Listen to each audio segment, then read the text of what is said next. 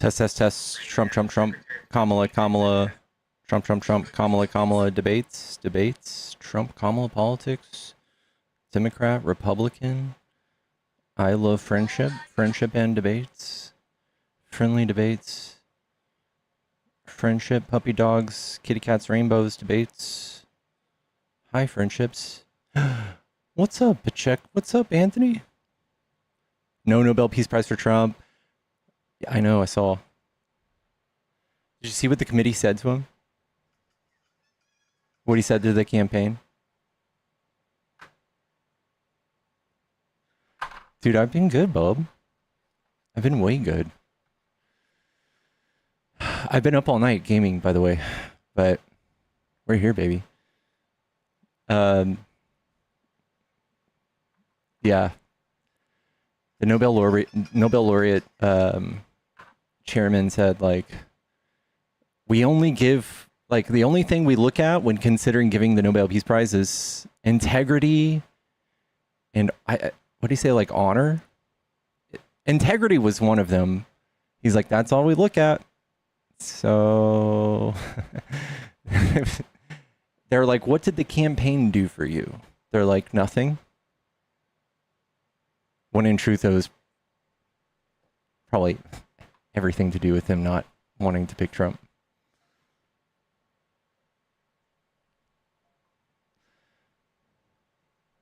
What to do, y'all? What to do? What a Mama Avery chat? Tap the screen. Tap, tap, tap, tap, tap, tappity, tap, tap. Good morning, y'all. Good morning. I have been up all night, so I'm awake. If you are a Trump supporter and you want to debate, hop in the box. Come tell me why you like Trump. Come on in.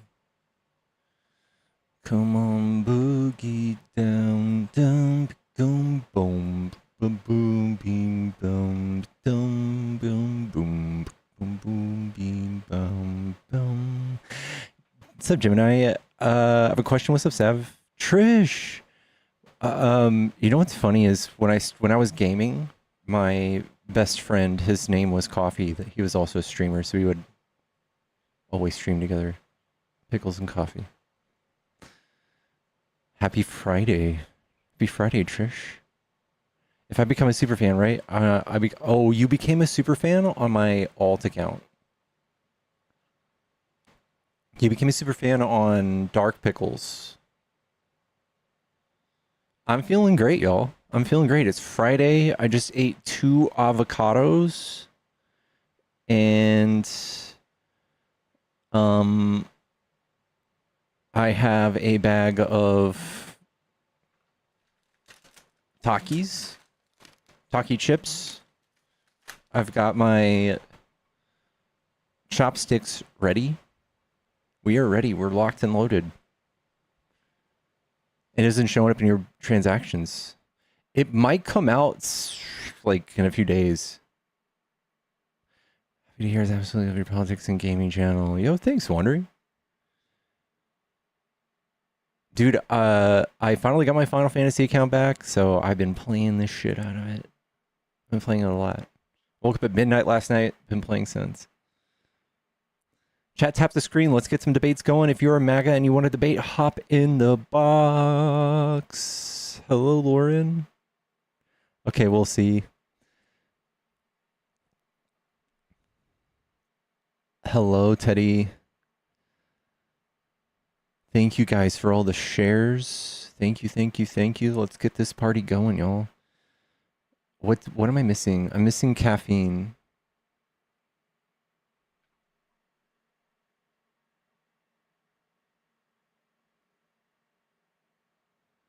If not, I'll just do it again. All right. Thank y'all for the gifts, chat. Thank y'all for the gifts. Let's get this party going. It's pretty early in the morning, so this is a different time for me. Yellow. Hello. What's up? Are you a Trump supporter? Yeah. Cool. What do you like about Trump? Oh, his new policy. Which one's that? Oh, it's the one that if you get deported, you'll become a fucking nigger. Nigger.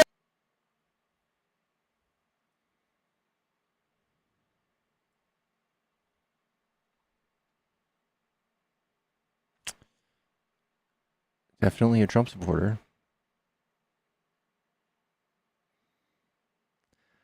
How great is it that Trump lost no use of Venezuelan democracy? I love that.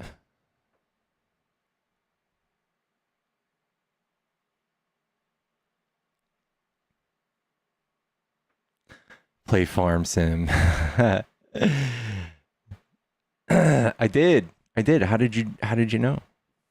You're a fucking nigger! That's all I. Guys, that doesn't do anything. It doesn't do anything when you scream the N-word on my channel besides just kind of annoy me.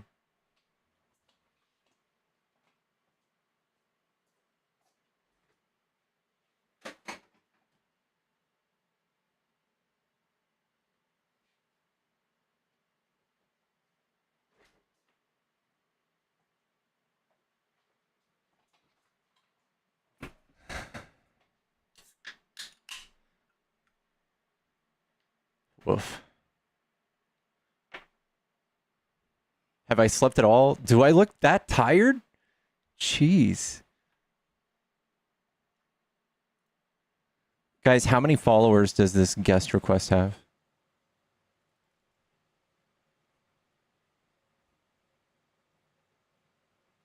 Guest, are you a real person?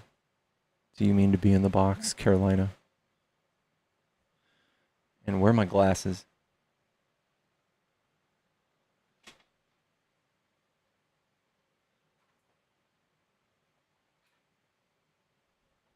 They're building Qatar Air Force Base in Idaho. I saw that. Is that not fucking weird? It's gonna be like on some mountain in Ohio. I mean, Idaho.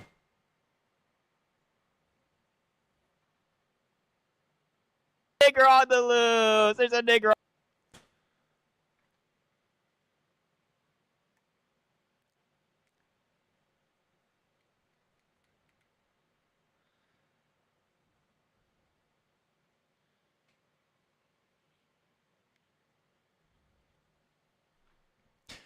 Dog, it's 10 a.m.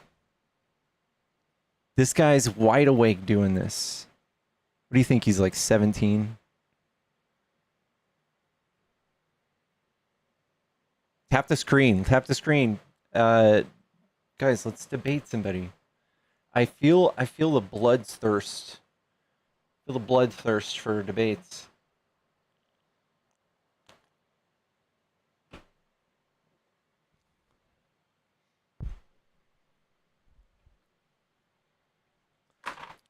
Let's read about the Idaho Air Force, Qatari Idaho base.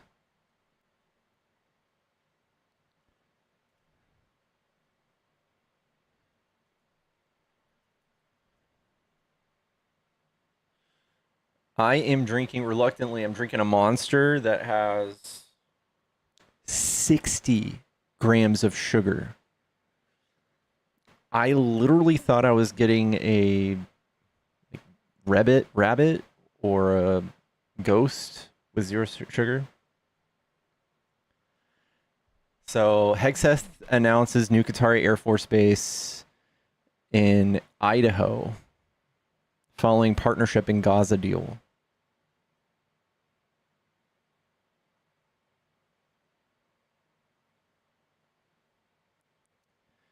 It breaks my brain. Is that we have no foreign Air Force bases at all for Qatar. Take it easy, Gemini. What have I seen? It's only a training facility, an existing base. For what I have seen, they're gonna be stowing like F-15s or F-25s, F-35s in there.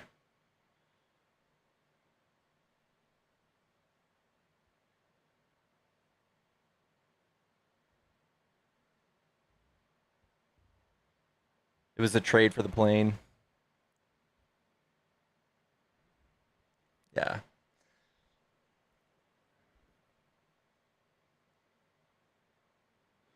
They'll train Qatari pilots how to fly F-15 fighter jets. Huh. Nigga! There's a nigger. Training their pilots. Happened in the French during the Civil War.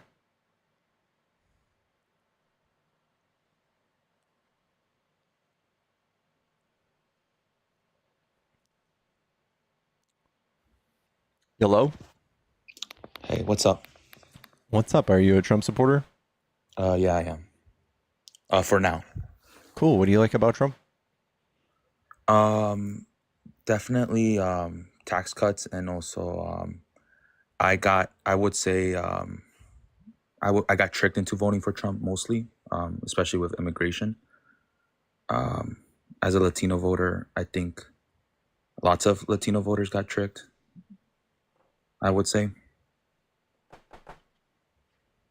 But why I still support him is because the left is not consistent when talking about these topics or trying to get the Latino vote back.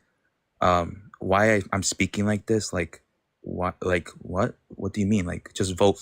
It's because I'm holding the left to a higher standard.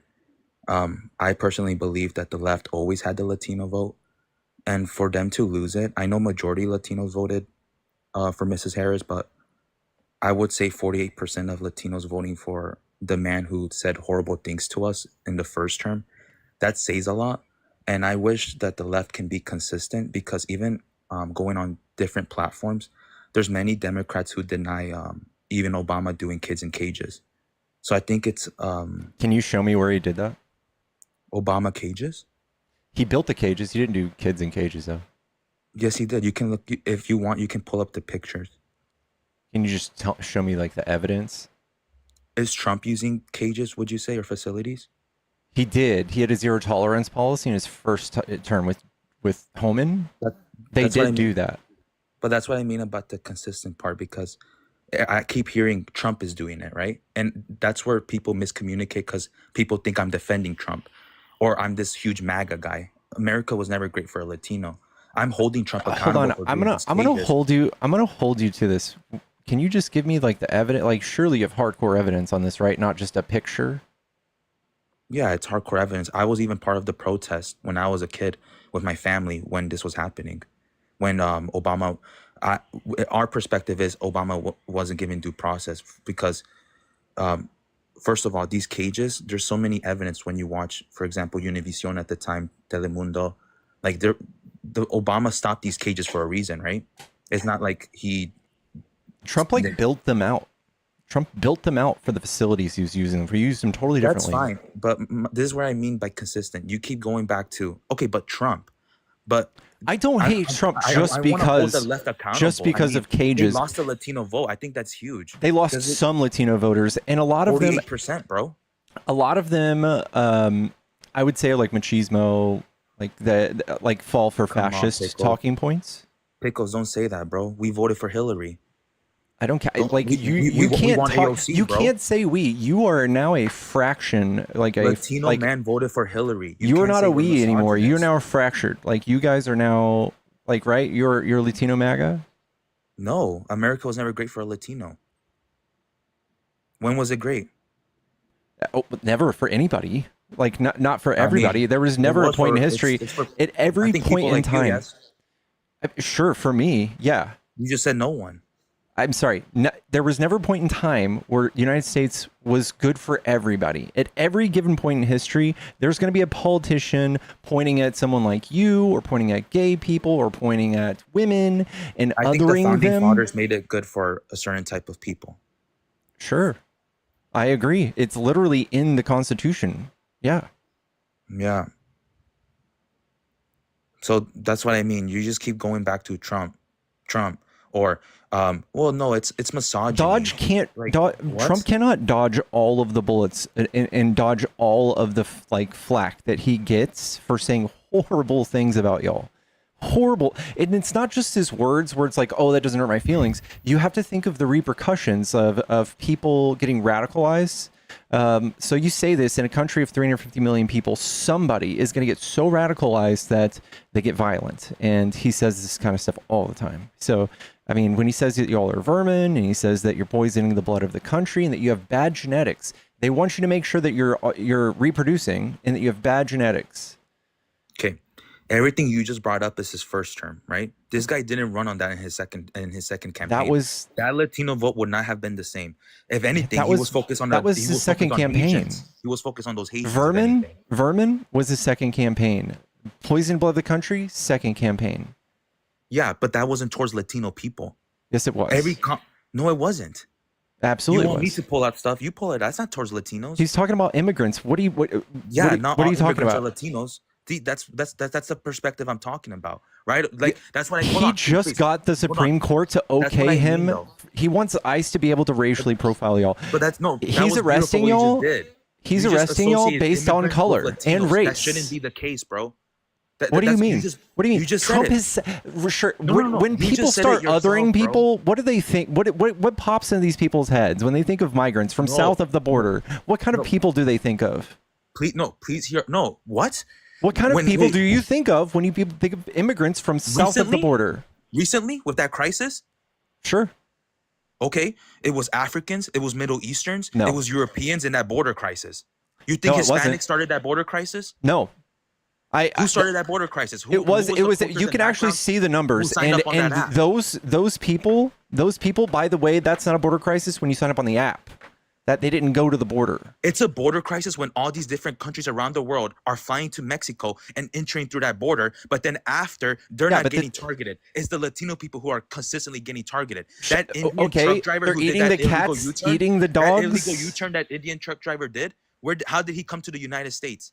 Why did it take that video for people to wake up and realize that it's Indians who actually abuse the student visa process? Why does it take certain examples to find out that Latinos get an unfair shake in the immigration system? It's actually Indians who do what? It's Indians. It took that Indian driver who did that illegal U-turn to people to realize that it's Indians, the ones who abuse the U.S. student visas the most. Student visas. Who abuses that the most? I don't know who abuses visas. I don't care. I don't cry. I know you don't care. No, stop. Trust I me, don't lie awake at night worried about who's abusing student visas. When people come over here for student visas and use them legitimately, it's great for our country. And when you start pushing people away or start making the threshold for being approved for this kind of stuff harder, it hurts our migration system. And we rely on migration, especially students. Yes, and that's my point. Latinos get an unfair shake on that. These Latinos, because these Latino people who are crossing that border, do you think they say to themselves, instead of doing it the right way, I'm going to go cross that river and desert and risk my life? Bro, we are enabled to cross that border. Look at who gets approved. If I agree with you, if you said this, who crosses that border the most? Who are the ones who are probably the most illegal? Is Latinos. I agree with you. But with that same logic, who gets put a target on y'all on your back, dude? With that same logic, who gets approved the most when people do it the right way? Which background? Who? Indians? You don't know? That's Indians? one of them, student visas. Okay, because these people, it just so happens to be that Indians are really good at engineering, and we get a lot of engineering students. We get a lot of engineering students, yes. Just because you risked your life coming through the wrong way doesn't mean this Indian person took something from you. Why do we do that, Pickles? That's my point. Why? Why do you think these Latino countries don't do it the right way? Why do you think they can't afford to? They can't afford to wait. What? That's what I mean by you spitting in our faces. What are you talking about? We're not fucking third world countries anymore. You know my country, El Salvador now. Excuse me? You know the beautiful of my country. You just said the Latino countries are poor. These people come here trekking with nothing but the shirt on their back. What are you talking about? What do you want? What do you want them to bring across that desert? A luggage? I don't care. I'm just saying you're alluding to the fact that these people, most of them, come with almost close to nothing. What are you talking about? My point is, you just said out loud that people from Hispanic countries say to themselves, yeah, it's too expensive. Screw that. It's tens of thousands of dollars. In the desert and river. It's tens of thousands of dollars. Yes. Dude, they will still do it. Yeah, That's by what you give us such a low standard, bro. what are you talking about? Holy But it takes years Oh, and yeah. years. Africans can do it. Middle Easterns can do it. Europeans, Canadians. Oh, they can afford it. 100%. These Africans, these Middle Easterns, these Indians. Oh yeah, they can. Wait. But these Hispanics. No, Oh no. the that's reason too poor. there is so They're much poor. there is so When I much go to Cancun, illegal. I skip the porn, but you know, Now Cancun is nice, you're though. using the same thing. You're using the same broad brush that you pointed at me and said, like, now you're saying all illegal immigrants are Hispanic now for your favorite, but no, most people come here illegally, whether you're Hispanic or not, because it's fucking super expensive to do it, because they don't want to have a lawyer, they don't have to wait 6 years to do it. That's why they do it, man. That's not such a just spit because to our- Hispanics No, it's can't do not. it. Yes, No. it is. Then that's what I asked you in the beginning. Who gets approved the most? It's people from Canada, tell me. people from Eastern Europe, people from Middle Eastern, and Africans. Who just approved what a are you bunch of talking white about? people from Africa, and then Huh? who just reversed TPS for a bunch of people, including fucking Venezuelans? Oh my god, that's what. Who just did that? See, this is where you guys go through these. Oh my, this is where you guys start going. But That you guys start going so specific in these little tangents, and then next thing you know, you're gonna start bringing up that other guy. What's his name? I'm Emilio sorry Garcia. for getting specific. No, it's sorry. Just helps, It's a no, debate. It just helps your dumb narrative, and then your viewers get brainwashed by like everything I just said. Because Trump is a not lie. consistent. No, You no, just everything I just said, I wasn't called a liar. And then these viewers or these Democrats, my whole point of the consistent part was what you just said. Well, I mean, Venezuela, TPS. you're not consistent. These viewers were Trump's like, not "Oh, yeah, consistent. yes, Yeah, got this him, is how got Trump him, is not got him. consistent. I'm sorry. Bring up You're Cuba just next. okay. Bring up Cuba. Are you done? You're grandstanding. Yeah. You have no argument against the fact that you're not consistent on, and Trump's not consistent Yes, I am. on I'm his. holding both sides Excuse me, accountable, Pickles. I'm talking. You're not consistent. Trump's not consistent with his deportation standards. So now, welcome back to the Democrat Party. Yes, and I'm gonna vote Democrat. And who do you think they're gonna deport when they're back in office? That's what I'm scared I'm of. sorry. Who are Democrats going to deport? What do you mean? That hasn't changed. I'm asking you, just assume, just predict. I know that's my username, but that's for sport. Okay, Sport-related Trump has reasons. talked about deporting In 2028, homegrowns. if there's a Democrat president, let's just say Newsom, dead Yeah. ass. This isn't an I got you. I agree there should be deportations. I'm from El Salvador. We were the murder capital of the world. All right. We need to know who coming across that border. All right. But I want everyone to get citizenship. Sure. In 2028, who's gonna get That's deported? not a new idea, do we? That's what we do. Who's gonna get deported in 2028? Because Do that you number want hasn't people to changed deported? ever. Huh? Listen, Democrats deport people You're not more than. answering me, bro. What do you mean? Who's going to be deported? What are you alluding to? This number and these type of people has not changed. Every single year, when it comes to deportations, it's over 80% Latinos getting targeted and deported. And Democrats do it the most. So for you to be like, welcome back to the Democrats. Oh, look what Trump has done. Also, look at all these ICE lives. We don't But then politicize you guys it. do it worse. We don't and you guys do politicize the it. same. We don't politicize it. We don't make people angry You at didn't you in answer the me for a media. reason, bro. Who are they gonna deport? What do you mean, in who? 2028? What do you want me to say? Okay. Without doing it, I got you and pointing fingers. Who did Obama deport majority in his term? I'm going to assume Hispanics. Who did Joe Biden deport the most? I'm going to in assume his term? Hispanics. Okay. Who has the world record for deporting the most Hispanics? Obama? Yes. Okay. And? So Don't you like that? no, you're being consistent now. So Don't you like come on, that? This isn't hard. You can be a good sports wambler. Now, who are the 2028 Democrat president going to deport? You've been Who doing good are so we far. going to deport? You've We're been gonna doing good we're so gonna far. You've deport been consistent, bro. Hispanics. We're gonna deport anybody who's illegal, illegal, undocumented. Anybody who commits crime. We don't fucking So it's politicize gonna it. change this election. So in 2028, that's when it's not going to be Hispanics. Do we politicize it, dude? Do we come out and Yes, say you guys we target hate us. Hispanics? You're poison the blood of our country. Do we do that? No. That's the difference. Trump, who in his first term said, "Let's build that wall," and has fake power trips and has small PP energy. That's the problem with him. He's a businessman and a showman. He'll do it in front of our Listen, faces, Democrats and he are going knows to what he's follow doing. the law, and let me I'm talk. sorry if it hurts While your the feelings. Democrats, they I'm don't sorry. do it like he does. They hide. They don't We do it like Trump hide? does. We don't Yes, need to hide. It's that's why not you didn't let me hiding. talk. It's called being You didn't politically let me correct. talk right now. You know why? You Because can't you know what I was about verbalize to what say. you're trying to say. You're Yes, I trying, can. you I can say it over-articulate even everything. simpler. Trump does it because of fake power trips and also knows who to go for. Like, for example, build that wall. Did he build that You're wall? just Pickles? asking me Did who's he build going that to wall, be. Pickles? No, I didn't. Why are you yelling at me? You voted for him. I didn't vote for him in the first term, but my point is, this first term, he's like, build that wall. Who ate that up? You know who eats that up? You know why he does that for? You know when he Yeah, says it's for Mexico's gonna pay racist for it. people. You know Yeah. why he does it? Yeah. No, when he said China flu, you know why he does it. Yeah, for racist While people. the Democrats, Yeah. sure, they don't do it on the nose, but trust me, they do it.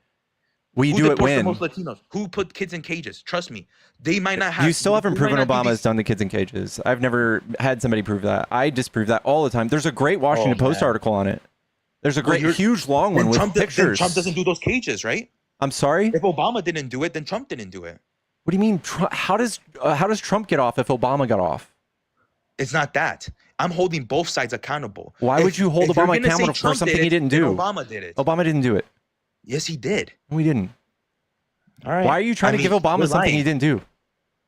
Because he did put kids in cages. No, he didn't. I'm calling legally. What's it called? Facilities. So cringe. Look it up. You've been Dude, on your you've been Obama- looking things up all the time. listen, Now you don't want to look this one up. I don't think you even know what Educate the you're viewers mad right at. now. Prove me. Look at me. I want you to prove listen. me wrong right now. Here's my Prove standard. me wrong right now on screen. I will. Let's educate I will. your viewers. I will. In fact, I will. And I want you. I want you to stick with me while I find it. Yes, sir. But here's what Trump did. Trump did a thing called zero tolerance with Tom Homan.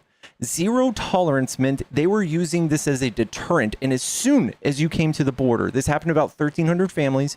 You were put in a cage. You were arrested separate from your children. You were trialed. You were trialed separate from your child, and you were deported separate from your child. And 1,300 children remained in the country without their parents, without the proper documentation, without any means to send them home. They have no fucking idea how to get some of these kids home because they're like infants. They don't know where the fucking home country is. They don't know how to say their home country's name. That's what Trump did. Obama did not do that. Just because you saw a picture or just know that Obama built some cages does not mean that we just hate cages and kids. It's because Trump did this horrible, immutable, horrible thing. This is Trump did personal, this. Pickles. Trump did this as a scare tactic, as a deterrent, to scare people. Prove me wrong then, Pickles. Because Okay. this is personal. This ain't just pictures for me. This is my Latino people. I use my vote for the undocumented people who do the construction, who do the farms, who are the second minority in this country and don't get the same treatment as people from Israel. So prove me wrong. I wanted to see clear. Obama never did Kids in cages is true that Obama built the cages at the border, but Trump's zero tolerance immigration policy I want to had see no Obama precedent. didn't use them. No. I don't want it to be focused on the orange man. Okay. I want to see that Obama didn't use these cages. Did Obama put kids in cages? Fact check. Obama that had child separation policy. Fact check. Let's see if they just have the summary. Okay. I'll just read it. President Trump refuted a false claim to reporters Tuesday, wrongly blaming the Obama administration for instituting policy in which children were separated from their parents at the southern border. I am the one that stopped it, Trump said. He congratulated himself and had a ribbon cutting ceremony when he stopped his own You're policy. wasting our time here, bro. Okay, Trump made the he's comments focused on during a child photo op separation here. prior I'm to talking his about kids meeting. in Egyptian cages. President Abdel Fattah al-Sisi asked whether the administration was considering reinstating the policy of child separation to curb the number of migrant families crossing the border from Mexico. Trump responding, "We're not looking to do it," but he seemed to imply it was an effective means of stemming border crossings. And he compared families attempting to cross the U.S. To visitors to an amusement park. I'll tell you something. Once you don't have it, that's why you have so many more people coming. They're coming like it's a picnic. Like, let's go to Disneyland. President Obama separated children. They had child separation. I was the one that changed it, Trump said. Trump also denied that he's cleaning house at the Department of Homeland Security. Trump's false claim that child separations were carried out by the Obama administration has been frequently refuted. The Obama administration did not do that. No, we did not separate children from their parents. Former Obama domestic policy advisor Cecilia Munoz told NPR, "This is a new decision, a policy decision put in place by the Attorney General, which Munoz put us in league with the most brutal regimes in world's history. It was then Attorney General Jeff Sessions who instituted the zero tolerance policy at the southern border, which resulted in children being separated from the parents who were taken into custody for criminal prosecution. A federal judge allowed the lawsuit challenging the policy last June, and Trump issued an executive order ending it. It was all Trump, not Obama. No. We're not running. Jeff Sessions started it. No. This is where we miscommunicate, because you guys think I'm defending Trump here.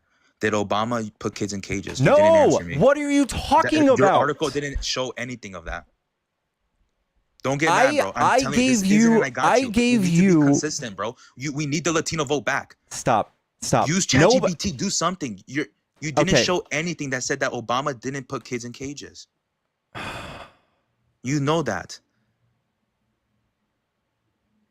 There's Michelle Obama talking about it. I don't know how she can rip Trump a new asshole. You have used ChatGPT before, and now you don't want to use it for this. Okay, sure. Okay, if you really want me to, but people usually talk shit when I do. Did Obama put everyone will understand. Kids in cages? Be honest at the end of that.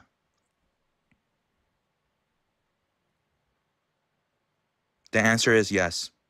Beautiful. Can you go up again?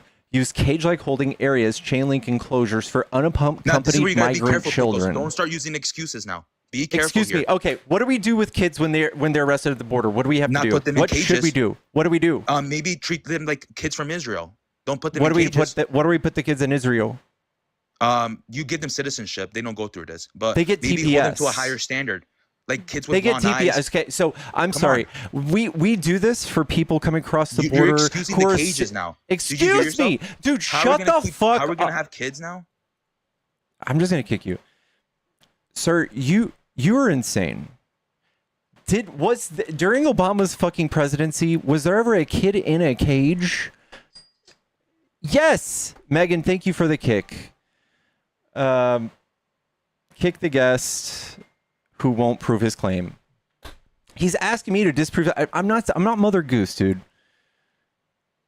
You can't just say same sides and have this fucking conviction that he actually did it until I prove you wrong. Go home, dude. Go home. You were tricked. You said it yourself. That's on you, man.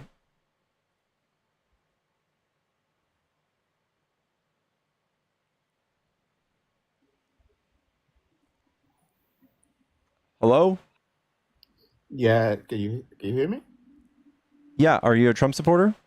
No, I'm not. Trump supporters only. Please no friendlies. I'm with you. I'm on your side. I did vote for Trump. I got chill with you. We're good. Yeah, what's up? You voted for Trump? Yeah, of course. Okay, what do you like about Trump? My favorite thing is he was Mike Tyson's manager, and he said. I'm sorry. My favorite thing about Trump is like back in the day, he's hanging out with Mike Tyson on a daily basis because he was his manager. Muhammad Ali, he gave my business his first venue, which was the UFC. So just personal stuff. Well, yeah, from back in the day, and then keep asking questions, I guess. So you just like him personally, even though he likes to grab women by the pussy? He was just talking like a man. Like a man? Yeah, like you should talk. Do you ever brag to your friends about how you can I never grab said women? That to nobody, no. Even though, because of how rich you are? No, money doesn't get to my head. Mr. Trump has done so much. Trump has absolutely done lets money get to his head. And now we're finding out that he's taking $400 million jets for letting people build Air Force bases in our country. As he should? Yeah, $4 million. The F-47? The $400 million jet that he's going to use U.S. tax dollars to revamp? I want the airplane to have. I need that jet. I'm sorry? That jet's beautiful, dude. Have you seen it? Yeah. Do you like the president getting bribes? I don't want him to get bribed. That's a bribe, right? No, we need the F-47. It's been flying for 5 years here. It's a beautiful airplane, bro. It's awesome. Okay, that's Sixth that's generation. that's a personal donation I to the live in president. America. I want that. But Do you no, want to we have focus and be serious for a second? The Here's a president couple of. took a $400 million jet from Qatar, the people who fund Hamas. Oh, you did. That's cool. You know what? Are you going to the UFC fight at the White House at the 250th anniversary of the United States of America? No. Oh, it's gonna be fire. It's gonna be cool. Dude. It's gonna change the whole world. It's gonna be a great event. Okay. Well, I'm interested in real politics. Yeah. If you're interested in real politics, let's talk about what. Can you tell me why you don't like Mr. Trump? Yeah, I think he's a horrible leader. I think he is Horrible social heroin. Mm-hmm. I think he is a Okay. disaster for our economy. I think he's a disaster for our politics in general. He's a disaster for our democracy. Now, can I ask you another question? Mhm. So when the Clinton people were opening up the borders and are doing stuff to children, did you do anything about that? I was What were you 8. doing? I was like 8 No, years no, old. you weren't. No, you're not. Like this was when Joe Biden was president. Well, I'm sorry, what? When Joe Biden was president, don't say I'm sorry. What? When Joe Biden was president, were you helping these kids that were getting? Can I say stuff on here? Or is it TikTok? Raped? Kidnapped? Okay, cool. Yes, all of that. By Were who? you happy By who? when Joe was president?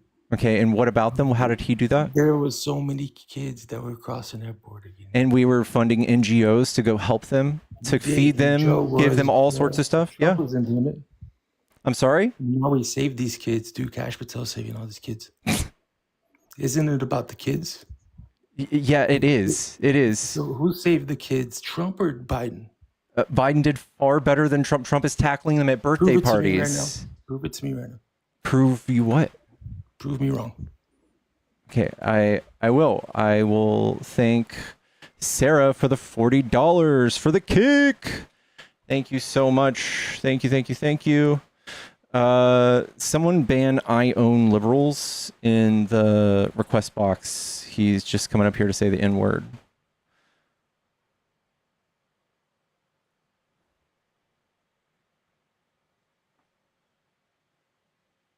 This idiot that you had on.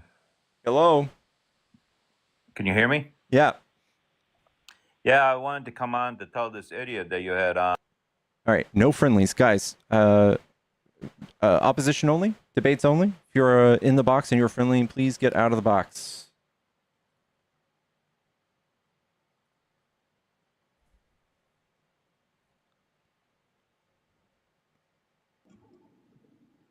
Hello. Hello. Hello. Are you a Trump supporter? Was a Trump supporter. Now leaning like yes and no. Some things yes, some things no. Okay. What's yes for you? Let's see. So I agree with parts of the big beautiful bill.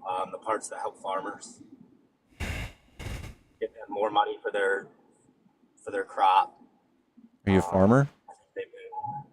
I am not, but I have family that is farmers.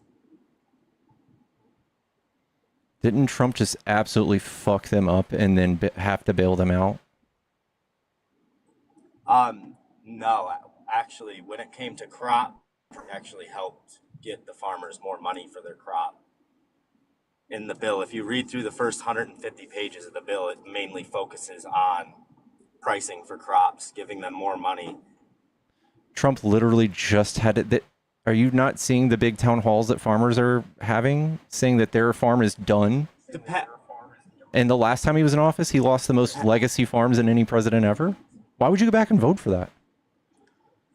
Legacy farms. I'm talking about smaller farms. Okay, even soybean farms went out of business big time.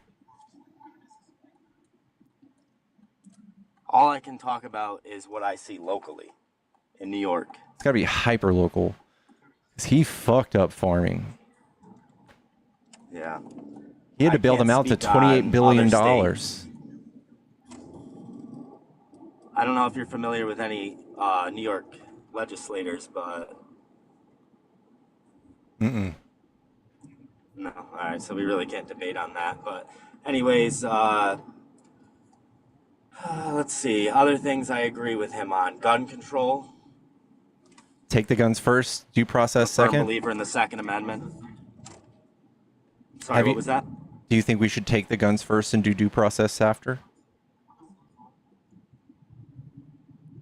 No, I don't think we should take the guns. I think that we should have stricter gun. What we have in New York, I think, is as strict as they need to be. I don't think they need to be any stricter than that. I think do it's fine. think other states need to get. Yeah. I think gun culture on the right is so bad that we can't do anything, any sort of gun regulation at all. It's the end of the world. It's a slippery slope, yada, yada, yada. I think there's obvious things that we can do. Close loopholes. We could red flag law. Trump is insane. He's talked about taking the guns first and then doing due process afterwards when it comes to like red flag laws. Just yank your gun away and then you have to prove to get it back. You have to prove you're sane. That sounds really bad. So Trump says he wants to take guns away? Is that what And you're saying? Pam Bondi. Yes. Now, is this from everyone or just people with psychological problems? Who gets to decide who has a psychological problem before Well, due if process? you've been to the doctor for mental health issues, I don't think you should have a gun. That's my belief. That's very broad. That's crazy. I don't care. If it saves a child's life. Listen, I'm all about it. I'm all about it. Nobody else is. I mean, that's more firm than most Democrats. Yeah. But I believe in the Second Amendment. I have my pistol permit and all that. So I'm in Texas. I don't even need one, and crime is wild here. It's worse than DC, and I'm waiting for Trump to send the military because it's worse than that. I'm in Dallas. yeah, for sure. Hey, I gotta run real quick. My break. I was hoping to get on here quicker, but I'll hop back on and debate with you some other time. All right, man. Take it easy. Yeah. Dun, dun, dun, dun, dun, dun, dun. He won't because it's red state. I know. Y'all, if you are a Trump supporter, hop in the box. If you're friendly, get out of my box. If you don't love your own country, you can leave. If you criticize your country, you just need to leave. Hello? Yes, sir. Are you a Trump supporter? Yes, sir. What do you like about Trump? I mean, new things every day. Let's talk about this historic peace treaty that he just brokered. Historic. Cool. We'll see if it holds up. Wow, dude, it's more than anyone else did. You can doubt whatever, but no one else got it. Listen, I'm stoked if it holds up. It doesn't make him a good president. Still, I think he's a horrible person. No, don't do nothing. No, he had nothing to do with it, right? No, I won't say that. If he had everything to do with it, that's great. I still hate him. He still You sucks. can still hate him, but it is what it is. These are facts. You asked me what I like about him. He just did something historic. Okay. Historic. Like, that's historic right there. Sure. Big time. It's big. It's huge. I mean, it's can't even speak on how big that is. That's one thing. Imagine if Kamala was president and Russia backed out of Ukraine already because we never skipped a beat. I mean, imagine if Kamala could answer a question. You think Trump can answer questions? When things get hard for Trump, he says they're eating the cats and the dogs. Trump don't answer questions? No.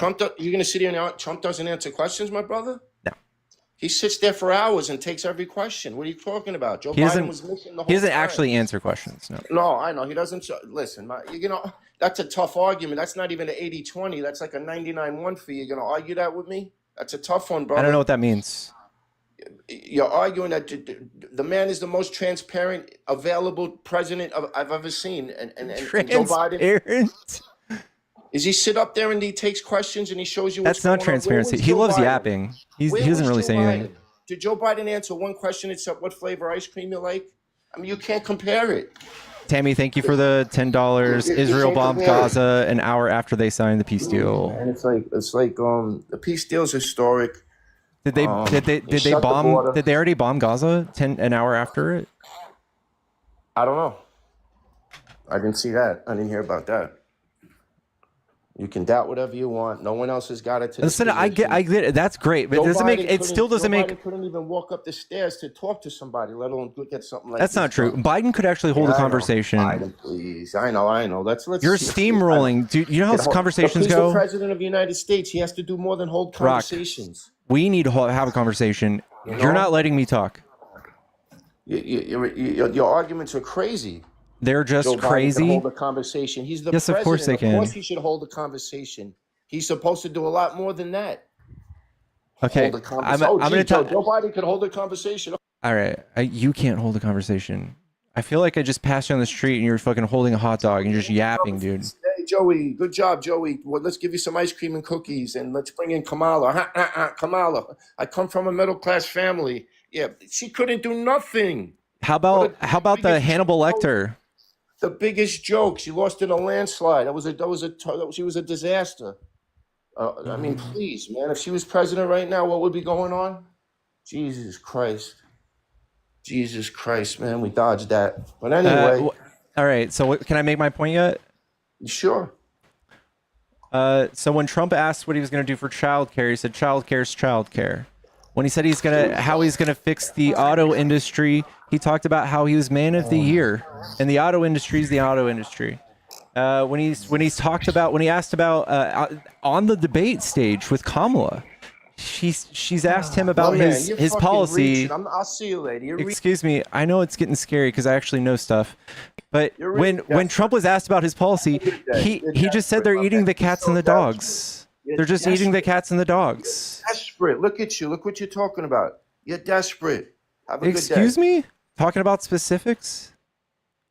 That guy runs every time. Like when we start talking, he's done. He's done. All right. He's got his hot dog. He's just walking away.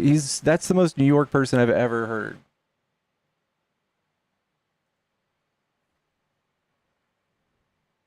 Like that. Got a hot dog and then ran. What's up? Are you a Trump supporter? You know it, baby. That's all that's around now, isn't it? You guys are getting slim. I don't know. I can't get one of y'all to confess to being a full-on Trump supporter. It's rare. I just said yes. So was the last guy. I thought Joey was a Trump supporter. My first guess wasn't. It was like halfway. He was reluctantly not one anymore. Yeah. He's got the same talking points we want to talk about Biden. You guys are like, no. You can't talk about that. That was I just went into it. I know. I was shocked. I mean, you didn't make one quote about what Biden said. I mean, did you bring up beat Medicaid? Remember you beat Medicaid? We're gonna beat Medicaid. That was in the debate. That's all you got. We don't have to hash no. But this is what I want to ask. So let's say we get rid of Trump to make all you guys happy. We'll all get. He retires. He goes away. He gets 25th. J.D. Vance is in office. Are we done? Can you guys stop, or it's just going to keep going until Hakeem Jeffries is our president? Listen, J.D. Vance can try. Nobody's got the nasty I'm a billionaire and I'm weird thing going for him besides Trump. So when Trump does things that are inexcusable, you excuse him because he's a billionaire. But J.D. Vance doesn't really have that going. So I think he talks like he humps couches. And I think he also has a conscience. So I don't think J.D. Vance actually likes Trump at all. I think he was he's going to still throw out all these illegals. It's going to be the same way Obama did it. Listen, yeah, I know. Democrats always do better at deportation. You just like what people say, how they hate migrants. You guys cry about it. That's when it's not your turn in office. Biden didn't do a good job. You guys are like, the border's wide open. Every time a Democrat's in office, the border's wide open. And you come in, you're like, where are all them illegals at? Trump can't even find them. Trump can't even find anybody. Well, that's because we're booting them out, man. I mean, 1.8 of them self-deported. Isn't that good? What? What? You didn't hear that? 1.8 million people self-deported. That's convenient. What do you mean that's convenient? That's convenient. Trump's so far behind Joe Biden's numbers month by month, but that's very convenient for him. Joe Biden they count turnarounds. So you know how many people were coming to the border when Joe Biden was in office? Yep. And then that's the same thing Obama did. They're not counting turnarounds. Those are called expels. Those are called expellations. No. People are expedited removals and being expelled at the border. Biden had a higher turnaround rate. He had a 50% rate. Trump had about a 47% rate. Biden did not have an open border. He had a stricter border than Trump. Dude, right now, D.C. is under investigation because they were putting out phony numbers on all this crime. Remember you said crime is rampant in Dallas and not in D.C.? Mm-hmm. D.C. right now, all the people are under investigation because they're admitting now that they fudged with the numbers and that it wasn't accurate what they were saying. The crime was down. Look it up. I'm just making this up for you. Conveniently, no, I'm from Baltimore. I think that the problem is what they're trying to do is they haven't proven anything yet, right? Like we would have to actually prove this, and once this is actually like proven, instead of just alluding to it, then you'd have something to say. But now what they're trying to do, excuse me, what they're trying to do, excuse me, what they're trying to do is justify military takeover of all the cities. So no matter how good, no, this was locals. I want you to hold on. Local. I want you to hold on. He's trying to justify military takeovers. So every time he takes over a city, he's just going to point to one and just say, hey, look at this murder that happened. I'm going to take over with the military. This is what an authoritarian takeover looks like. Welcome. And I was in Baltimore when Freddie Gray got unalived. We had National Guard there. And within one day, the streets were back to normal. Nobody was out there looting. Nobody was like, it's a good thing to have no crime. Mm-hmm. It's a good thing to have military against your. Do you live in a city, people. Dude? Where do you live? I live right in downtown Dallas. Okay, so look, when the National Guard shows up, the crime goes down. That's the end result. So why would you want that? Listen, crime goes down if you just have military there all the time. That's now you're going to say we got to keep it going. We just gotta. So there we go. Well, good. Guys like you won't get all whacked out on whatever shit your therapist prescribed you because you're upset that the world's coming to an end to you tomorrow. How many prescription pills are you on? Like your generation cries about the littlest things. Dude. All right, I'm going to help you out, all right? 70% of the right-wing domestic terrorism, the people who actually kill people, they're you. They're people like you. They're 70% are y'all. You have the trans side. You have all the loonies on your side. Dude. Trans people are only responsible for like 4 murders. Are they not mentally ill? Excuse me? Are they not mentally ill? Have you seen a pattern? Can you justify a pattern with 4? Look at Ed Gein, dude. He was a tranny. Just take it. That's an example. That's a slur, J-Dog. What are you, trans then? Trans. These people are transphobic. These people are homophobic. It's the truth of it.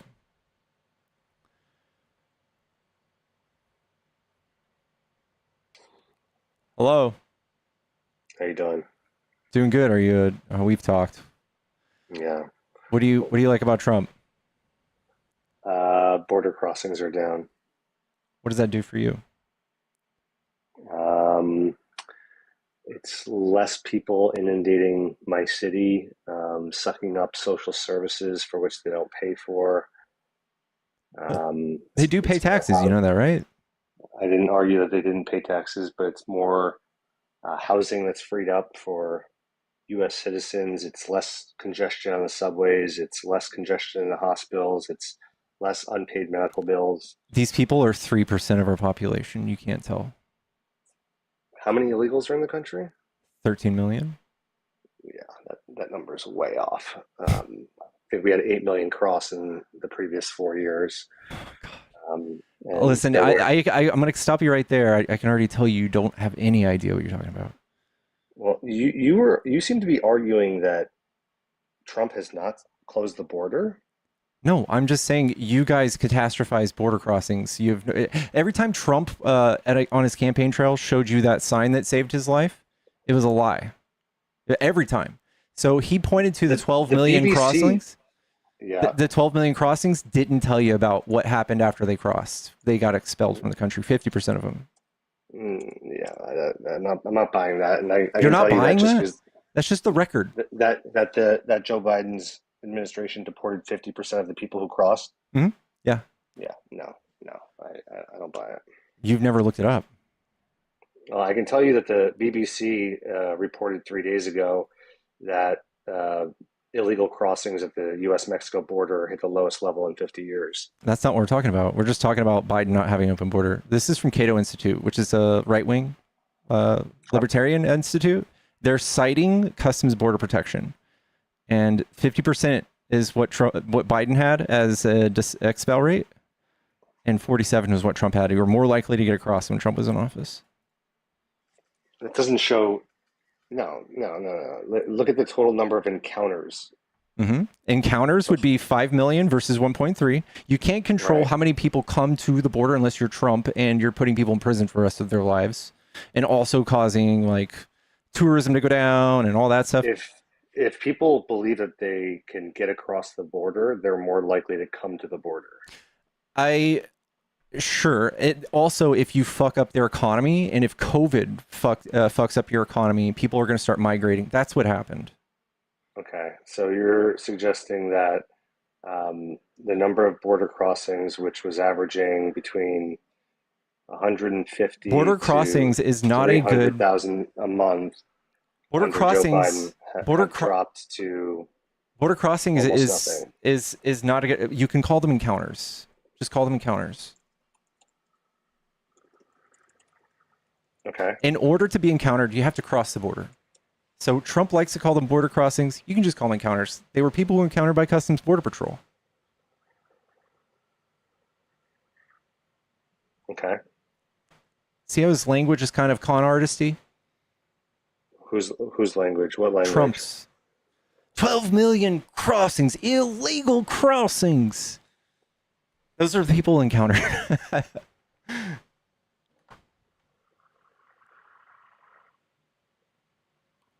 So what's the number of illegals who entered under the Biden administration that you're claiming? There were 1.5 million gotaways, and the number of undocumented migrants went up by like 1.3 million. So why is there a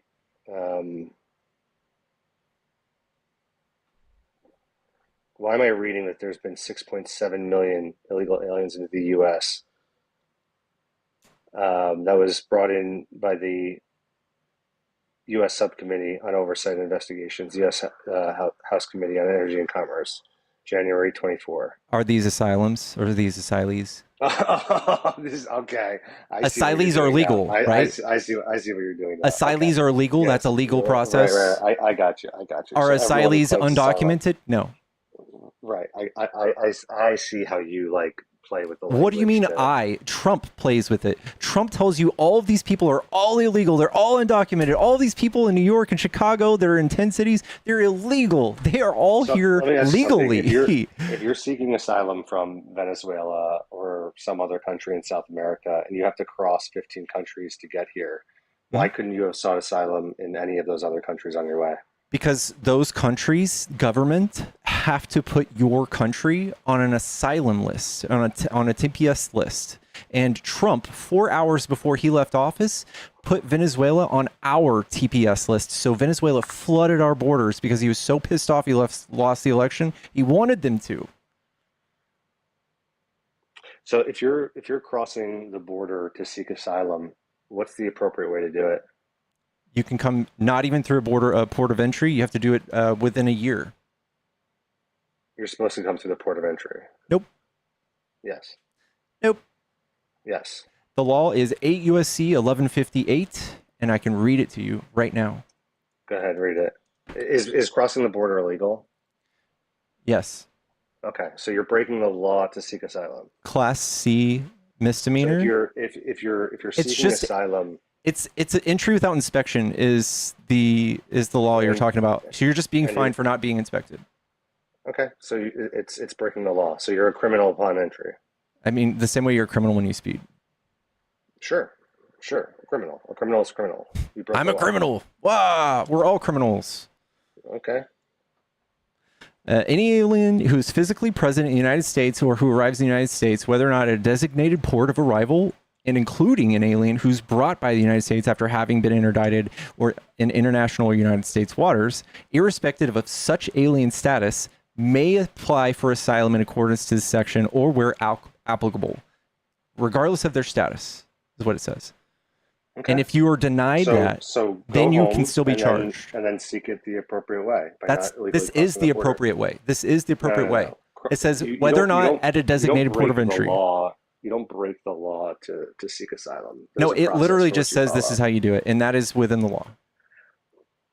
But you already admitted that crossing the border illegally is against the law. It is a Class C misdemeanor. Okay, so you're breaking the law. You get that is waived when you claim asylum, right?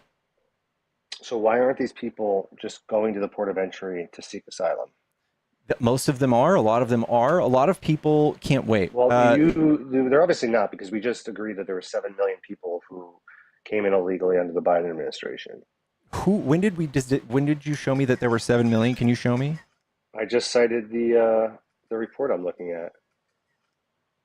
No, Robert you're talking Rector, about asylees. Those are not testimony illegal. before the right, but if there's 7 million people who crossed and you're claiming it's, what was your number?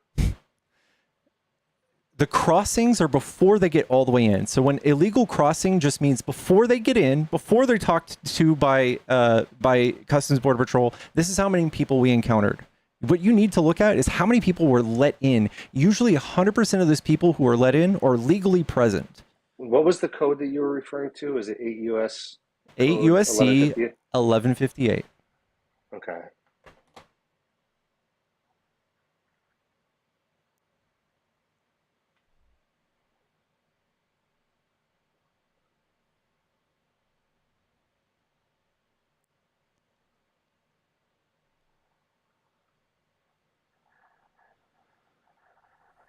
I need to read through this. It's a long law. Here, let's do this.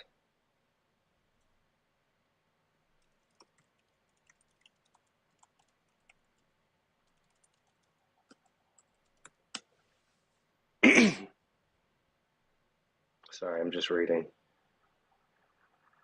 So think about this, bud. We are 1945 neighbors with Germany, and we have people like you talking about Jewish people coming in, needing to use the front door. And these Jewish people are like, well, I could go back home, but they'll just kill me. Like, well, you need to use the front door. This is exactly why we changed it. It was 1952 when we put this law in, because we found out that we turned away all of these fucking Jewish people because of people like you. Pickles, are you suggesting or trying to draw a parallel between Mexico and Venezuela and the extermination of 6 million Jews? Are you suggesting that suggesting that those people are facing the same plight that I'm Jews telling faced you, in the this is Holocaust? why the law was made. I'm asking you if you think it's a fair comparison to compare Mexico, Venezuela, and South No, American I'm not countries saying that to what Venezuela is Jews were going through a facing. Holocaust. I'm saying the law is made this way because these people are seeing unspeakable things in their home countries. Just because you don't know about them doesn't mean they don't exist. It seems like a false equivalency to suggest that Everybody has to go through an actual Holocaust to be given asylum. They can't be something less. No, but you can come through the port of entry, and improper entry That's is still just a crime. you having an emotional response to them not coming through the port of entry. It's not an emotional This is the response. legal way to do it. It's literally 100,000% legal to just come straight through and then say, hey, I claim asylum. So, according to what I'm reading here, since June 2024, there's a rule and a proclamation. Biden just wrote an executive order, and he did that, and the ACLU sued him right away. Okay, so has it been ruled on? Yes, he said he can't do it. He needs Congress, and he said, "Fuck it, I'll just do it with an executive order, and it'll get sued into the ground." Cecil the Prophet super chatted $5. Trump is PD file. W.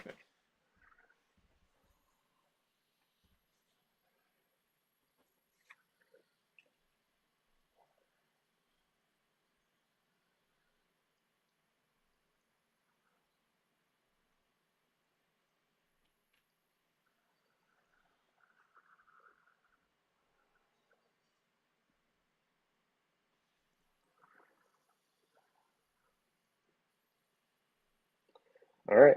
Well, I'll let you run. All right, man. Have a good day. You too. W's in the chat. W's in the chat. GG's. GG's. W's in the chat. We take those. We take those.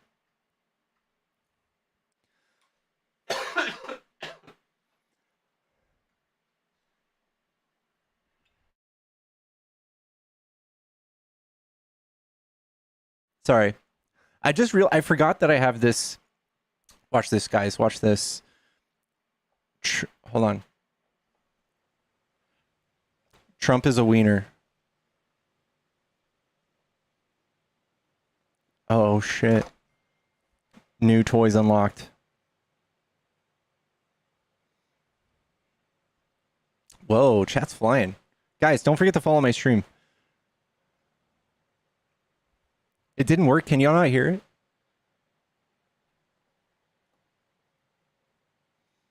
Hello?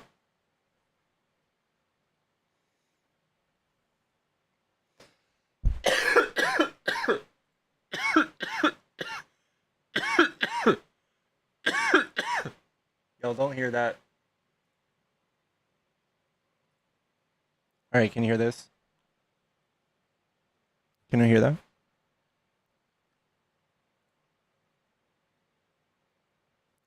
There we go. There we go. It turns out I've been doing that to myself this whole time and y'all can't hear it.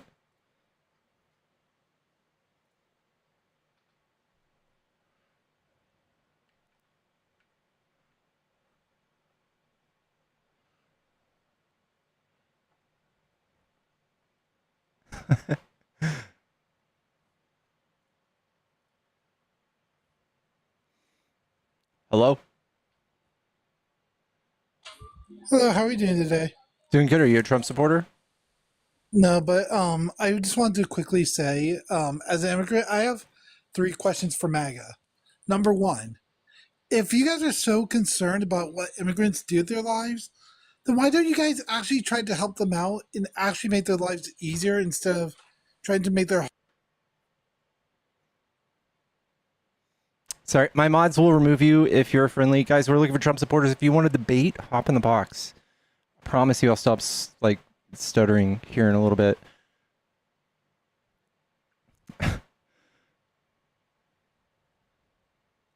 Dan Malik has certain sounds linked to certain GIFs. It's hilarious. Yeah, I know. I don't want to copy him, though. He does it so tastefully, too. I like it.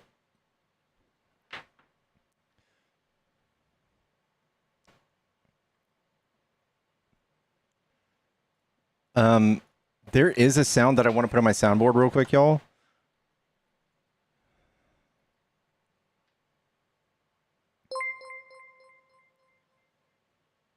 Candy super chatted $5. Trump is a whiner and a PDF file.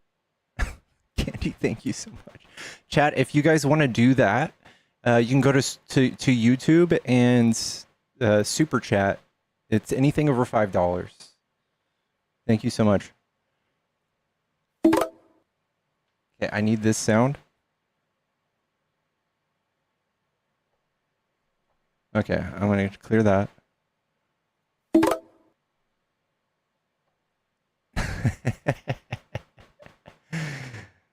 We have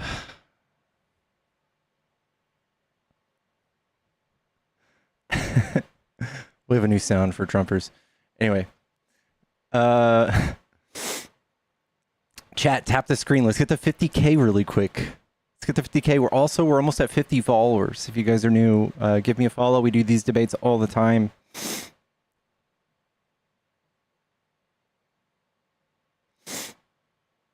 One chat, I have resident status, can apply for citizenship, but I wasn't an immigrant. Looking for Trump supporters only, Trump voters only. Making money off of Trump, I guess the same way Trump made money off of Democrats.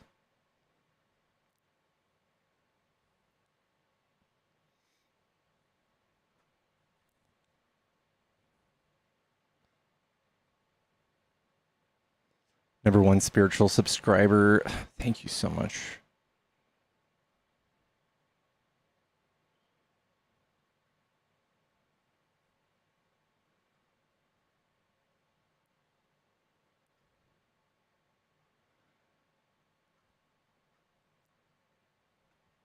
Here, we'll do a.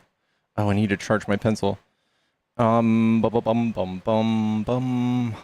read about this new Qatari Air Force base.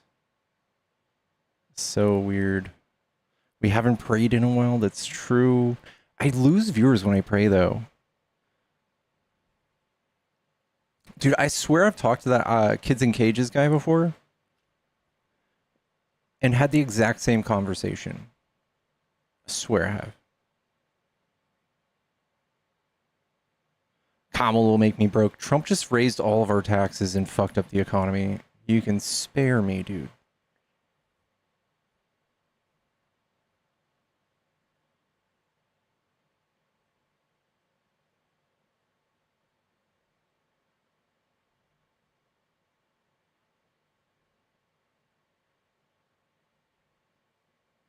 Will this be the first base for non-American force in American soil? Does America has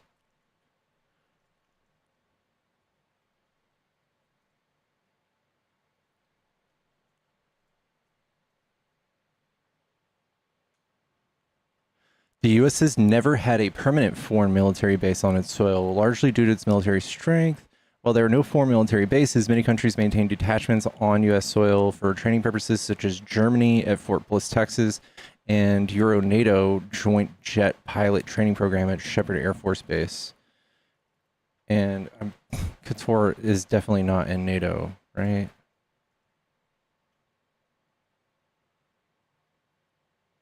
No.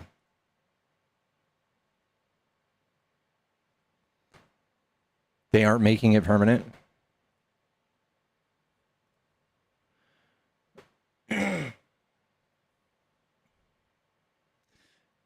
Mr. Inflation Reduction Act. Let's talk about it if you want to. So the plane was quid pro quo, yeah. Only the farmers on CNN are broke.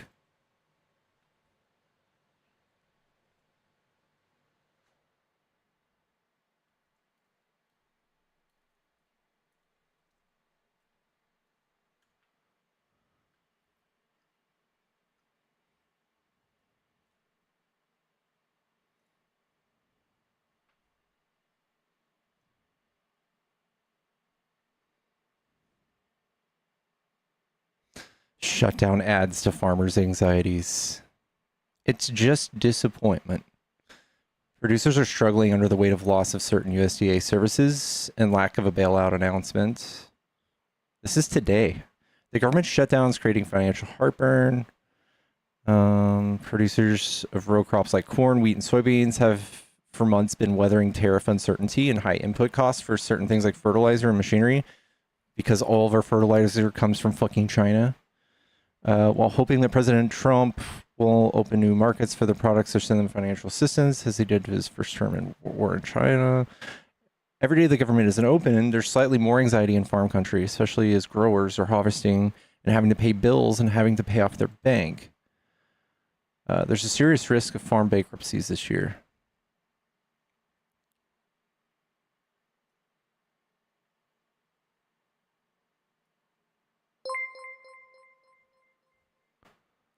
Sarah super chatted $9.99. Soundboard idea. Trump saying acetaminophen. I love how it's your name, Sarah. Let's do it.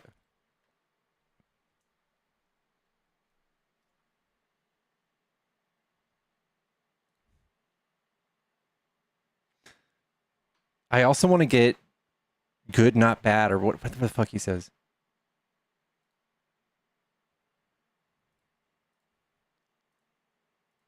The FDA will be notifying physicians that the use of well, let's see how we say that.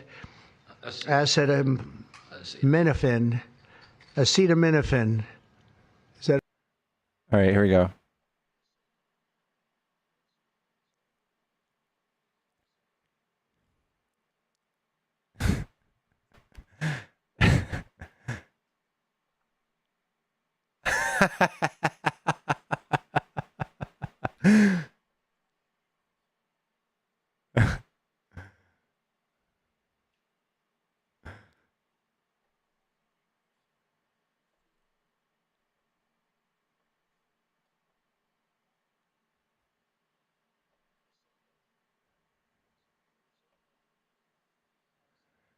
What was the other one? What was the other one we were gonna do? What if someone trying for? No. No. I want to hear. What did Trump say? It can only good, not. It can only good. Nothing bad can only. Only good can happen. That's right.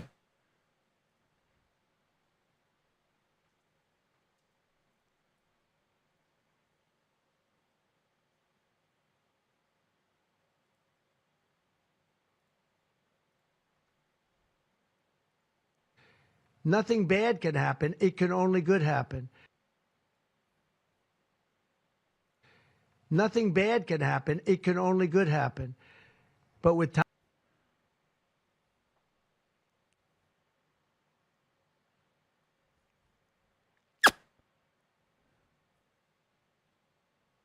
That's good. That's good. We got to remember my hotkeys right now. All right. So this one is spam. This one is.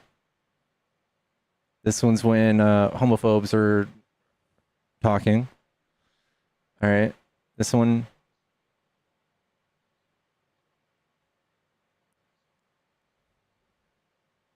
There we go. Oh, now there was a genocide in Gaza? Now that's happening? Now you acknowledge the genocide in Gaza? That's convenient. Habeas corpus. Who is she? Is she hot?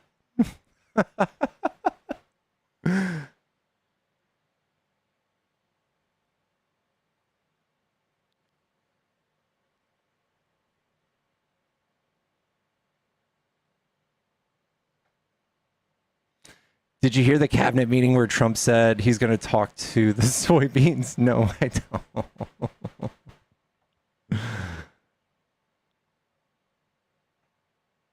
We knew Habeas very well.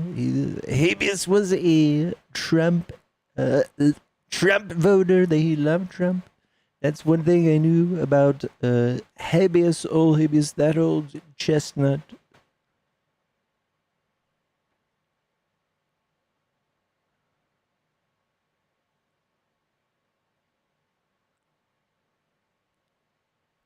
My mom took Tylenol before I was snipped, so apparently she took 2 for me.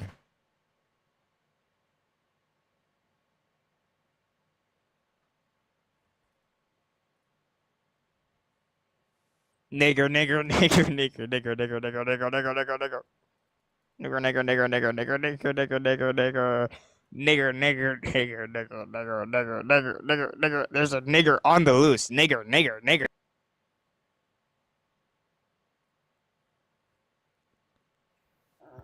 Hello. Good afternoon. Hello, are you a Trump supporter? Absolutely.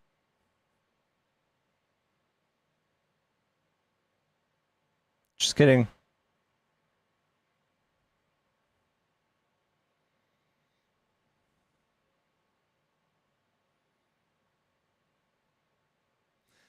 Puerto Rico. Puerto. I like how he had to like Puerto Rico.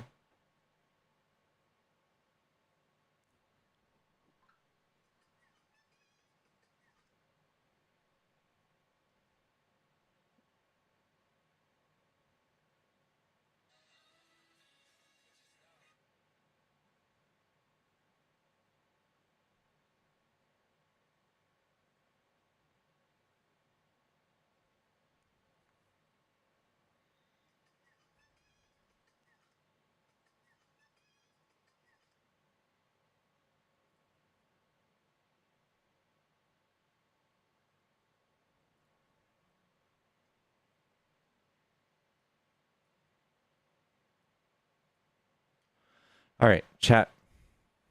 If you're a Trump supporter, hop in the box and tell me why you like Trump.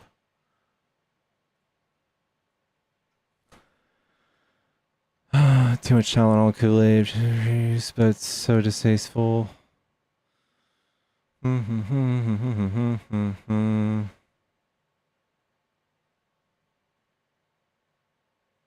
Whoever that was, request again. I'm sorry. Oh, it was an accident.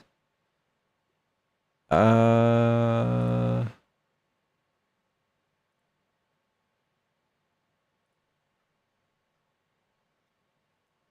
was waiting for you to tell me, like, why you did it. I didn't question you.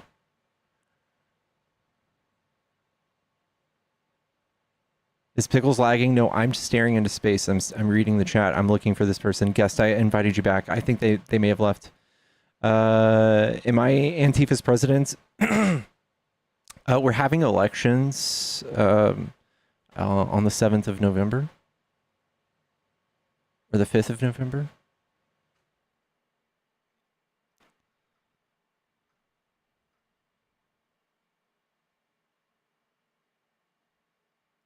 You're a VP? Guys, if you are looking for your local Antifa headquarters, do join my Discord. We're helping you reach out and find your local representative. Get you signed up.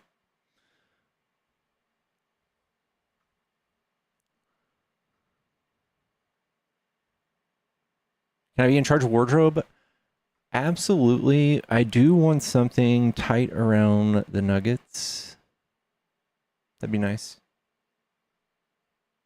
If possible. Something latex.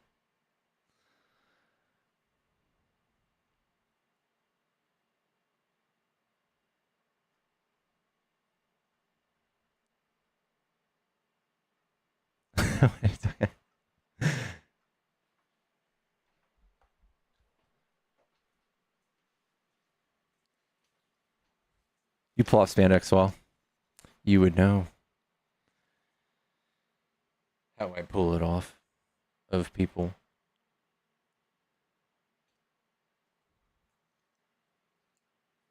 Yeah, we might have a code red.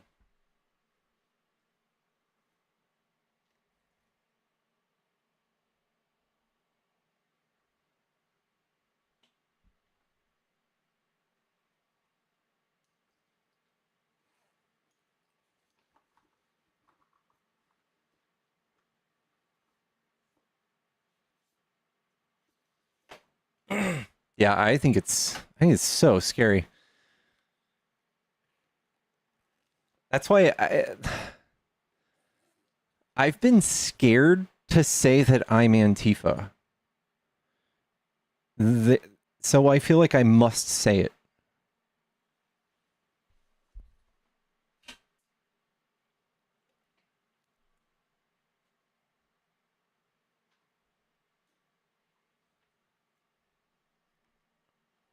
Spam it in the chat, y'all.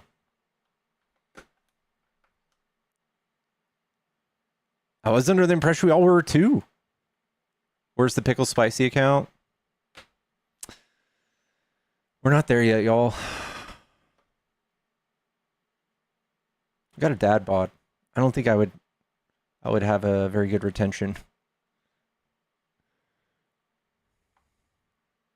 Wisconsin chapter.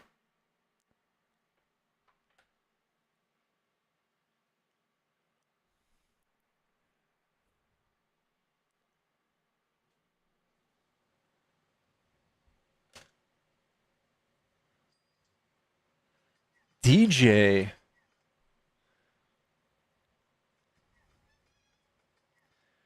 Thank you for the $25. Keep your head up and don't let these assholes be mean to you. I'm gonna fight them. Thank you, DJ.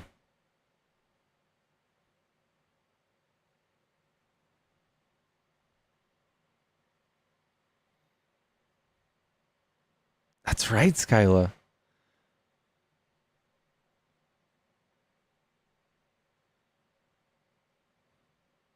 Hello, Benita. Hello, Johnny. Hello.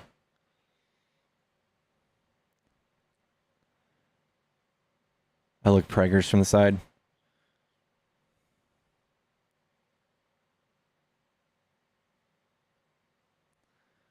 Any news on the merch?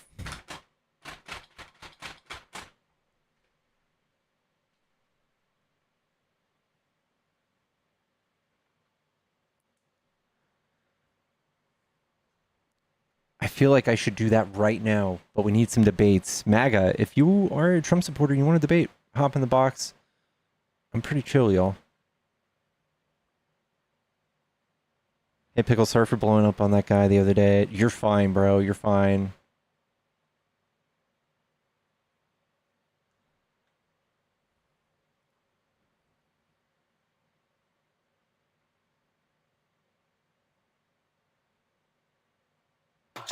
Hello? All right, hello. What's up? Are you a Trump supporter? Um, Technically, I am sort of like leaning more onto the right side in the so I think that Trump is actually pretty much a great.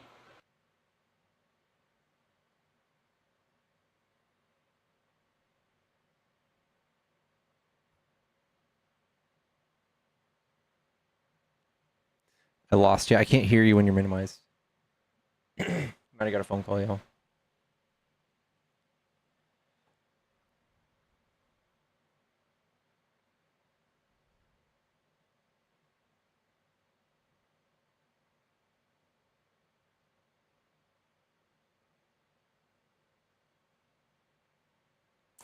All right.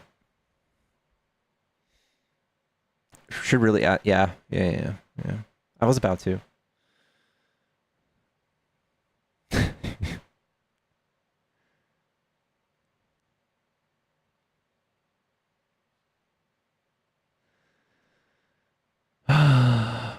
Well, one of those days. One of those days. It is 11:30 in the morning. Johnny's probably got a full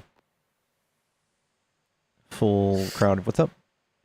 I wanted to come and speak to you really quickly about something that you did not mention. Okay, you did not mention the movie night. Okay, we have something in the Discord that you click on it and it says "Wow, movie." No tariffs on these ones either. No tariffs. You watch the film and it's free. Okay, you don't pay anything. You just have to say hello.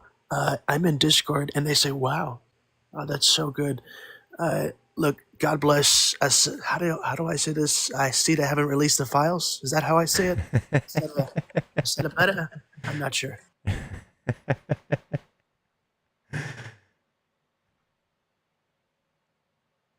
He's a Chi-Town Music Festival. That is nice. That is nice. Can I please have an update on what's going on in Chicago?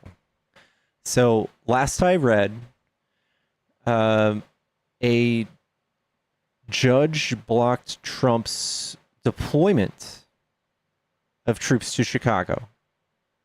So he can use troops while they're in Chicago, but he can't send them there. Hello? Hello? Yo, bro. What's up? Are you a Trump supporter? I'm not a Trump supporter. I just want to say, like, the work that you do, bro, is basically amazing because what he do, I don't support him, like, because, like, obviously he provide, like, for Israel, which, like, let's say, is bombing Gaza, not only Gaza, Palestine, and, like, not giving the rights. So that's why I just want you like to say I just want to say like that I'm with you. You feel me? And that you do a great job. And yeah. Thank you. Thank you so much. Thanks for coming up. Yeah, bro. Keep up the great work. Peace. Will do.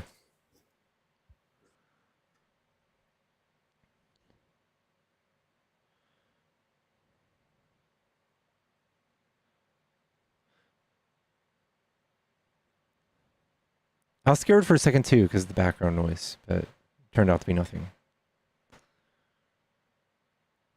I hope.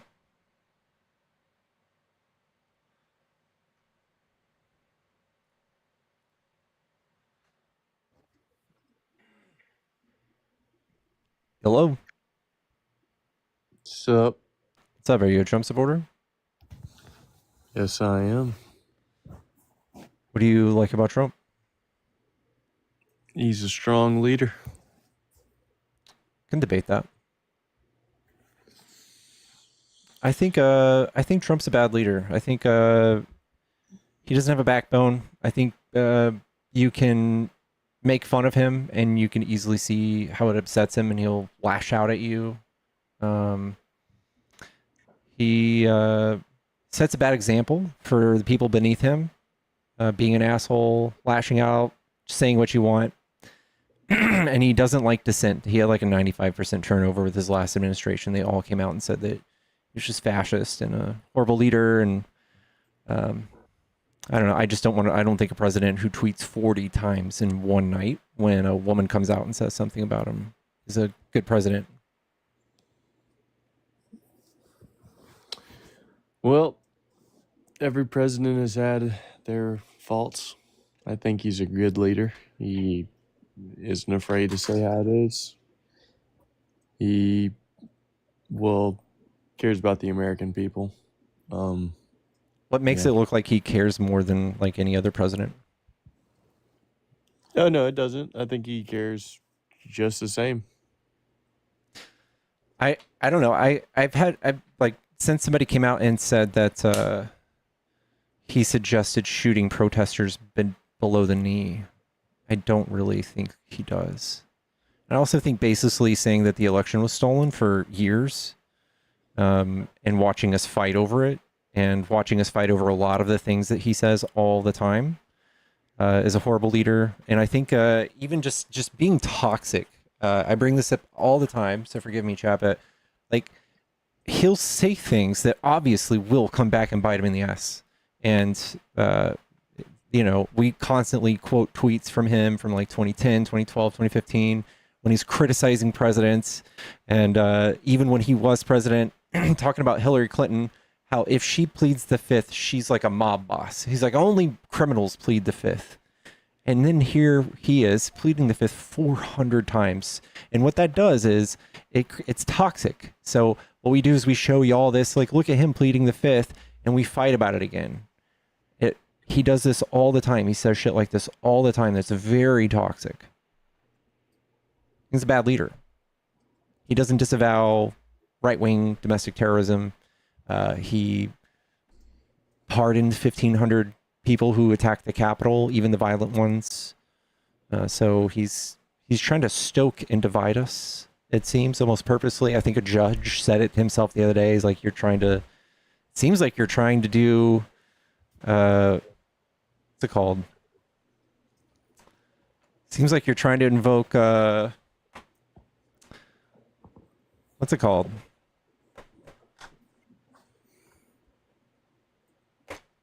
Martial law.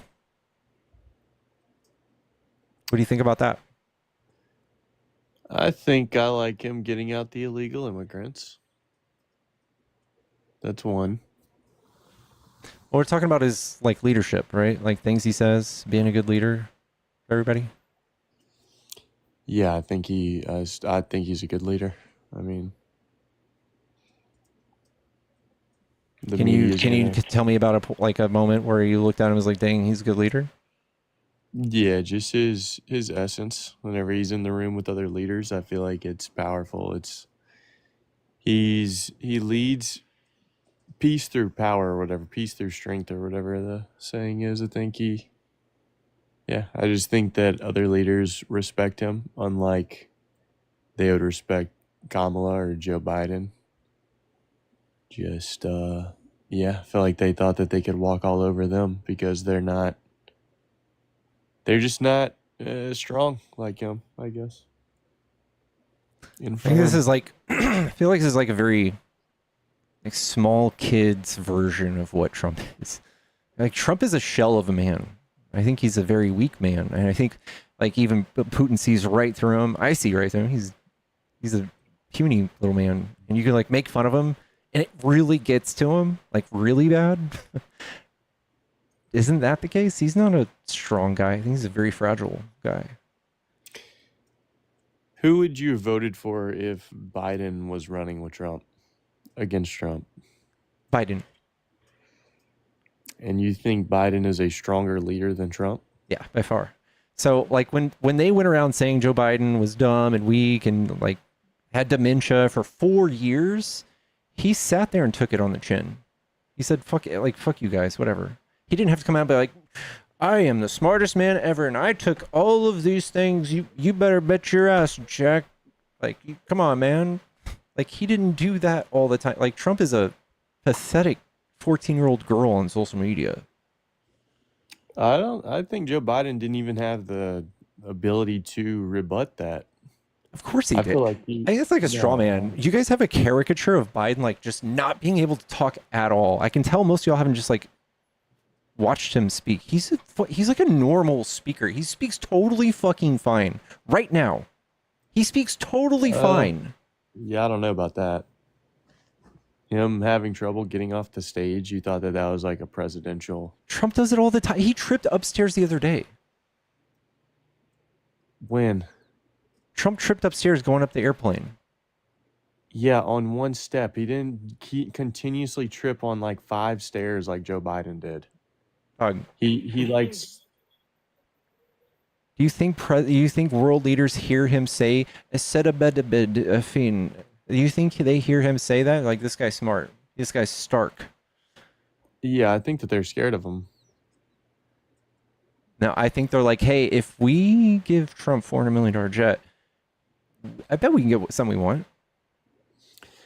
It's weird to me that, you know, you guys scream Russian collusion, all this stuff, the past election with Trump,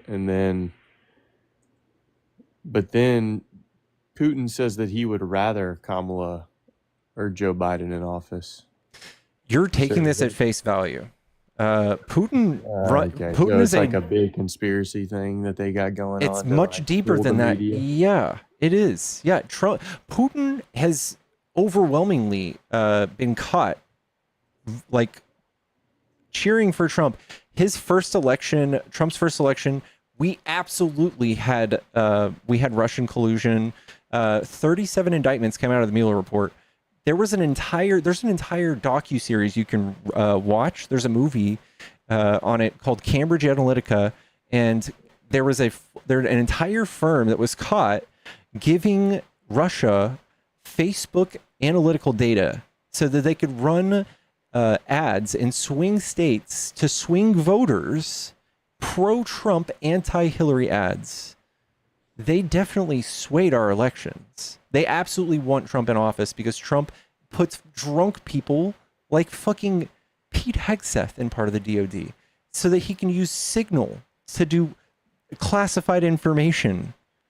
I feel like I could bring up anything and you'll kind of weasel around it, try to, you know, substantiate it. I feel like that's... I mean, this is a debate. Well, okay, so we're just going to be bad faith then? What do you mean bad faith?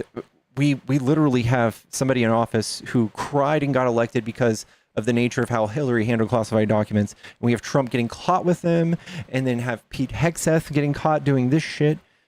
And we expect y'all to be take y'all serious? Yeah, I just think that both sides are in on the same thing. And yeah, I think your side is just as guilty as the other side. What's the real big, huge boogeyman that our side did? Well, I mean, Hunter Biden's laptop is one. What was in Hunter Biden's laptop that was really bad? It's so bad. What was the worst thing? I mean, obviously a lot of stuff, considering the public never got to see it. What was... So he's definitely guilty of it, of something. There's a crime there. We just don't know which one. Well, I don't know if he had like... I don't know what the details of it were, but he was talking with Ukraine, getting money from them for... He worked in God Ukraine. knows what. Yeah, but... He worked for Burisma. Okay, then why was this... Why wasn't this allowed to the public to see it? It's a private laptop. The chain of custody for that laptop hard drive was insane. It was like Steve Bannon at one point fucking Tucker Carlson had it. Fucking Matt Gaetz had it.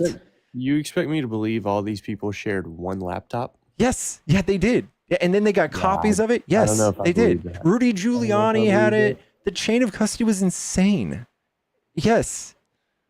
They all shared a laptop for work? They fucking... yes, they passed it around and they tried to get into it. They took it and they try to manipulate What are the you contents talking inside about? of it. And yes, It was at some computer shop in Delaware or something. it was in a computer shop in Ukraine. No, they brought it to Oh, in some Delaware. It probably wasn't Delaware. Yeah. But it didn't have any sort of incriminating anything on it because they had access to it. They had all the files. So what was the incriminating stuff on it? Guess that the Benghazi emails with Hillary. I mean, there were no Benghazi stuff with Hillary in that laptop. What was in the laptop?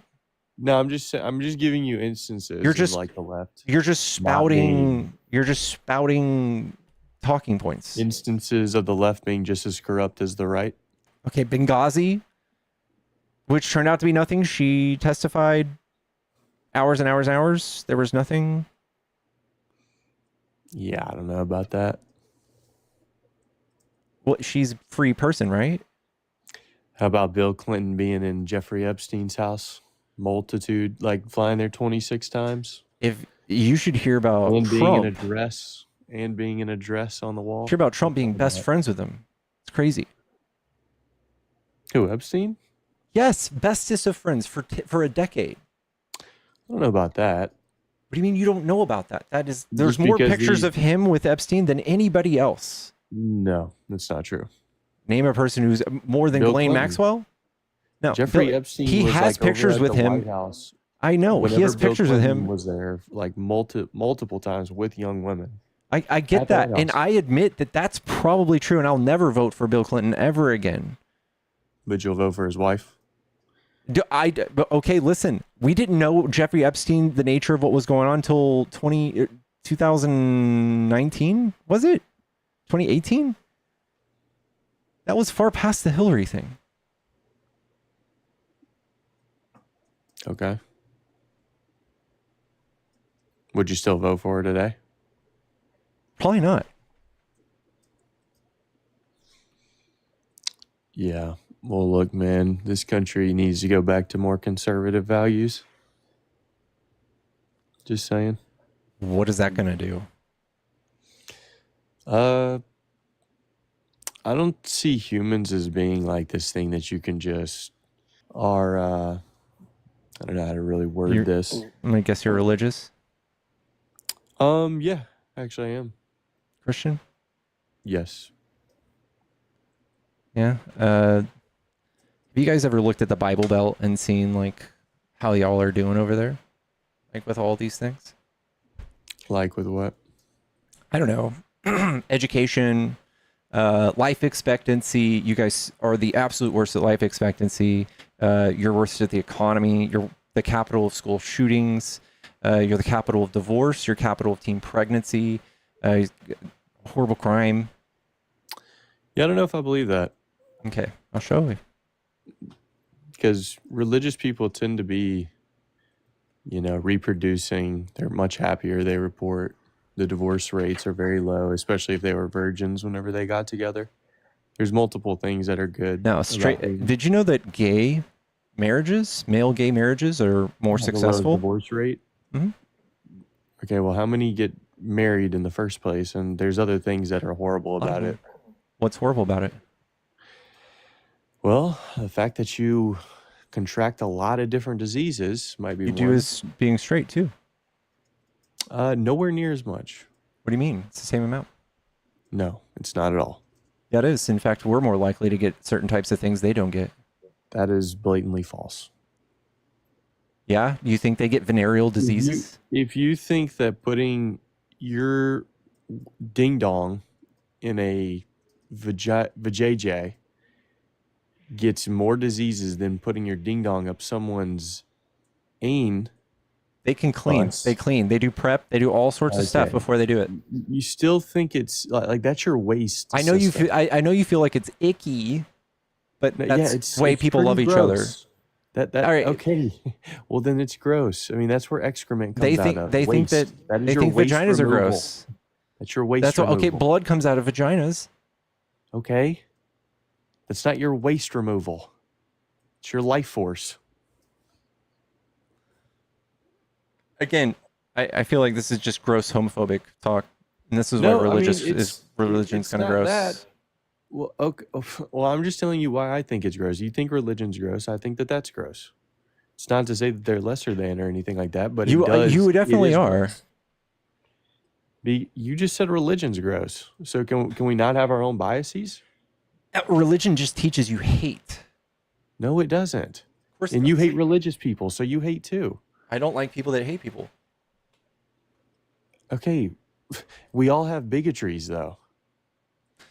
We all have things that we're Yeah, opposed to. sure, but I'm trying to work on mine, and you're trying to roll things backwards. You're trying to re-embrace them. No, I'm not. You're trying to work on yours. Yes. Okay. Yes, I'm work like I'm willing to look at things like, oh, that's racist. I maybe I don't want to do that. And you guys are going, we're gonna revive comedy. Comedy's dead. Who You guys said want to be able to anything do about racism? What do you mean? No, who said anything about racism? We're talking about homophobic smecks, or not homophobic smecks, homosexual smecks. What's up, Sparrows? Hello. Can you hear me okay? I have headphones in. Uh-huh. Okay. I was just wondering for the guests, I notice a lot when people say that they're having issues with gay Oh people, they God, only refer calling to a men. friend. We're doing calling a friends now, Pickles. No, it's just No. I'm saying hi to this other one too.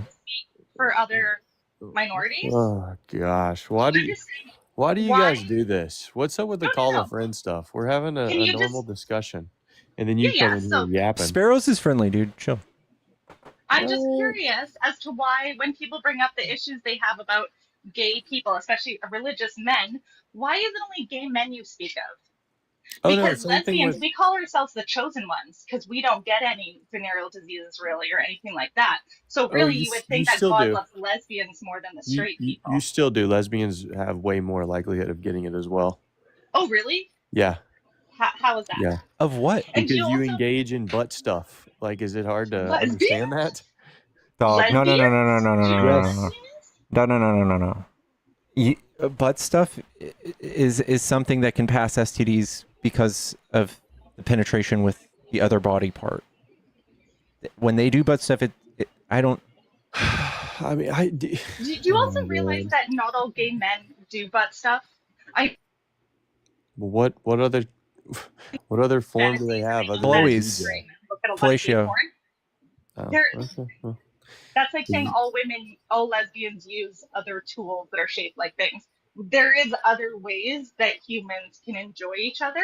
And so I know far more straight men who engage in the dirty playground than men do. And I know you probably have no experience with gay men. Well, I mean, I won't say that, but I know that you probably don't yeah, have I any gay male don't. friends that you I don't speak to. engage in gay anything. Yeah, I know you don't engage in friendships with people who are different than you.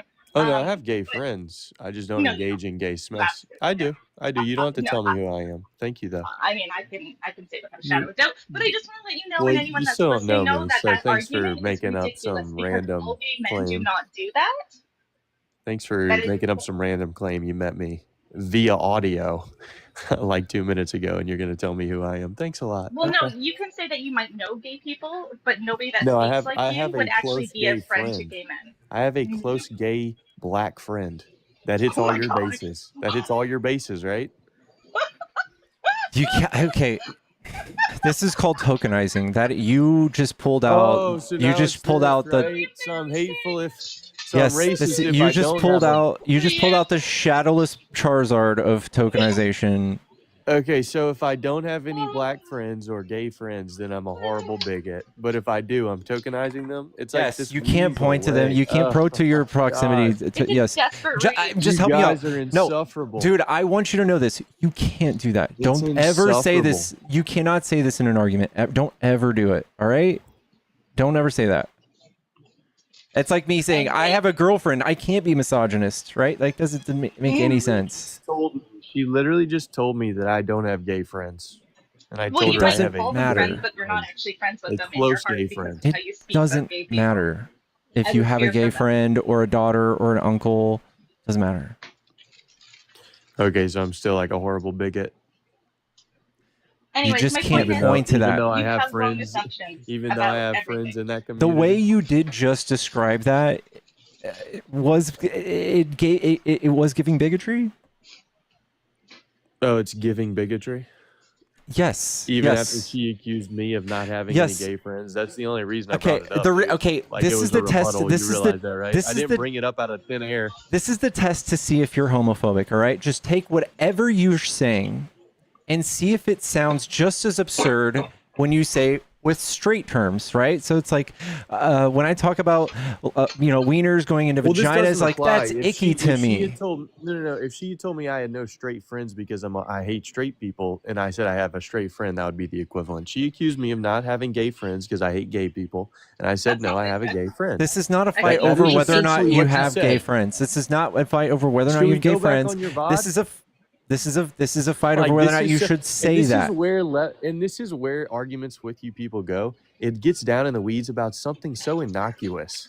Like, this is so stupid. No, it's What are we because talking you about have right been now? She grandstanding on accused about. me of hating gay people, that I have no gay friends, and I rebutted that. And now we're on a 5-10 minute I know derail we about have. something stupid. We're holding Like, your let's get hand back to what we're through. talking about. We're holding your hand through this because you are finding out that what you're saying is not okay. You can't say that kind of stuff. Oh, I'm do just you here not for realize, class time with Pickles? Fuzzy. If I accused you of hating straight people, and that you have no straight friends or anything like that, and you said, I have a straight friend, actually have a really close straight friend, that would be the equivalent. I have seen no. I really don't want know to why move you're past having how many such a friends you hang up. have. I really want to move Because past this. oh my god, and now we pivot. Okay, oh, now I you want to move on after The we point I spent. don't think does You want your to move friend know on. you speak like this? You That's want to the move big on whether after you have guys derailed the friends, conversation down this pathway. dog, whether It's you so have friends silly. of certain type does not make a difference in this conversation. Does not make a difference. Doesn't make your point better. Does not help you. Okay, the point was me rebutting her telling me that I don't Nobody have gay accused you of friends. hating Do you not people, but realize where that? statements are questionable. Do you not realize Nobody that? accused you of The hating only people, but your reason that statements are that word questionable. that statement came out of my mouth is because she accused me of not having a gay friend, and all I was doing is rebutting it. Okay, I think that you need to just let me speak for one moment. What I was saying is, if you had a gay My friend, God, no, stop talking for 1 second these and people. absorb. What I'm saying is, if you had a gay friend and you have this gay friend you're talking about, does he know that you feel this way about gay people? Because to Yes, me, that's not a friend. Then yes, they have no self-respect. no. I'm sure Okay. he believes a lot of things that I believe and he doesn't agree with, but we can be friends.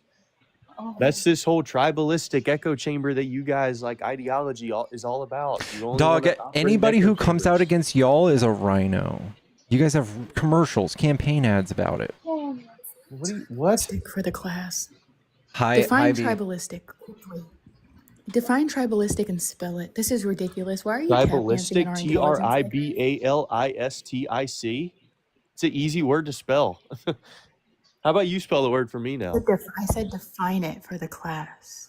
Oh, define it? Like whenever you're so, I guess, like trenched in your view and people that have like-minded views and you don't like the other people that have opposite views. That's not what tribalistic Okay, shall we look means. it up then? Get a grip and stop using words incorrectly. So now that we've gotten past that and you've gotten out of your feelings, I'm so glad we can have class time with the Buzzy. God, I love Strong when hit dogs exclusive holler. loyalty to one's own group. There you go. So now you know the definition. Now use it correctly. That's what I I'm so said. glad When you're we had this trenched in talk. your views and people with like-minded views, and you don't like people with opposite views. That's not what you That's said. what That's I definitely said. not the That is definition you what I gave said. earlier. So stop coming up here and trying That's to play the definitely define not game. the definition You don't know gave what earlier. tribalistic That's means. okay. You are the one that I doesn't do know know what what tribalistic means. That's why I told you that Obviously. you were using it wrong. You obviously I don't know what do it know what means. it means. I do know what it means, which No, is you why I told don't. you you said You it obviously wrong. When I don't asked you because to you didn't define hear it, what I you defined said. it wrong. When you have When I exclusive asked you to loyalty define it, you to a defined it wrong. like-minded group, All right, and you don't before like opposite. I don't want to dogpile. Like Pickles, I are don't you want going to to be on dogpile. her side on this? No. She's an idiot for saying I didn't say the right definition. All right, don't say idiot. Sparrows, Oh my I am God. gonna let you down. I love you. I just want to get one less person on here. You said it. Is there anything else you want to say before I let you down?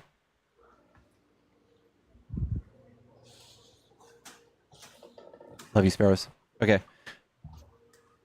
I want to move past this. All right. He said, she said. You have a gay friend, whether you do or don't. All right. I want to move Yeah, past defining this. and spelling things are all kind of stupid, right? Yeah. All right. Especially whenever I define it. The and way spell that it you right. just picked apart the way that gay people love each other is giving homophobic, okay? And it's because we don't go around spelling out how straight people have sex, all right? If gay people could Are there more choose to gay be people straight, or I religious promise people, you. Pickles? So you're more bigoted against more people than I am, apparently. And I'm not Okay, even against. this I'm is not what even I bigoted against hate the doing people. this. It's just their actions. I hate doing this because we just talked about this. What does bigoted mean, man? Oh my God. Same thing. What does bigoted mean? Bigoted Like means whenever you don't. bigoted means adhering to an idea without reason. All right. So that's what Christians do. They want to close their minds to anything outside of their religious ideas. Okay, and you don't engage in that same thing? No. But with religious people? No, I am Yet there are more open-minded. religious people than gay people. No, So it seems like you are the one that's doing more evil in the world than I. Okay. Okay, gay people aren't evil. That's wild. We can debate that. But religious people absolutely are oppressing us. Absolutely are. And conversations are they so are silly. writing legislation to oppress non-religious people. I'm in Texas. They just put the fucking 10 commandments. Kids have to understand that they're going to go to hell and burn in a lake of eternal fire if they say or do something wrong. Okay, well you don't have to put that in their head like that. What happens if you break those rules? What do we say? To a 5-year-old? Yeah, you go to hell? You probably don't introduce it with that much severity, I wouldn't think. No. All right. Maybe like you get a spanking. I don't know. All right. Are you done? So we were having a conversation earlier about STIs. He got a... Oh, it's not about him. It's not for Yeah. him. It's for the people in the audience because education is important. So while gay men are at risk for getting STIs, the most STIs are actually given to women from straight men. Their gay women's rates are generally lower than heterosexual and bisexual women when it comes to infections. So Correct. So when we're talking about STIs, while there is a high risk for men in same-sex relationships to get them, majority of STIs are being given to heterosexual women by heterosexual men.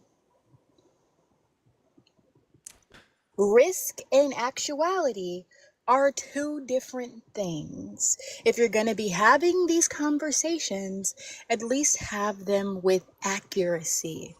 That's the whole point of defining things, so that you're doing things with accuracy. Hi, y'all. Hi, Emmy. Hey, Pickles. What's up? I just wanted to pop up and speak with him about the reason why there are higher numbers sometimes amongst people who engage in same-sex interactions, and that is due to a lack of education and a lack of information. When we have these school policies pushed by the Christian right, where we aren't allowed to talk about things like gay people and trans people in schools, and especially in health classes, those kids are not getting the education that they need on how to stay safe. And when Trump goes and removes all of this important research from the internet, we are not getting the things that keep people safe. So it's not about anything inherent with someone being homosexual that they would be at a higher risk. It is the problem with the system that is built on the patriarchy and misogyny and all of the things and the racism and all of it. That is the reason why we don't have the education we need, and that is why people are not safe. That's all I needed to pop up and say. Let's back that with numbers. I mean, does anybody in this chat know the #1 age group for STIs in the United States of America? It's old, right? Like 65? Actually, no. It is 15 to 24. Presently, in 2025, in the United States of America, the #1 age group of people with STIs are aged 15 to 24. Why? Because all of you people that don't want sexual education in schools, that don't want your children to learn these things and are saying that you're going to teach your kid these things while they're at home, aren't teaching them a goddamn thing. You're not teaching them anything. You're not teaching them the Absolutely. accurate words for their body. You're not teaching them about protection. You're not teaching them about testing. You're not teaching them a goddamn thing. So the number one demographic in 2025 for STIs is 15 to 24. Well, that is super great information, y'all. Thank you. I wanna Shelby, are you there? I am. I'm just listening. I'm on the live, but I wanted to say one thing. Did anybody see that Laura Loomer of all fucking people is on Twitter right now losing her ever loving shit at Trump? About Qatar? Yes. Of all people in the world, though, she's just not one person that I ever expected her to actually criticize Trump, so I thought that was kind of crazy. Yeah, she's a huge white supremacist. But, yeah. Anyway, all right. Thank you, chat. I love you. Buzzy, Emmy, Shelby, I love y'all. I'm going to get the panel. I'm going to slim it down so we're not dogpiling. I enjoy your Thanks debate. for I having me just wanted to give the information about STIs so that we're not incorrectly spreading that to 700 plus people. That's crazy. If you're an adult and you're sexually active, I don't care whether you're straight or whether you're gay, bi, whatever. You should be getting tested regularly. You should be having conversations with the people that you're sleeping with. And you should also be educating those around you. If you're going to do grown activities, be grown in your conversations. Bye. Absolutely. There's nothing sexier than fully informed consent. And that includes sharing those results with anyone that you are planning on hooking up with so they know fully what they are getting into. Thanks for having me up, Pickles. Thank you.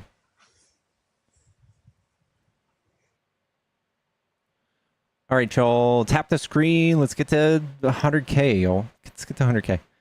Hello? Hello. Good morning. Thanks for having me up. Good morning. Are you a Trump supporter? Yeah, I'm a supporter in the sense of like he's our president. You know, have you ever been on a sports team?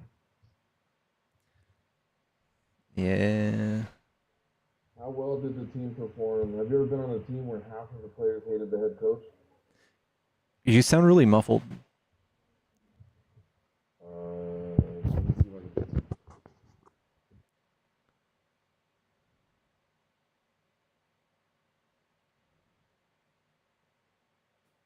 can- Is that better?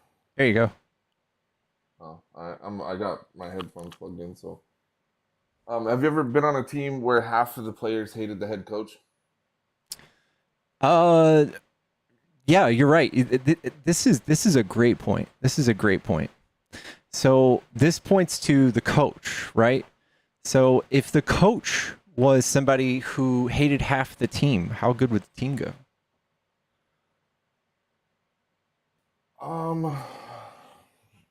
I don't think there's very many situations where a coach is going to hate half of the team and not have control over personnel.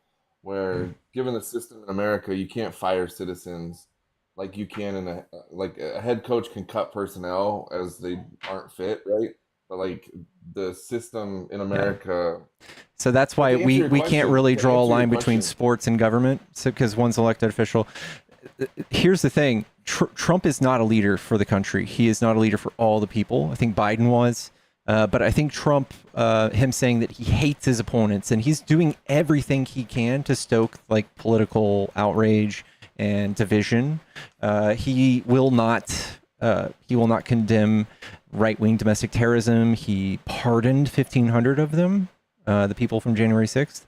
He's saying if you're on my team, you're the good guys. And if you're on the other team, they're the bad guys. So it's like a coach looking at half the team saying, listen, if you guys want to win, you gotta kick these other dudes off your team. Do you think there was ever a time where he wasn't as hateful as he is now? He came out the gate saying Obama was Kenyan. So I guess he's just he's a cog in his own machine, right? Like he just causes hate and people come back and say, listen, you hateful motherfucker, we're going to watch you with a magnifying glass because you're a fucking piece of shit. Okay, so just hypothetically speaking, I'm not gonna play into the conspiracies that kind of pushed him into the spotlight and made it to where he could win, but let's just say hypothetically he was right on 2/3 of all the conspiracies that he held when he first ran for office. Would it be hateful for him to hold those beliefs if they were true? I don't know. I guess the thing is espousing them as a leader, as somebody running the country. You should. He's saying these things on purpose to be divisive. So, like when he, I don't know, when we didn't know if like the election was stolen. This is like Dave Chappelle put this pretty well. This is like going to your kid and sitting him down on his bed and going, "Listen, dude, your mom's cheating on me. Your mom's cheating on me." And in fact, they're like, you have 3 kids and you're doing this, and they're like 5. Your mom's cheating on me, and you haven't proven it. You have no idea, but your mom's cheating on me, and then we find out that your mom's not cheating on you, and you don't tell the kids. You just maintain that she's cheating on you. This is what Trump is doing to America. Just one issue I have. So you think that the American population are 5-year-olds? I think there are 5-year-olds in the American population. And I think that, yes, like you do need to be, you need to be a leader, and you need to be aware of your words, what your words can do. They can literally cause violence when you have a microphone as big as the president. It's the biggest in the world. As somebody who was a staunch adversary to Trump when he first ran in his first election, I feel like you're missing the point. Is that a good leader, a quality of a good leader is somebody who calls out things that need to be fixed. And the way he approached it in his first election, I didn't agree with, and I didn't like a lot of his policies. So I just have to say that a true leader doesn't let things go unfixed, right? Like that is a sign of and if you implement things that are intentionally harsh or intentionally anti-science, then there's no possible way for you to be a good leader. Where at least Trump is now addressing issues that need to be addressed. He hired the most anti-science person ever to be in charge of HHS. Who? RFK. Have you read his book? No, but it was about environmental stuff, right? No, it was about Fauci. Oh, and God. I don't know if it's safe to say, but the thing that spread in the 80s. Oh, yeah. Oh, can I say that on here? Yeah. I'm trying to be okay, so it was in regards to the handling of the information regarding the spreading of that virus. It's really good. You should check it out. And You should watch the Fauci movie on Netflix. They actually had fact checkers for the book on Netflix. Are you talking about for the most recent virus? No, for the HIV thing. Interesting. Okay. He's a hero. I don't think you can call that guy a hero. Yes, you can. Okay, so I don't care about the science behind it. Like, well, I mean, I do care. I do care about the science, but the way that was pushed and the fact that there was American companies that were making money off of funds that were being given overseas and intentionally so that other countries could buy the COVID shot, and they were able to make $90 billion in profit. Like, to me, that's criminal. They saved the world. What's saving the world from a novel virus worth? Hopefully someone made $90 billion. People were thought we lost 1.2 billion. Dude, Trump is spending $140 billion right now on kidnapping people. What's that going to fix? And it was told to us that it was free. Like, there was politicians that were going up. Do you remember the burger and french fry guy that was like, hey, if you go down and get your shot, they're giving out burgers and french fries. And he got on camera and he was like, oh, it's so good. That's the criminal part of it. Okay, what was bad about it? What was bad about the schmack scene? I think that the best feature that came with it was that it made people asymptomatic. And a majority of the people. Okay, what was wrong with it? What was wrong with it? It didn't stop the spread. Of course it did. So what do you think the defining feature of a vaccine is supposed to be? Give you an immune reaction? it's supposed to stop you from being able to spread it, right? No. Okay. So is it supposed to stop you from being able to contract it? No. No? No. So if the best feature is it makes it to where you can't tell you have it, You don't have to go doesn't to that kind of seem hospital. like it's designed? Doesn't Yeah. that seem like it's You're designed 12 to to make 14 you spreadable? 12 to 14 times less likely to go to the hospital and need an oxygen machine or have long COVID for the rest of your life. It's like COPD. How many times have you gotten the vaccine? 3? How many times have you contracted the virus? Once. I have never been vaccinated, and I have never tested positive. That's not science. One time I had a cold and I licked an M&M I found under my couch and I got better.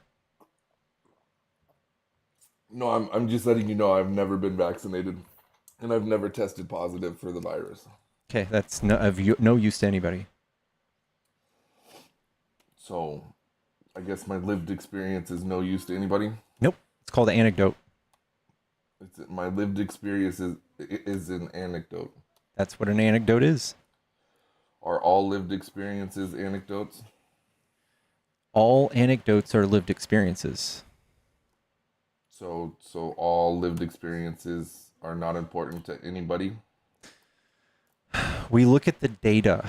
We just look at data. We look at death rates. We look at spread rates. We look at other countries. We can see like New Zealand, who got vaccinated like 94%, pretty much just eradicated it before anyone else in the world. I don't think it's just a coincidence. They're also doing just fine, all of them now. I don't know. There's a few other countries that did this. The whole world all decided that this was good. So nobody, you're assuming that maybe all the countries in the world, every one of them, had a secret closed door meeting where they all, for the first time in history, decided to do something that would kill people and they would make money and lie to the public unanimously. Or they all saw the science. They're like, all right, it's good. Do you know that every country that was in the World Health Organization had some form of economic shutdown? It was like 100% of the countries participating in WHO had economic shutdown. Sounds right. Sounds like you should shut down your economy when doing business kills people, and then it's more than short term. It's like forever. Does the World Health Organization have meetings behind closed doors? Yeah. Okay, so the statement you just said that I believe that there's meetings. Okay, what about every other country not in WHO? I can't speak for them. Okay, well that breaks the rule, right? Like that breaks it. Are there any countries that didn't survive? There's a lot of countries that did so bad that they started arriving at our front door south of the south border. They weren't arriving at our front door before the COVID? We had outbreak? We had a 2019, we had a border crisis during Trump, the worst we've seen in about 30 years, but then it got worse, yeah. So it was the worst we'd ever seen, but then it continued to get worse. Okay, I'm just gonna ignore, like, I don't even think that's a talking point that should be discussed. Like, if it was the worst before the vaccine or before the outbreak, then you can't blame anything on the outbreak. You can see this on a map. You can just see the whole world started migrating. You can see from satellite.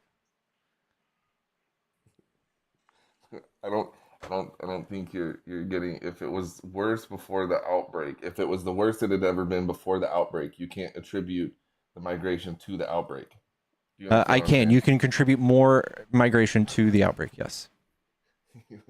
But the migration had started previous to the outbreak, and it was the worst it had ever been. Yeah, there were some, and yes, but you can't say it's all or none, right? There's a gray area.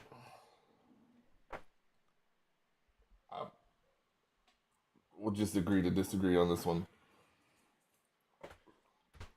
No, we can't.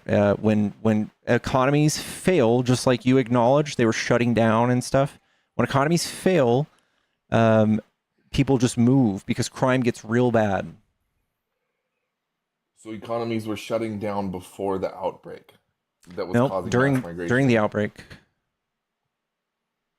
Okay, so just to clarify, Not all migration is stated- from COVID, right? Some migration's not. Okay, so there was already economies shutting down prior to the outbreak. There's already shitty economies prior to the outbreak. Okay, all right, yeah. So that's why I say you can't just attribute and say, oh, well, the outbreak is what caused the mass migration if the mass migration was already there. Okay. And the worst it had ever been. Yes, you can. You can just see that, like, if it's 30% bad, and then during COVID it got like 100%, you can. You can. Absolutely. Okay. I would say that it compounded an issue that was already bad. Yeah. There you go. So I still wouldn't attribute it to the outbreak. Okay. Well, it just makes sense, right? The economy got real bad here. You imagine what like an economy that's undeveloped looked like after COVID, during COVID. Even What worse. country in South America is undeveloped? Okay, developing. But Venezuela was real bad. And then Trump did a Venezuela coup. has had a lot of foreign Yeah, like interference, us. hasn't it? Yeah, like us. Yeah. I agree. But that's who elected the people who are allowing the participation in the interference? Foreign countries. Sure. But the truth is that when countries do bad, especially when we fuck with them, especially when economies do bad because of a virus, people start migrating. Well, okay, so migration happens coming from the south all the time. Like ever since I was a kid, I grew up in orchard areas. You know what I mean? Like I've seen the influx that happens seasonally for workers. Like I understand that everything that Trump was saying was BS, but to say that like it started or it was magnified or multiplied by Absolutely the was. outbreak. It absolutely was. And Trump giving protected TPS to Venezuela. Absolutely did.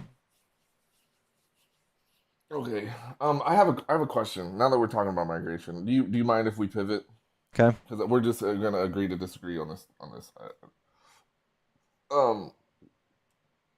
When somebody walks into the country illegally from the southern border, how do they obtain the required legal documentation to obtain legal employment?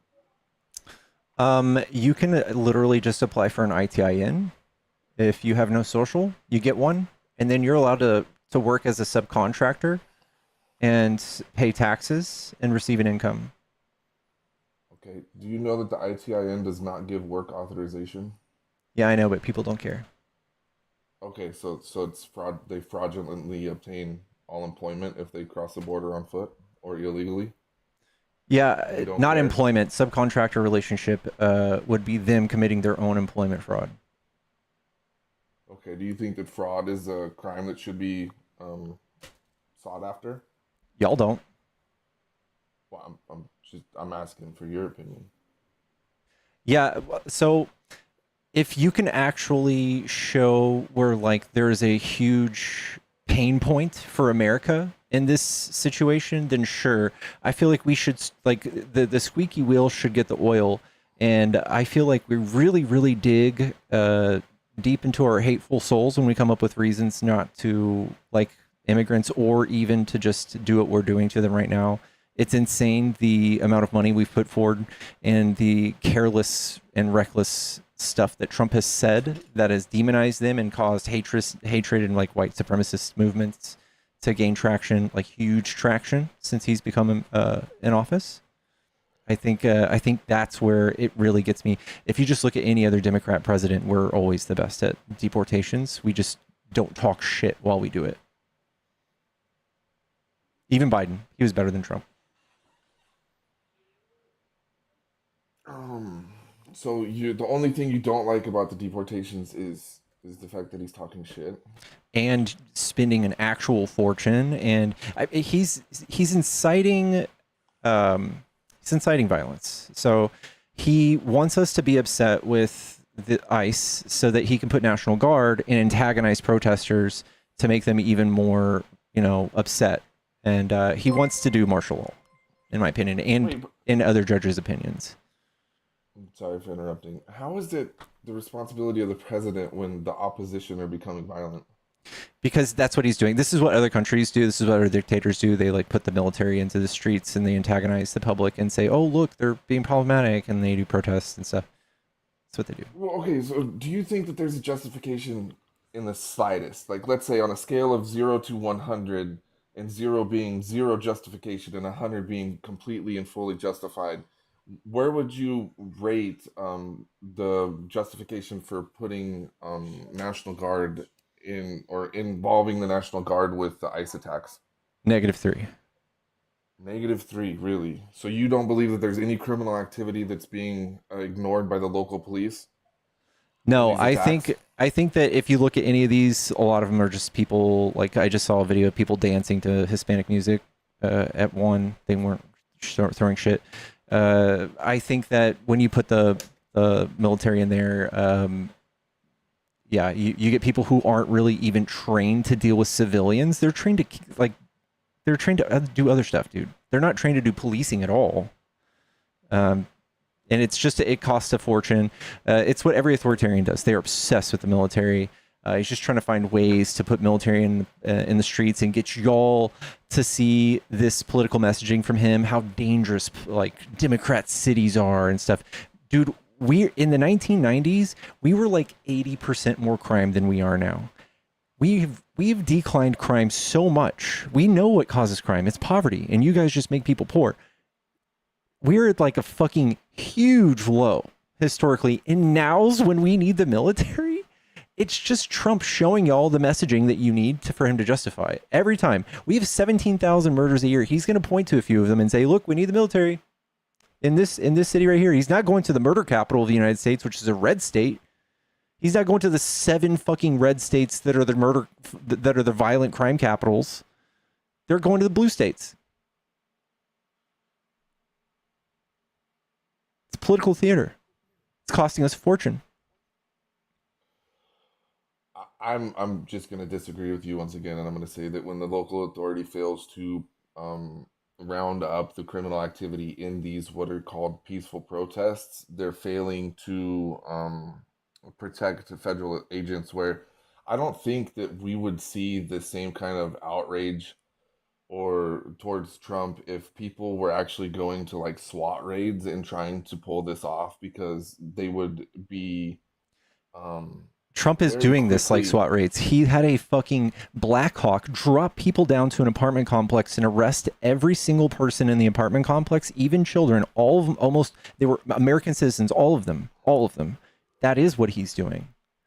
So it's been proven that it was 100% American citizens? No, even if it was just 2, right? He arrested American citizens right then and there. But yes, Well, no, indiscriminately, every person in that building got arrested temporarily. That's what he's going to start doing. There's a difference between detaining and arresting. So in a raid, they're Are going you to put stoked everybody to? in handcuffs. Are you stoked to wake up and when he's coming to your house? You ready? When he comes to your block, you're gonna have to come out in your underwear. If that's what I have to do For the what? safety What of is my he saving you country? from? What do you mean? What is he saving you from? People are not supposed to be here illegally. And what does that hurt? That's- Those are dangerous What does that people, or hurt? Hold on. So if I rob a bank and 20 years later, should I get away with it? Do I have a right to that no? money? And that's the deal, right? If I sped 10 years ago, should I? Are you really heartbroken about that? Okay, but we already established that you can't just speed. Entering the country is not a speeding ticket because Yes, it you is. have to commit other felonies in order to remain in the country because you don't have access or It's a class. pathway to It's a the class legal C misdemeanor. documentation. It's a class So C you misdemeanor. have to commit fraud. It's a in order to remain in this $250 country. fine. It's $250 fine. And no, you don't have to commit fraud. 80% more likely to become an entrepreneur. They mow lawns, they do all of this stuff, and it's the employers committing the fraud. What percentage of undocumented immigrants here have Social Security cards in their wallets or use Social Security cards to obtain employment? I don't know, but a lie was just perpetuated by Trump's government, saying that 75% of all stolen visas, or 75% of undocumented migrants have stolen visas. Stolen SSNs. Okay, The so literally let's most just say, easiest lie I've ever heard of. let's just say that it's 50%. Do you know that that's a felony? 50%? You think 50% of undocumented migrants have stolen SSNs? Stolen social security numbers? Yeah, because ITINs don't give you authorization to work, and that the You don't only need way you one. can obtain employment, the only way you can obtain employment with the ITIN is if you're a They subcontractor yourself. they paid $37 billion through ITIN last year. They are using ITINs. Okay, so that's a fraudulent use of Dog, you tax guys cry identification all number. day that Trump got hammered with some fraud thing multiple times, right? You guys cried when it was Trump, but when it's these people and it's a $250 fine and something that hurts nobody, they want to work. That is not a big deal. I don't cry. If I worry about them just getting a legal way to do it one day. Like, I would rather just figure out how to make this much easier. Why are so many people breaking the law? Because it's fucking so hard and expensive to come here legally. They are literally they're sitting somewhere right now in, like, Abrego Garcia, he was sitting in El Salvador, and this gang was coming around and saying, hey, we're going to start charging you protection money. And then they said, hey, we're going to make your sister into a prostitute. Or, hey, we're going to start raping your mom. And he said, all right, I'm out. Do you think he said, you know what? It's illegal to cross the United States border. I'm not going to do it. I'm staying here. No, these people are just fucking going, man. That's what they're faced with. They're leaving, man. They don't give a fuck if it's $250 fine. They're going to come here. They're going to work. They're going to feed their family. They're not coming here to sneak in and do terrorism. That hasn't happened. They literally commit almost no crime, almost zero. Like, you're stretching here by saying they're all committing fraud, but they're coming here to work. Wait, so are they coming here to work, or are they coming here to avoid the systemic failure in their home country? That's the 2 in 1. Yes, their home country is failing. They have to Which come one's find a job. priority? Wait, are they leaving because of systemic failure in their home country? Yes, and that's why. So Kamala actually was in charge of going to the Northern Triangle and she raised billions of dollars for private companies to go and start jobs there. Start like Chewy and Target. They went and invested and made 70,000 jobs, and it helped these countries reduce their outward migration to us by 60%. So yes, this is the thing that they are fleeing. Wait, what? It reduced what by 60%? What did she do again? Their migration. I missed it. In the northern, what did she do? in El Salvador, Ecuador, and Guatemala, she had all these private businesses raise $5.2 billion and created jobs there, and it stopped the influx of people from those specific countries. Okay, so is it our responsibility to create jobs? Is it our job to increase the economies and the systems around in our neighboring countries so that the people world don't enter? It's better. The world economy is better. Yes, we do better until we fix their country. Yes, we fucked it up. We usually fuck up their countries. We're the ones who fucked it up. But the world, we do better. The economy, the world economy does better when we do this. And that was private funding. It wasn't U.S. tax dollars. Do you have any idea how pimps work? Pimps will create the issue and then fix it so that they can be the hero. Kind of like Trump. Well, I mean, who? They're coming here. They're murdering everybody. They're doing all this, and it turns out there's almost no murders by these people. That you had to play the same one in the news for a year and a half. Who did you just say was the hero in El Salvador? Kamala. Not in El Salvador. Ecuador, Guatemala. Oh, okay. Sorry if I got the country wrong, but yeah. So I just want to point that out, that whenever somebody shows up to be the hero, I would say that, especially when we can both admit that it's our country that's interfering directly, that's causing the systemic failures, which I don't think that you could blame a lack of local authorities' intervention with criminal activity on America's intervention in any way, shape, or form. That would just be corruption, systemic corruption. So if somebody's daughter's being targeted and the local authorities aren't intervening to protect that citizen of that country, that's not in any way due to the American government or the actions of Now, that when we government. overthrow That is, governments and stuff, when we try to coup Venezuela, that absolutely is our fault. Yes. And when we stop trading like oil with them and it's like 20% of their economy and their economy crashes, that absolutely is our fault. do you think that America is to blame at all for the terror that Pablo Escobar arraigned on Colombia back in that era? I don't know enough about it, but it's possible. Well, I would say, like, I guess if you're going to make an argument for me, I'd say, oh yeah, it would be our consumption of the substance that he was selling that put him in power or a place where he could exercise his authority in illegal means.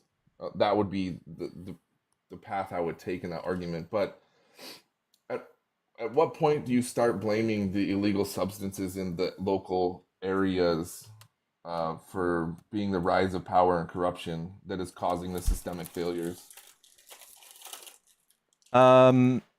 Honestly, it's a lot of stuff, but we don't. It's it's not as black and white as you think. I'm assuming, but we do things all the time to influence other countries, to overthrow their government, to do coups. We did this to Ukraine. We definitely did this to Colombia. We definitely did this to Venezuela. We definitely did this to many other countries, but we go around and like try to get college students to be more Western or be more liberal or to be one way or the other, and to oppose somebody, some sort of politics to their, local to them. We absolutely do this, and it pays off. It pays off tenfold. It pays it so we don't have to bomb them later, or we don't have to go to war, or we can start trading with them again, or all these things. It absolutely does happen. And we sit here, and Trump does and has caused problems south of the border, things that caused them to migrate. And he absolutely did do something 4 hours before he left office, gave them TPS, gave them temporary protective status, meaning if you're Venezuelan and you apply for asylum, you get it like that. They flooded our border 4 hours before he left office. He did that. There are tons of reasons why people do this. And it's I don't think it's anything you just easily straw man and be like, well, it's just not our responsibility. There's so much more to this. There's so much nuance to this. I agree that the nuance is lacking in the issue, but I believe that the nuance that is lacking in most cases is the lack of harshness on the illegal substance trade in America has led directly to the systemic failures in a lot of countries, because it has given rise to a lot of cartels, and those cartels use their power to overthrow local authorities, so that when that father that has a daughter targeted goes to the police are all on the bankroll of the local illegal organization or criminal organization. Here's what I would say. I would say conservatives, for the exact reason you're explaining, are great for the cartel. Conservatives who are still out there with the war on drugs, they point to safe, harm reduction centers or safe injection sites. They point at liberals who are for that, and they're like, look how evil and how dumb liberals are. Look how absurd this is. And when we've seen that, like when we made the green substance legal here, it just completely threw off the cartel. It fucked them up so hard that they had to go to something else. And that's what we could do. And Republicans and conservatives, I'm in Texas, still won't fucking legalize that shit. And they will never fucking legalize or use safe injection sites in conservative states, ever. They don't give a fuck about the science. They don't give a fuck about the studies. They just know that it's a knee-jerk reaction, something they can show you to get political points. I'm so glad that you brought up the safe injection sites. I'm curious. Do you know that can you name the states that push that and where they're located? I mean, I guess naming the states. I know like Oregon does it. Oregon. Yeah. Oregon, Washington. Doesn't New York do it? So they're all like states that are blue, relatively close to the Canadian border, right? Mm-hmm. They're blue. Yeah. So the fact that there are these safe sites and they're a lot more lenient on a specific substance, right? Like we're talking about the one that starts with H. going back into the 80s, 90s, and early 2000s, and now just recently it's moved or switched over to the substance that starts with the F.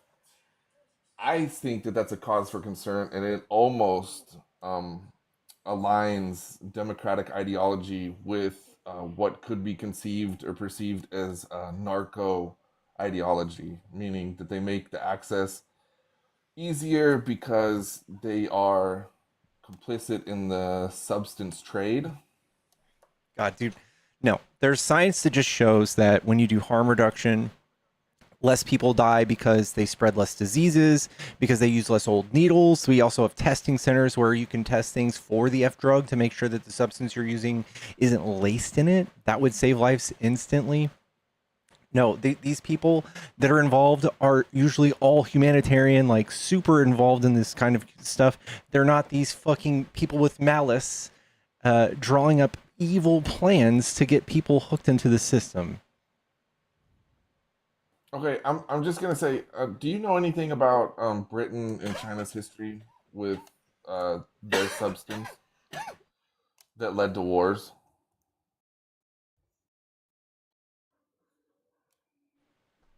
I don't know. Go on. Tell me about it.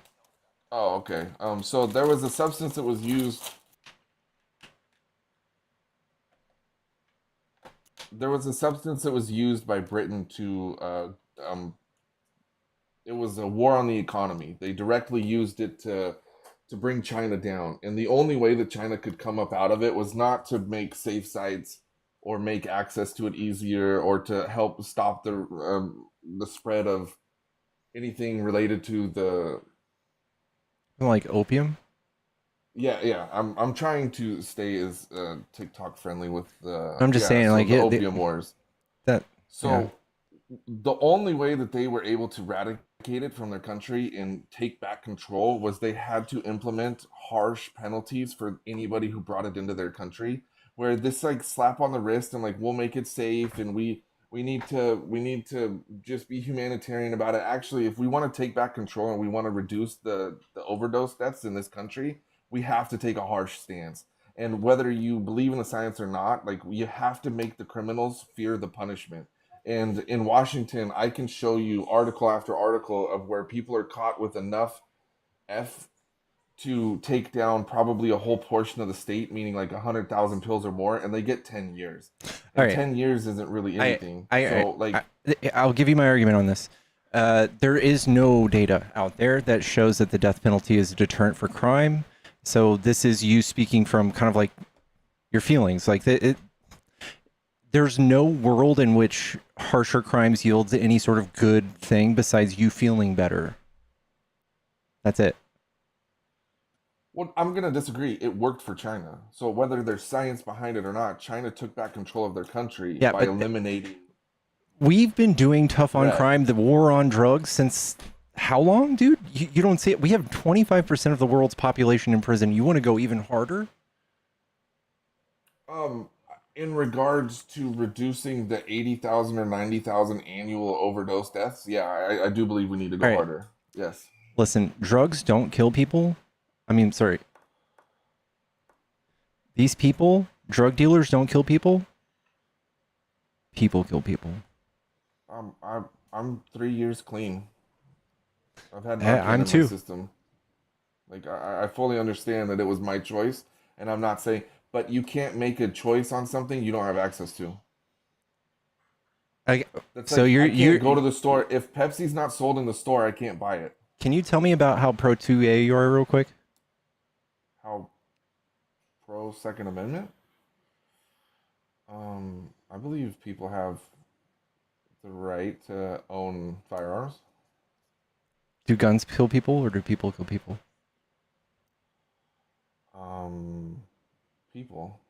People do. Huh. Guns. If you were to set a pew pew on the counter, it will not do anything. Same thing with fentanyl. One of them's completely illegal federally, and the other one is a right to protect yourself. We're talking about metaphysically, not legally, right? So which one's more deadly? I'm just curious. Pew pews kill 40,000 a year. F drug, I think it's 80 or 60. Right. So one's twice is deadly and is 100% illegal in the entire nation. So it's 100% illegal in a lot of other countries. Do you think we should implement background checks for the purchasing of F drug? No, I'm just painting to you how like your logic is broken, and there's a special exception for this drug when it comes to people dying. What the special exception? What do you wait? Hold on. What can you be specific? I think you have a double standard when it comes to substances and pew pews, and where responsibility lies in death. Oh, are you asking if I believe that we should start holding manufacturers responsible? No. I would definitely go down that path, especially when it comes to like defense contractors. No, I'm I talking would about 100% like to see like that. you just gave me this great, awesome like anti-gun stance, but you use drugs, right? So like you're like, I'll do it for you. If people can't get a hold of these dangerous pew pews, they can't go around and pew pew people. If pew pew's not within reach, if it's not on the counter, if you can't get it illegally, it won't kill people. You would just replace pew pew with F drug. Yeah, but the difference is F drug is illegal in 100% of the country. Okay, and the pew pews are illegal in 100% in a lot of other countries. Okay, so let's say hypothetically we outlaw the Second Amendment and we make it to where gun ownership is not allowed. The government goes around and confiscates 100% of the weaponry, and there are still people manufacturing them outside of the country and bringing them into the country. Do you think that we should allow the military or the investigatory agencies to go after the manufacturers directly? Sure, and I love this argument too, because when we talk about the border, it is our guns going across the border and doing this and arming the cartel. But go off. Well, okay, so just to flip the argument is, do you think that we should have access to go after the cartels who are manufacturing the F drug and sending it into the country? The same way that you would think that we could go after the manufacturers of pew pews that are outside of the country. I think that no, what you're doing, if you're trying to invoke law, no, you would have to designate them as a terrorist group, which Trump I know is trying to do, and this is causing huge problems with us, right? This is causing huge problems with us in Mexico. Mexico says no, you do not have authorization to come operate against our will.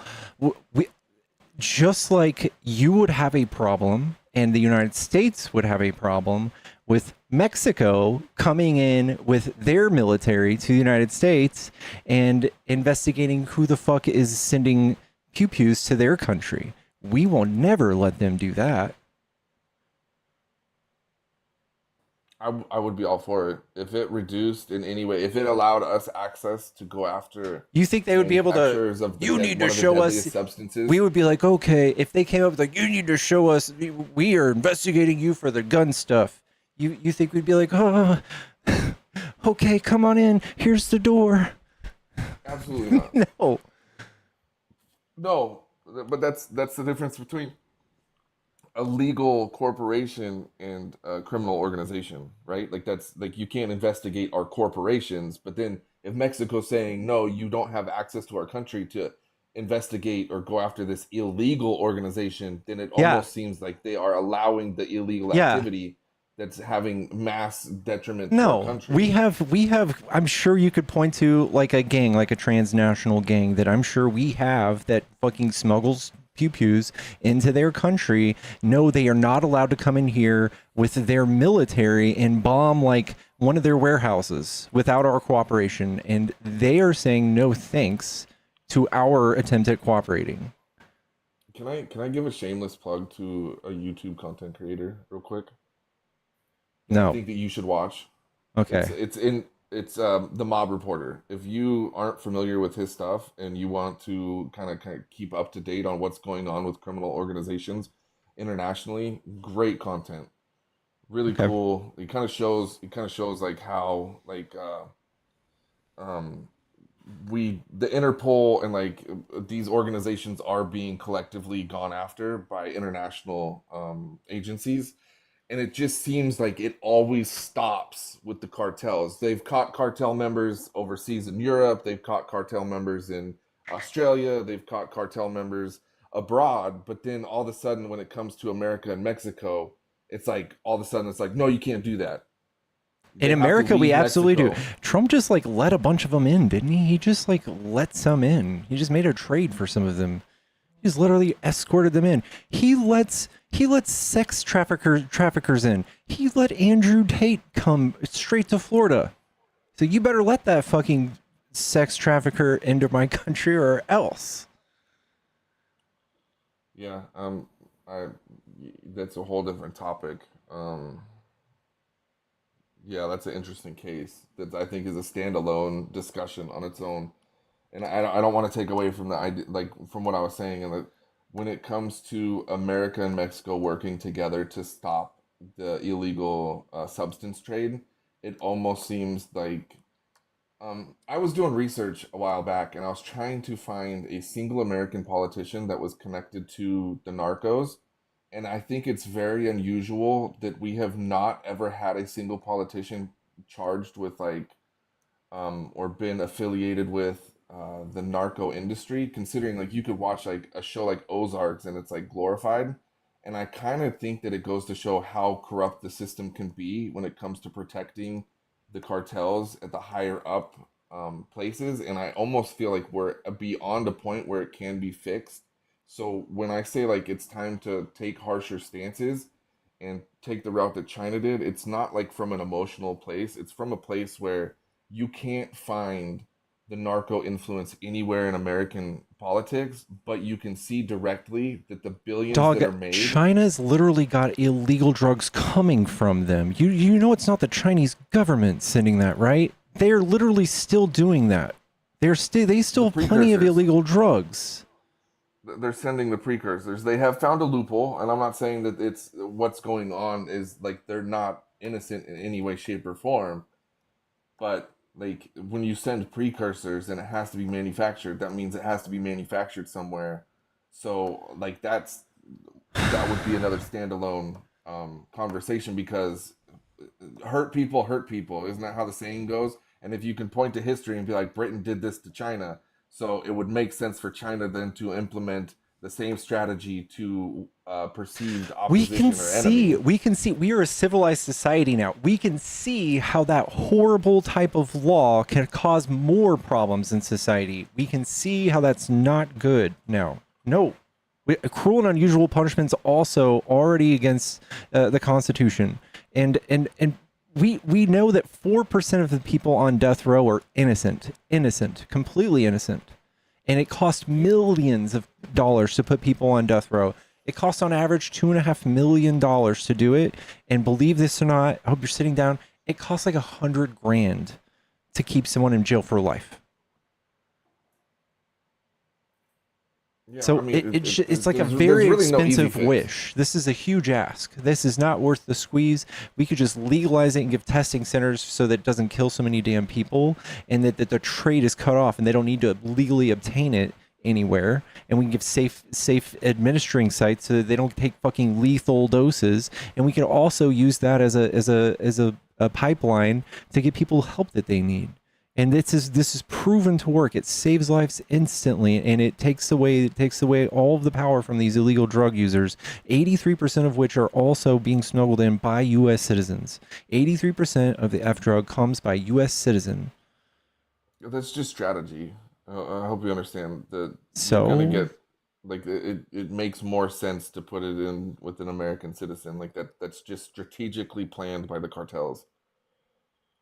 That shows that the economy is so bad that there's so many Americans that are willing to risk imprisonment to make a quick buck. Yeah, and like illegal immigration is not going to fix that. We tried to pass a bill that was going to give us like something to scan for the F drug at the border. Didn't pass it. Didn't get it passed. Somebody stopped us. Okay, you did say something that that caught my ear, and it was that you think that it's the answer is not going to be more cruel and unusual punishment, but what I see in a lot of cities is what's taking place with the users of the illegal substance is cruel and unusual to me. So if the system leads to cruel and unusual punishment going to one group, do you think it should go to the traffickers and the people selling it, or the people who are taking it? I don't know. I don't feel like we get to play God. And it's like, listen, since cruel and unusual punishment, things are happening, I'm going to prescribe them to people I don't like. That's not how we do things. This is not helping anybody. Okay, maybe I answered or asked it wrong. If cruel and unusual punishment is unavoidable, meaning it's going to happen 100% of the time, who do you think the cruel and unusual punishment should be applied to? The people who are using the substance, or the people who are selling it and making a profit from I don't think anybody should be able to administer it from the government. Wait, hold on. You don't think that anybody in the government has the right to uphold federal laws? To do cruel and unusual punishment, no. Well, I don't. Okay, all right. What? How do you define cruel and unusual? I'm just curious. I don't know. I would say the death penalty is there's nothing more cruel than that, but like torture too, unusual. Like Trump wants to do, send people to CCOT. That's not good. I don't know. Did you protest when the waterboarding was taking place post 9/11? I was in 8th grade. Oh, damn, you're young. Interesting. I was that young too. Okay. So there's no administration of the death penalty that wouldn't be cruel or unusual to you. So you're just anti-death penalty? No, there's 5%. One out of every 20 people are innocent. Well, no, I'm talking about the administration of the punishment, not whether or not they're innocent or not, or the system failed to protect innocent people. I'm talking about the actual administration of the punishment. Is that always cruel and unusual to you? I don't know. I would say this is a weird take from somebody who would be pro-life. Wait, you think I'm pro-life? If you vote with conservatives. No, I'm not pro-life. Okay. I'm pro-self-defense. I believe that abortion is an act of self-defense, and self-defense is a constitutionally protected right, so abortion should be a constitutionally protected right. Cool. W. Yeah, but yeah, I think that cruel and unusual when it's somebody who's innocent, and especially if somebody has to pull that switch, I think it's bad. Okay, so like, if there was a way to administer the punishment that didn't involve a second or third party, which is almost like then you're forcing them to do it to themselves, which would be cruel and unusual. So the answer is you don't see that there's any way to administer the punishment that's not cruel and unusual. No, our legal system's flawed too, and I think that life in jail is way more miserable than dying. I would want to die if I had life in jail. Yeah, I don't support like rounding up traffickers and smugglers and like putting them in jail for life. No, because then they're just a tax burden. Like that's it's cheaper. It's cheaper to to put them in jail for life. It's like 20 times, literally 20 times cheaper. Do you know how China does it? How? I think they use firing squad. So I would say like there's no way to make it any cheaper than that. And if I'm wrong, but like the price. The reason it's not cheaper here is because we have infinite appeals. People get infinite appeals when you're on death row. They can delay and delay for years and years and years, and it costs the courts millions, costs the people millions and millions of dollars. Do you think that it's to me that's evidence that the system's flawed beyond repair?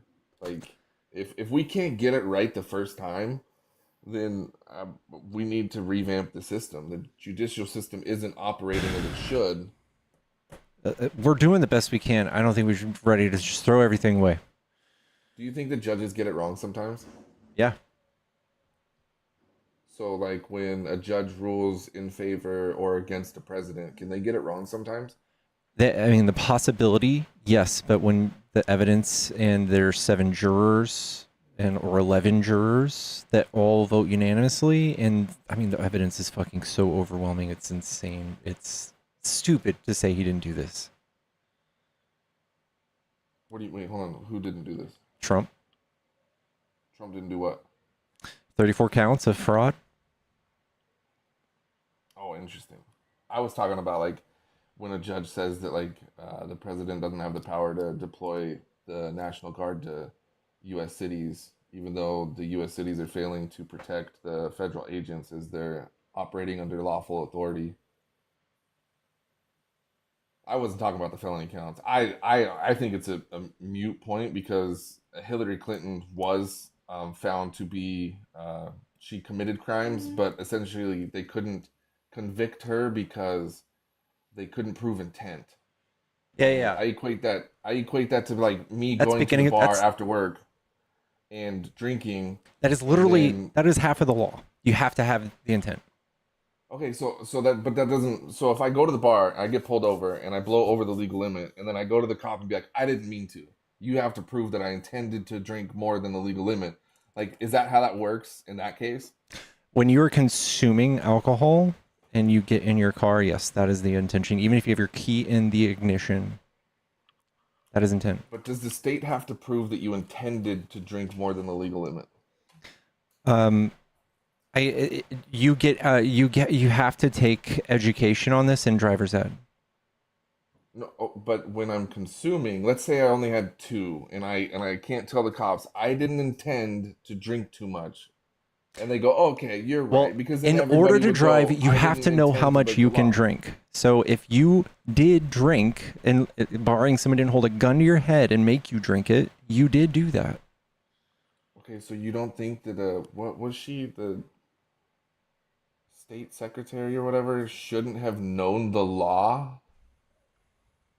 Ignorance of the law is not excuse. Right. So whether she intended to or not, she should have been held criminally responsible for the felony she committed. No, it's not that. So, like if you knowingly leave the White House with classified documents and then withhold them and say, no, I don't have them, and you can prove that you had them and were reading them to somebody and you have an audio tape of it, and then you have your signature somewhere on an affidavit saying you swear you've never even seen them or know what you're talking about, that's intent. But if you accidentally have staffers pack up all of your shit and classified documents make it to your garage and they just sit there for years, you had no idea, that's not criminal. Okay, but the email servers were intentionally put so that she could, like, she wanted to be able to print her communications. She wanted to be able to Right. print things because she's old school. She likes to write shit down. That's why. That was her intent. Her intent wasn't to defraud the United States. Her intent wasn't to skirt, sock EPs or whatever, to give this to people who don't have classified whatever. And that's the bottom line, right? She wanted to do this so that she could print shit off. Hold on. I'm just gonna ask this very very black and white. Did she commit felonies?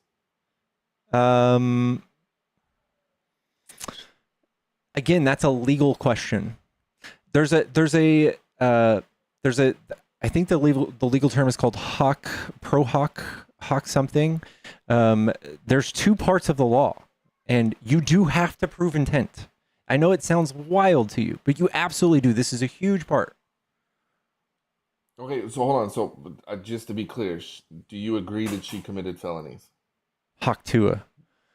Again. I don't think that's what it's called. If my issue is she committed felonies, but they couldn't prove intent. So there was criminal behavior, but because there's a second part to the law, she couldn't be charged criminally. So that's like a double standard in my eyes. So You do they have to prove established what intent. needed to. You have to prove to a jury, like, this is what Hillary was doing. She was thinking to herself, F classified documents. I want to show this reporter. Like, this is what you have to imagine hearing someone say this to the jury. But no, you're going to hear them say, Hillary Clinton printed things off. She put things through a private server that was not connected anywhere else. It was an intranet that was connected to a fucking printer. And once she was done, she deleted these emails off of the server using Bleach It. So she did not want these classified documents going anywhere. She was trying her best to manage these things. Same thing like Pegseth using what's it called? Signal. It's literally the same exact thing. Pete Hegseth was using unclassified channels to spread classified information to multiple people. It's literally the same thing. Right, but as long as it's not proven that he intended to break the law, then he can't be held criminally responsible, set by the standard. I don't know. If you're buddied up and your best friend, your best buddy is the president who got elected on Lock Her Up, and you can pretend like you don't know classified, standard procedures, I don't know. Maybe you'd have a case, but I don't think so. I don't think so, man. My phone's gonna die here pretty soon. I was hoping. Thank you for the conversation. I really enjoyed it. Can I ask you one question before I go? Would you denounce the Democrat Party entirely if it became evident that Epstein's name was mentioned in the deleted emails? Deleted emails of who? Hillary Clinton. No. Okay. All right. Thank you for the conversation. No problem. Like, here's the thing. The Democrat Party has actual policies to offer. Like, hey, we're in favor of social safety nets. We want more people on Medicare, more people on Medicaid, more people on Social Security. We want more people in the country working. We always do way better with the economy, always add more jobs, yada, yada, yada. But with Republicans, it's literally half of the selling point. Half of the reason anybody's Republican is because Democrats are so corrupt. I will never vote for a Democrat. I just like my guns. Like, they don't know anything about politics.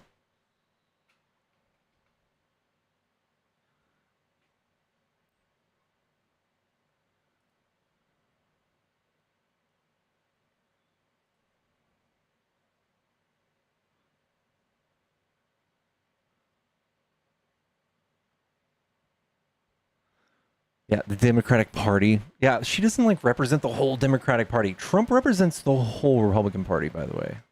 Everybody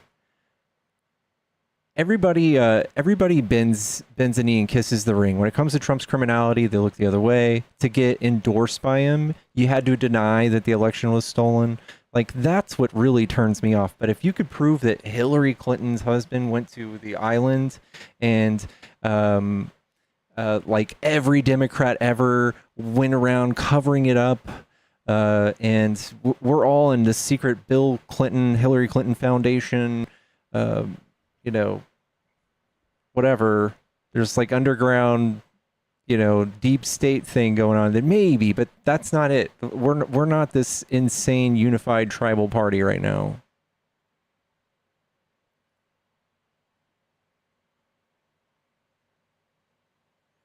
Obama tried. Hello? Hey, good afternoon. Can you hear me? Yeah, are you a Trump supporter? I am not, but I came up. I wanted to share some information that I don't see anybody talking about that I think might be kind of important. What happened yesterday? A GOP election official purchased Dominion voting.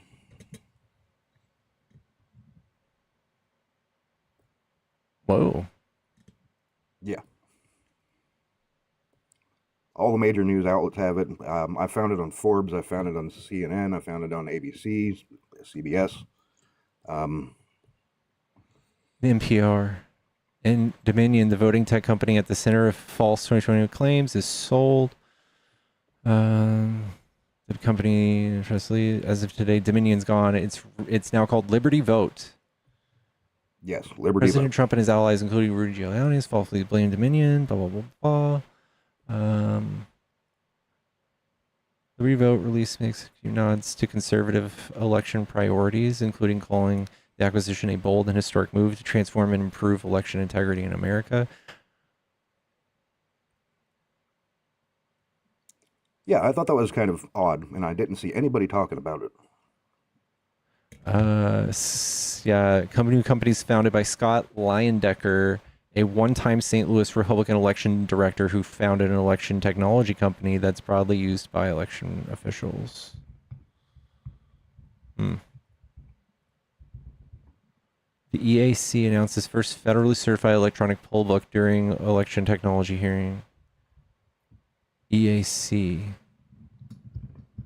Okay. All right. Anyway, thank you for that. Thanks, Dave. Yeah, certainly, no problem. That's all I really wanted to share. So you can kick me down. All right. Thank you. Y'all, let's get to 120K. And also, I have a Cash App and Venmo in the bio. If you guys are trying to buy me lunch, we'll do unforgivable things for you.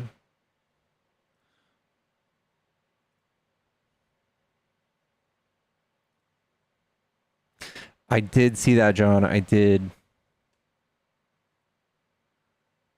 We talked about it already. I was talking about it briefly. I said how many polls use Dominion machine. How common is Dominion?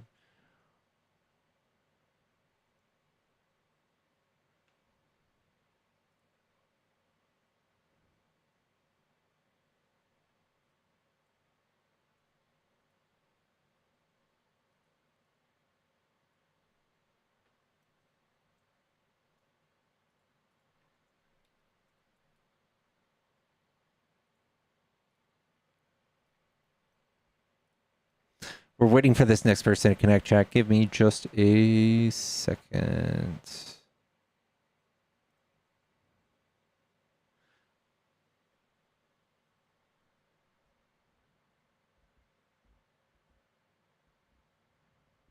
Okay, as of 2024, Dominion is still certified and used in multiple states. For example, Florida Dominion is one of 2 certified voting vendors and is active in 18 counties. In Pennsylvania, Democracy Suite system from Dominion remains one of the certified voting systems. In Michigan, there have been updates involving Dominion's voter assist terminals, indicating they're still in use in some jurisdictions. Limited trends. Some jurisdictions have moved away from older systems, upgraded their machines, or some changed vendors over time. Not every county in the state use the same voting system, so even a state where Dominion is certified, not all counties use the same voting machines. Hannah, thank you for the $5. Thank you so much for unforgivable things. Pick something good. All right now.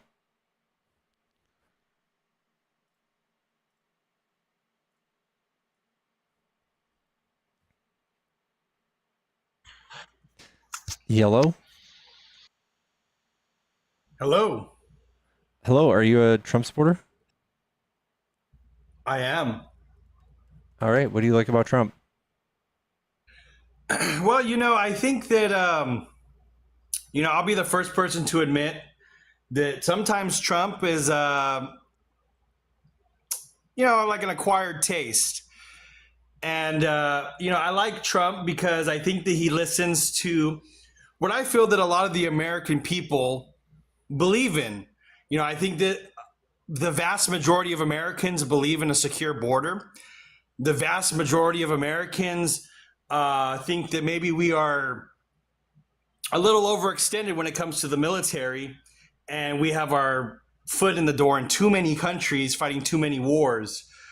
And, it's a real shame because I used to be a lifelong Democrat. But there was a point where I really felt that the Democratic Party never had my personal interests or even the interests of the country. And it just became let's cater to the 1% of people and let's ignore Who's the other one? Like what 1%? vast majority of people.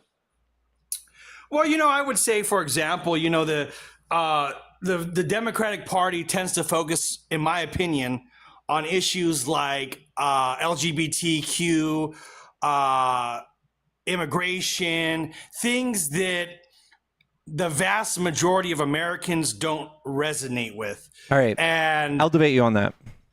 Okay. So I think it's the other way around.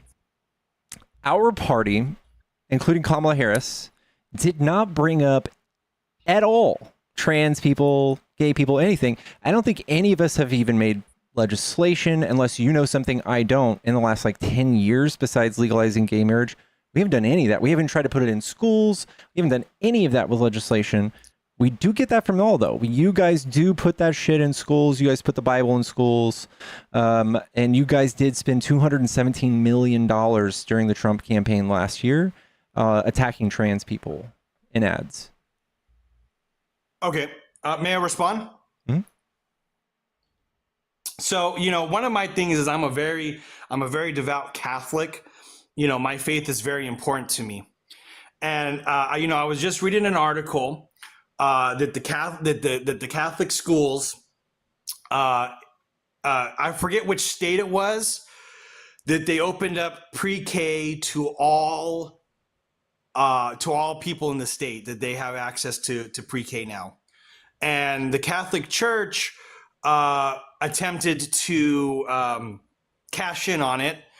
But the thing was that they were being told that if a preschooler identifies as LGBTQ, that they have to allow that person in to their school. But on top of that, that they also have to use the identifying factors, like if, and we're talking preschool, I don't, it's been years since I've been in school, but I assume that a preschooler is maybe 4 or 5 years old. Well, it probably applies to all children of all ages.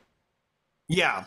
So, sometimes it's, and now it sucks because the Catholic school from that diocese said that, hey, we just can't participate in this program now because of the requirements that are going on, and I just think that it's a real shame that, that is a infringement of certain people's religious liberties. I think that we need to just do better on both sides. I do agree that maybe there is some hatred on the right, but I think sometimes also the left has the attitude that if you don't accept me, then you're a bigot and you hate me.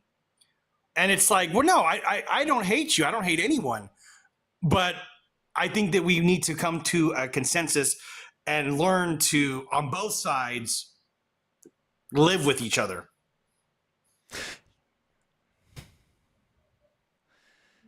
Yeah, I don't know. I think Trump is absolutely not trying to find a middle ground. He is obsessed with trying to divide us. I think the judge called it like he saw it. Trump is like trying to do martial law. Trump says he hates his opponents. He has in fact found y'all common enemies like Nancy Pelosi, Hunter Biden, immigrants, trans people in sports. All of these things that have nothing to do with anybody. Nobody would actually give a fuck about any of these things unless Trump told you to, unless Trump brought it up. And we can't point to anything in the news, can't point to anything that we've legislated to make any of this happen. And we're obsessed with just accepting these people and giving them representation because we have done so wrong by them in the past. I think it's just fine. And just pretty much developing as a society and learning how to prevent bigotry by introducing ideas early on. And also it helps prevent SA, especially from your church, by teaching them sex ed, things that you guys specialize in, especially any denomination of church. They specialize in fetishizing any form of sexual education, therefore not teaching them and letting them become victims by their family or by the clergy, or I don't know, later on in life, become a closeted gay person or something of the sorts, and become maladapted to life and have serious problems.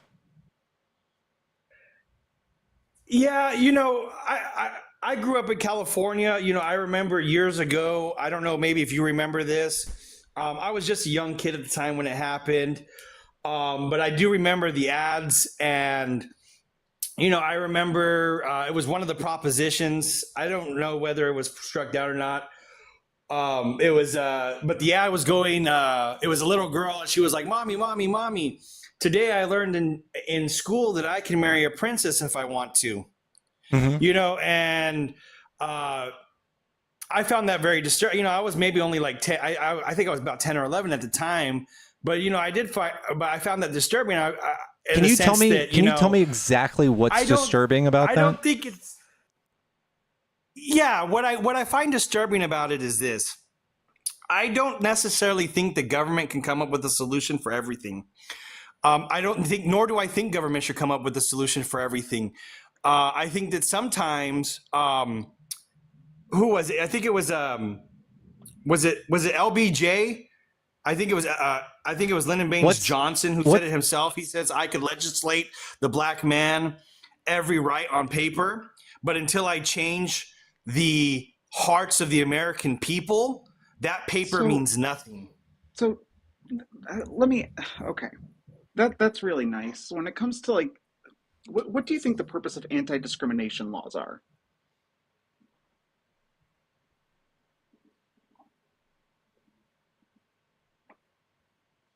Hello? Yeah. Are you gonna? Yeah. What I'm here. do you think the purpose of anti-discrimination laws are? Well, I think the point of anti-discrimination laws is to protect certain classes of people. Mm-hmm. Right. And so when it comes to things like, you know, the culture shifting and things like you were just trying to use that LBJ quote, like when it comes to shifting the culture, I think that the government can play a big role in that when it comes to anti-discrimination cases, right? When the government gets behind the fact that people can be protected based on things that they can't control themselves, that would give the culture a push to move towards acceptance. We saw this with gay marriage. We got a certain amount of support going throughout the country. We got that right, and then you know the acceptance went up from there. Right, it continued going up. So, you know, I wonder. I want to know why you think it should be that if, because I don't know if you know this, but in Colorado, Catholic schools have a higher perform better than public schools, and that's the case for private institutions most places. But when it comes to like, why should a child be not be able to get the same education as other children just because let's say they have parents that are gay? What about that makes them like worthy of less opportunity? Well, you know, that is a very difficult question right there. Especially because we're talking about the Catholic Church, right? Yeah, and it's highly debated even amongst the Catholic Church themselves. You know, that issue alone is probably 50-50 within the church. I think the idea comes down to that the church has certain rights when it comes to freedom of religion and to their beliefs, and that maybe the church doesn't want to come off as endorsing what it deems as sinful activity. But see, that's the thing, though. And I'm not like, and just really quickly, just to address this from like the Christian point of view, just so that you know. By the way, my name's Emmy. Hi, I'm a trans woman. My pronouns are she/her, and I'm a former third-generation minister. So when I think about you know, the church and everything, and I think about this idea of loving, and I actually look at Jesus Christ's example. He never once, with anything that he didn't condone as like anything that he called sin, did he ever once put any one of those people out of his company? Or did he like gather people and like, you know, when he gave the Sermon on the Mount, did he gather people and he's like, hey guys, I'm going to teach you something, but if you're gay, you got to go somewhere else. You can't hear this message. You can't be educated. You can't be part of this conversation. Like he never did this. So like this is one of those things that like, while the Bible may teach against it, you're not necessarily endorsing it. wouldn't you want, if you believe that those people are sinful, would you not want them in your school? Also, I just want to address the eating noises. If you could help us out with those before I have to crush a soda can. Oh yeah, sorry, I was eating a banana. I'll stop that. But does what I said make sense? Yeah, I understand that. I understand that point of view. Absolutely, Jesus. Jesus himself said, the healthy don't need a physician, the sick need a physician, and the church, in my eyes, is the ultimate hospital for the sick, and it's where we all go. I was a sick man. At least anybody who's a Christian believes that they're a sick man, that they are sinful in nature. Look, I don't need you to preach. I think we've all heard the gospel here, right? We've all heard people's testimonies and stuff. What I'm getting at here is that it's antithetical. Here it goes. Now you're shutting me down. I'm giving my response, you're trying and to you're go shutting into me your down. story of finding Jesus and stuff, and that's not part of the conversation. That doesn't need to be part of the conversation here. And I'm sure a lot of people in chat don't want to hear someone preach. That's not the purpose of why I went here. I would just simply pointing out the hypocrisy in this kind of argument, that if you you don't think that these people should be allowed to even live in society and stuff, because they're the worst of the worst, wouldn't you want those people in your church? Wouldn't you want them in those classes? Would you not want to educate them, right? So it is antithetical. But even when it comes down to I also wanted to touch back on when you said that you find it you didn't want to have to talk. You said something about a young person who I listened really respectfully to what you were saying. I know. And when I responded, you said you're preaching, and then you cut me off, and now you're continuing. You just I listened to you completely, and I didn't. Okay, Yeah, okay. I'm just trying to move the conversation. I think we're not back in getting the anywhere. direction I think that this is. I'm not trying to cut you off. I'm just trying to move the conversation back to where the topic was. I only went there really quickly to point out the hypocrisy. That's the only reason I cut you off, is because we didn't need to hear your testimony of how you came to Christ. It's not relevant to the conversation about whether these Catholic schools should be allowed to discriminate against LGBTQ students and their families. How you came to Jesus is not relevant to that. I wasn't trying to be rude. I'm just trying to make sure that that Pickles also doesn't lose viewers, right? Because anytime we talk about trans people, Pickles is amazing at giving us an opportunity to speak for ourselves and to speak for the community. But viewership also goes down, and I want to make sure that I protect his platform, because I value the fact that he lets me come up here and do this, and I value what he has to say. So going back to what you mentioned earlier about how there was a young girl who found out she could marry a princess, and you just don't think that's right. What is so wrong with knowing that gay people and trans people exist? I have no problem with gay people and trans people existing. I 100% defend everyone's right to live their life the way that they see fit. What I find disturbing is that the schools are telling children at a young age these things. I think that it's important for every person to find who they are in their walk of life. It's a big world, different strokes for different blokes. But I want to dig into this. Can a child learn about a man and a woman being married? I don't think that it's the government's role to push anything when it comes to sexuality upon children. No. Let's understand. I think that, we're not talking I about want my children to learn math. Not sexuality. They learn family structures. So that, I have a mommy and a daddy, and you have a brother and a sister. They learn that stuff. So you value the fact that they learn about, the Berenstain Bears. They have a mother and a father in it. And they're married. They have kids. So you of course do. You're totally okay with that, right? Yeah, I mean, I would say that that's perfectly acceptable. Yeah. What about if the Berenstain Bears had two fathers? No, I don't agree with that. Why not?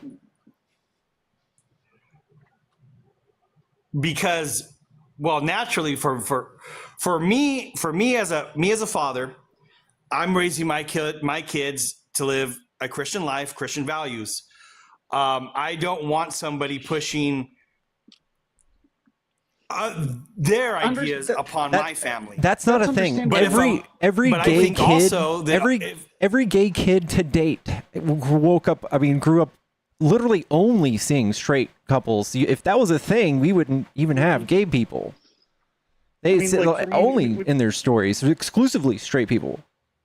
With me, for example, I'm 38 years old. I didn't come out about being trans until about 2 years ago, and I grew up in a very strict Christian household where we weren't allowed to know about trans people or anything like that, other than that they were sinful, awful people. I was still trans the entire time. I still knew when I was very young that I'm who sorry, I was. But when it comes, you broke up right there. Can you repeat that? Yeah, what I'm saying is that because I'm older, I'm 38 years old. Even when I was a kid growing up in a very strict Christian home where these things were not allowed to be talked about, I still was trans even then. You don't become trans, you don't become gay, you are born this way, right? And so what we're getting at here is we're talking about preschools. So when we look at how this actually appears in preschool, think about the assignments that preschoolers are doing. Draw us a picture of your family, right? And so Johnny draws a picture of him and his sister and his dog and his mom and his dad.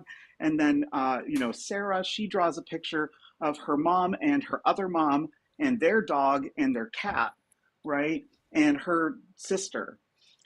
And now we're in school and they're showing each other their projects. And one of the kids, Johnny, goes, "Why did you draw two mommies?" Right? This is how this actually happens in preschool. And so the schools at preschool level, like this Catholic church that we're talking about, they're not being told that they have to teach about gay and trans people. They're being told that they cannot discriminate. So when it comes to something like that in the classroom, the teacher can't be like, "Oh, that's weird, that's gross, your parents are disgusting," or like, "We don't need to talk about that," right? They're just taught that they have to make sure that they let kids know that families that look different than theirs and people who are different than they are okay. So and that like they're fine. the There's nothing reason wrong with that. the reason we're gonna probably go back and forth and really dig into this, but I got a feeling you're not gonna really be able to describe. I'm so sorry. I think I'm having connection issues right now. Yeah, you do have one bar.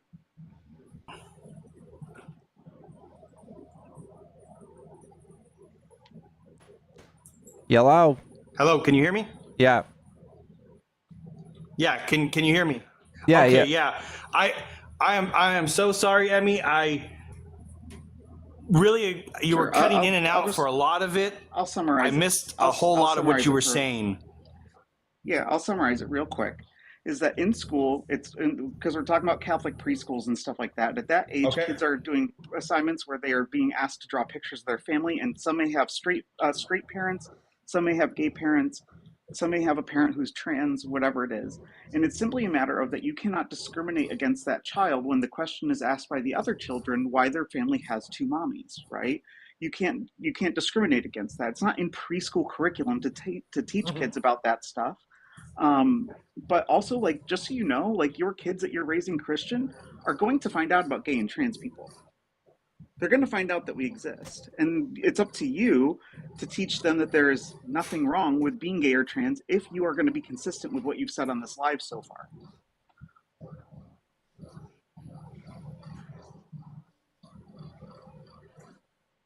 And you're back down to one bar. Right. Well, absolutely. There's nothing. I agree with you 100% that there is, it's not in terms of, I try to separate in terms of like holiness, and stuff like that into terms of like the secular world. In the secular sense, being gay does not make you a bad person. Mm-hmm. And neither does it in the Christian sense. I wholly disavow, scripture. People on the right who try to link transgenderism or the LGBTQ with like pedophilia. I think that's really disgusting. I think that, you judge people based on the merits of how they act, and I have friends who are gay, and they know that I don't really condone of it. I say prayers every night for them. What I'll say here is if you believe, hang on, but really I quickly, don't just so you know, Chilo, I don't have a personal problem. I was in the army and my best friend was a second. I just want to address one quick thing that you said there. Yep. I just want to let you know that if you are telling your friends that are gay that you are praying for them to not be gay anymore or to get into heaven, you don't have gay friends, you know gay people. Because those people, I'm telling you, whatever affinity you feel that you have for them, they're probably going to feel quite different about that. And like we could dig into the scripture here and I can prove you wrong, but one thing I do want to point out here is that what Pickles was about to say is that we could dig into all this, but ultimately you're not going to have anything of substance to say other than I think it's icky and my God thinks it's wrong, even though that's not what the scripture supports.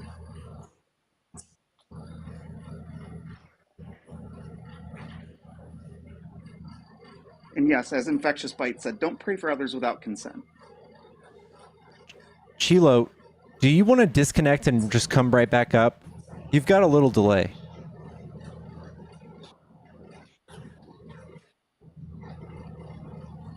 Might just be best to come back at another time, but I think you got one of those Trump Let me phones try or to something. disconnect because I'm really having bad. Yeah. He's got one of those T1 phones from Trump, you know? I have no doubt those are still around. Yeah. We'll see if he comes back. If not, then I'll just I'll take off. But I just think it's crazy how people will try to talk about this stuff as if there's some reason why one child is less deserving of a good education than another just because their parents might be gay. You know, that doesn't make any sense to me. Yeah. All right, y'all. I have 3 people that. Okay, there we go. Hey there. There we go. Can you hear me now? Much better. Okay. So, anyways, I think that this conversation that we're having, we could go in circles and circles and circles. I want to just kind of just discuss things that I think that we can find common ground on. And I think that that's the problem is that we focus like on the small things that we have differences on. Instead, I think we should be looking for things that we can all agree on, you know, because one of the things that I think Trump, and this is going back to the question, you know, are you a Trump supporter? And you asked me, why am I a Trump supporter? You know, I think that Trump is a symptom of the times. And I think that people like Trump get elected after so many years and years and years of people feeling that the government isn't fulfilling the job that it's supposed to be fulfilling, you know? And so people get fed up with it and they're like, you know what? I'm going to put this guy in just to make you mad.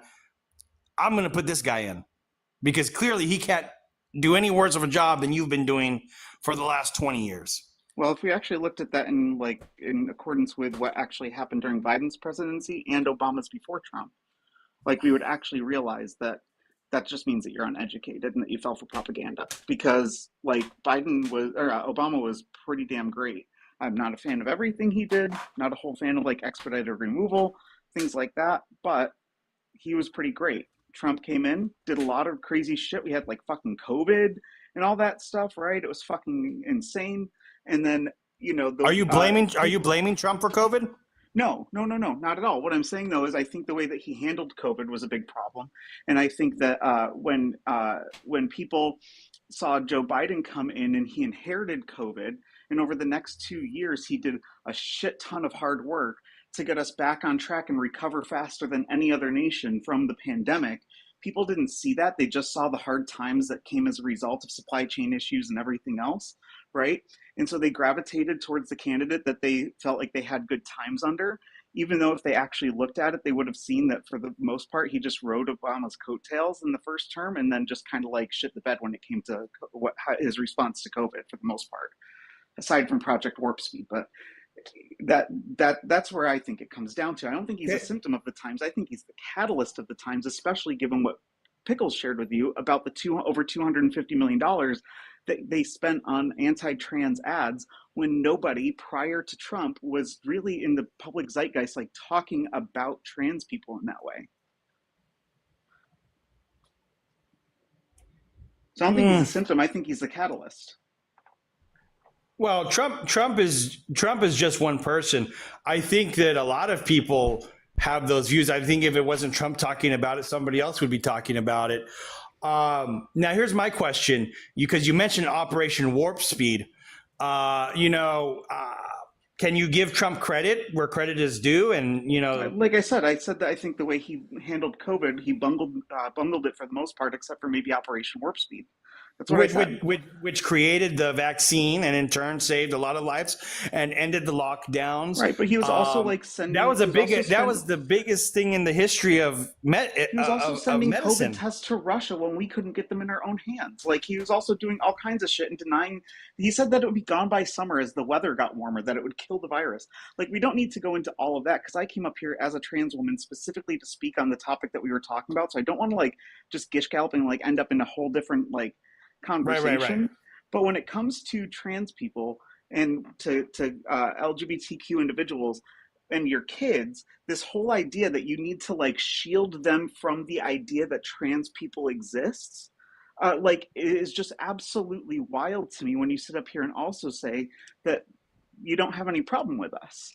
I really don't understand why you can't have a conversation with your kid and just say, even from your perspective, which I totally disagree with, even from a scriptural basis, because trans people are never mentioned in the Bible once. I don't understand why it's so hard for you to sit down and say, yeah, so that person that you heard with the deep voice and the makeup on at the store today, that's a trans woman. They were born a boy. They decided that they are a girl. And that's what they're doing. Now, we as Christians believe that that's wrong, and you can point them to whatever scripture you want to twist into that. But I don't understand why you have to not have that conversation in order for me to be able to go to the bathroom.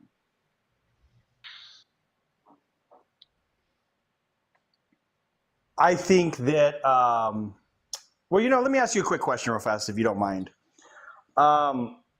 Do you think that because I don't believe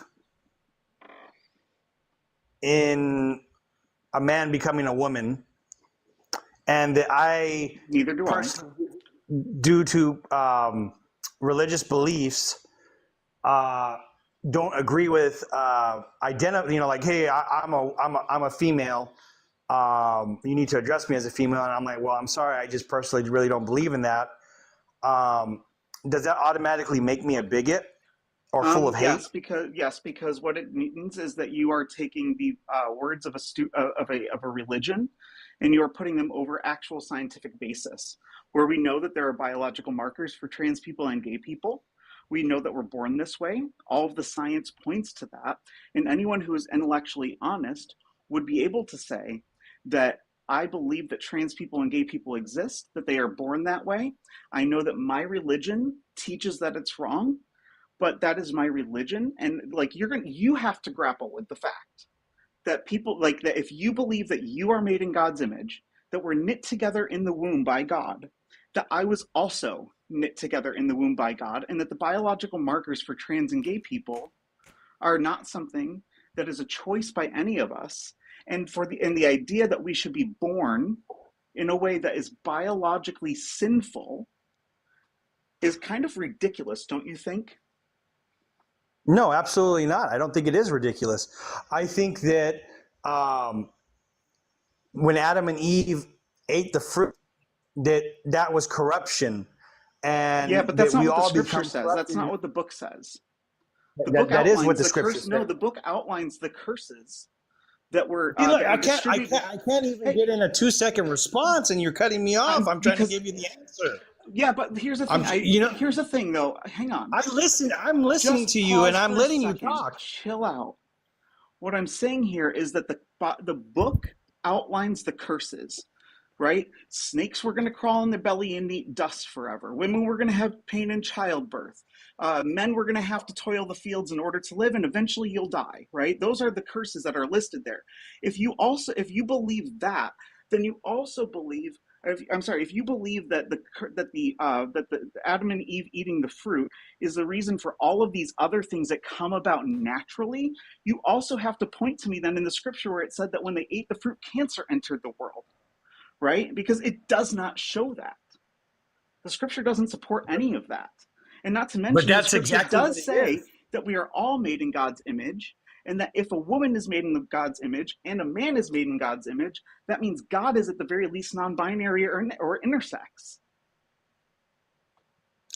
So I'm glad that you brought up the cancer part. See, because there would be no cancer in the Garden of Eden because humanity was perfection in the Garden of Eden. It wasn't until right, but we don't have any evidence the Garden of Eden was real. God. When man disobeyed God, that's when we became corrupted, and we have corruption of ideas. You know, it's like, for example, you could say to a person that they were born a pedophile.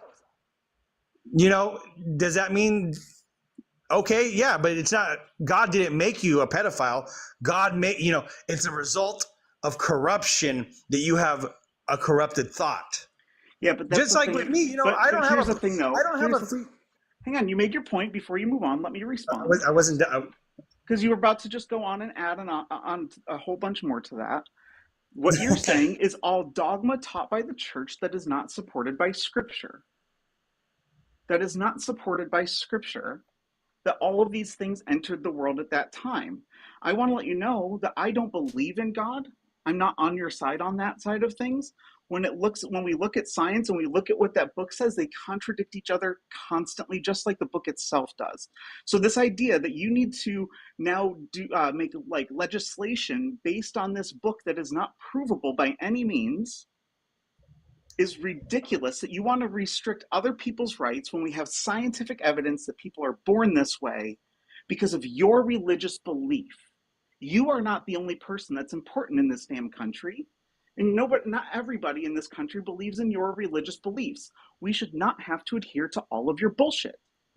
So what would you say? What would you say to a woman who was sexually assaulted by a man and is absolutely fearful of men as a result of her sexual assault?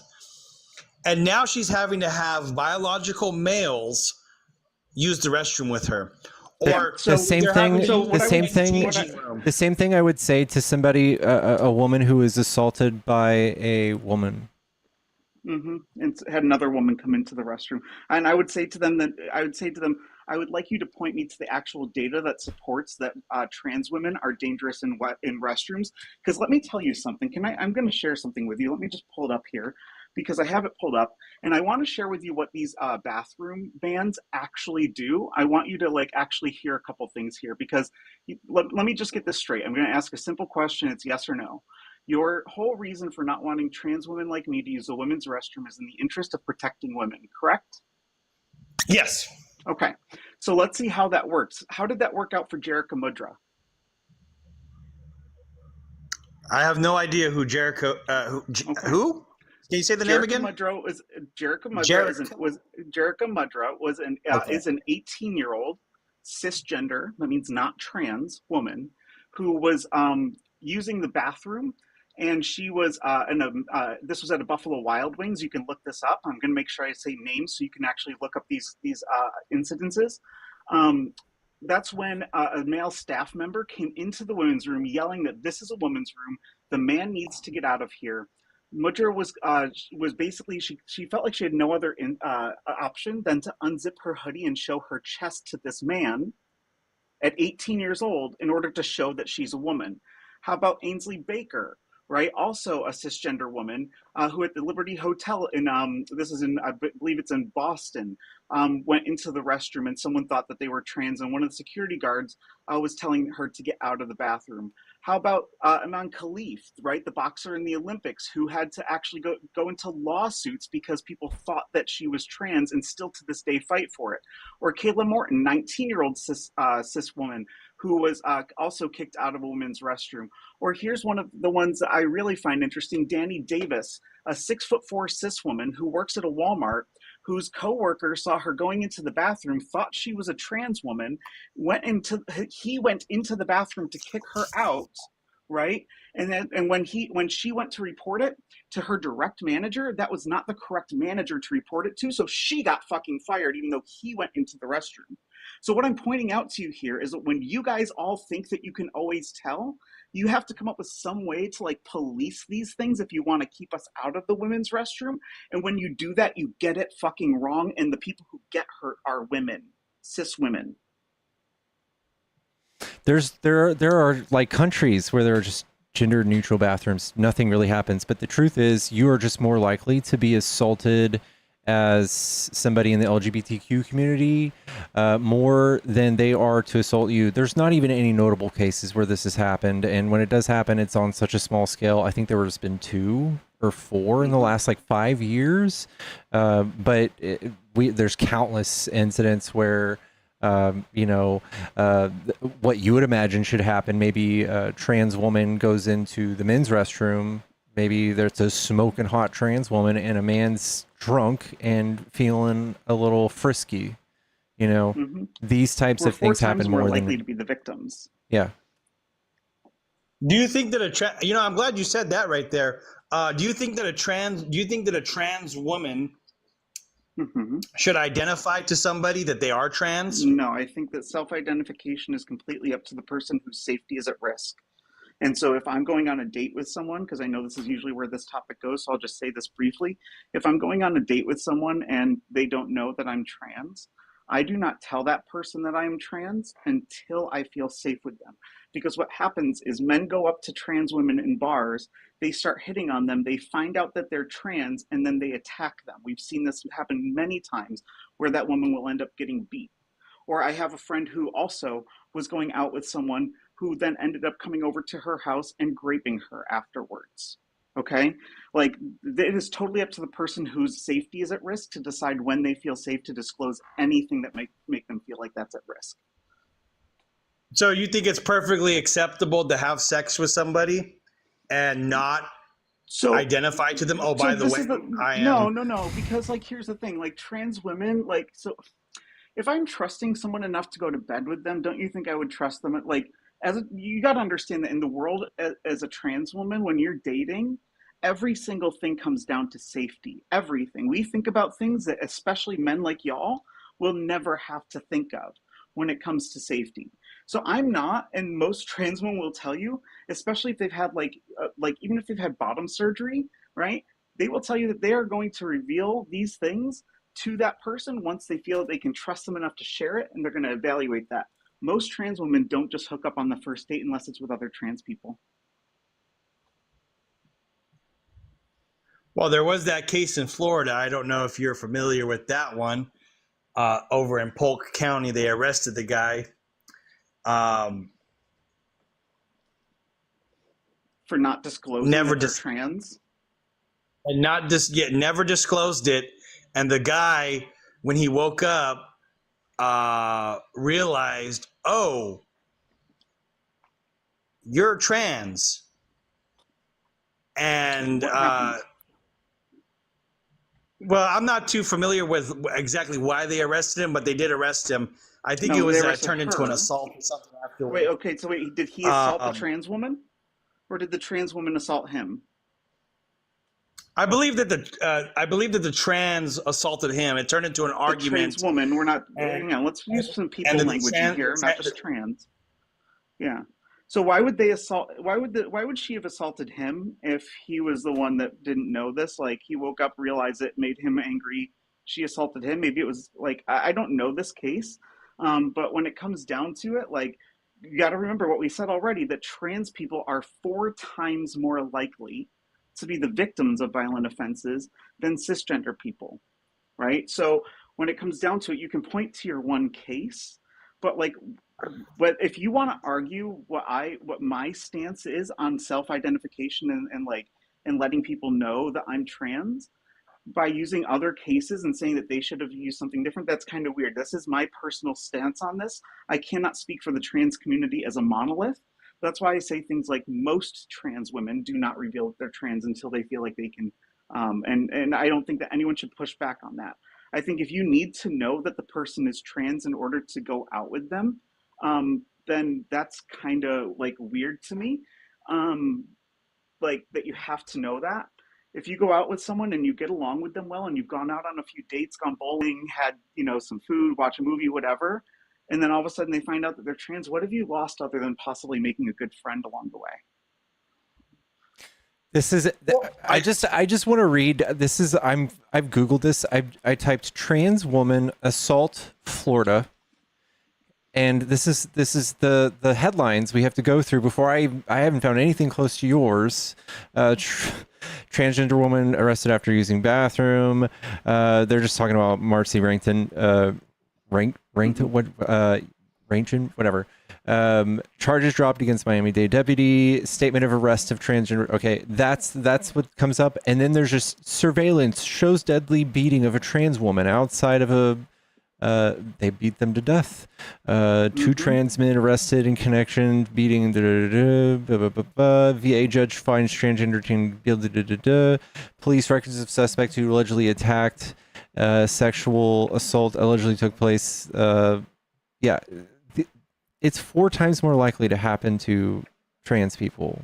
They're just the victims in most of these, and this type of talk is what makes them become these victims. This types of campaigns that Trump put on, dehumanizing them, basically just othering them, saying, "Hey, look, they're in your sports. Hey, look, they're in your children's classrooms." When nobody's done anything or any sort of legislation, we've just pretty much figured out that we have to explain reality to kids, and you guys have politicized it.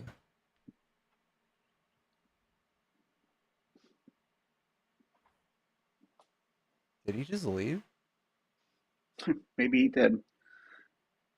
Yeah, I don't think I think maybe he realized he didn't have a leg to stand on here. That like there's really no reason to hate trans people. We aren't dominating in sports. We're not harming women in restrooms. So the idea of like we also are like a way higher risk of getting UTIs and serious infections because of having to hold our bladder and everything. Like, okay, Sorry about that. I was I was trying to Google it, and then I guess like when you minimize the TikTok app in your phone for so long or something, it if you stay off the app for a few minutes, it'll kick you. Yeah, so I had to reboot in. I did find with a simple search from the Telegraph on August 22nd, there was a trans woman that was arrested because they lied about their biological sex, and they ended up arresting them for it. Okay. Now, as for the sports, though, there's money on the line for a lot of these events. Hang on, there's money to be made, sponsorships to be made. Hey, Sheila, hang on just a second, bud. I don't hear my voice. I'm looking at this case. Let's see here. A transgender woman. This is from BBC. And this was from 8 hours ago. Who lied to a man about being a biological female when she performed sex acts with him, has been jailed for 21 months. Sierra Watkins' victim said he would not have consented to sexual activity if he had known that she was biologically male, Durham Crown Court said. In this case, like the fact that he wants to press charges on her in order to now look, that means that she must have had bottom surgery, right? That means that she must be that must have been pretty damn good bottom surgery too, if he didn't know any difference. And if he just found out that she's trans and he freaked out about that, that's really reflected more on him. However, I don't agree that I don't know what I would do because I have not had bottom surgery yet. I honestly can't tell you what I would do at that point. If I pass to the point where a man would go out with me and even sleep with me enough to not know, then I don't understand why he would get offended afterwards. Because there's no P and V involved here, right? There's there's not 2 P's involved here, right? So why would he freak out about that? Well, I think it just comes down to informed consent. I think everybody has the right to make an informed decision of who they sleep with. And I think that it's if you use deception in order to sleep with someone, that's wrong. But see, that's whether the thing you're is, a man it's not or deception. a woman. It's not deception. There is no deception going on about the like the phenotypical sex traits that this person has, what parts of that person you're going to be interacting with, or if you get along with them, all of these things. Now, I don't know what will happen once I do eventually have bottom surgery, how I will approach these things. From where I stand right now, because all morality is subjective, I think that was a moral gray area for her to not inform him. But I also think that if he got offended after the fact, because he didn't know it all during the entire time, then he also like has less reason. Like, yeah, sure, informed consent, but what does it matter? Like, what does he think that means for him? What does that mean? What did that change for him? He slept with someone who he could not tell was trans. What did that change for him? Seriously. He didn't have sex with a dude. He didn't do anything that two men would do in a bed together.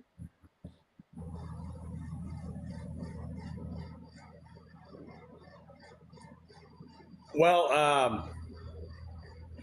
I beg to differ on that standpoint. It's just his hurt feelings. It's just he's just a baby about it. Like that feeling that you can't verbalize.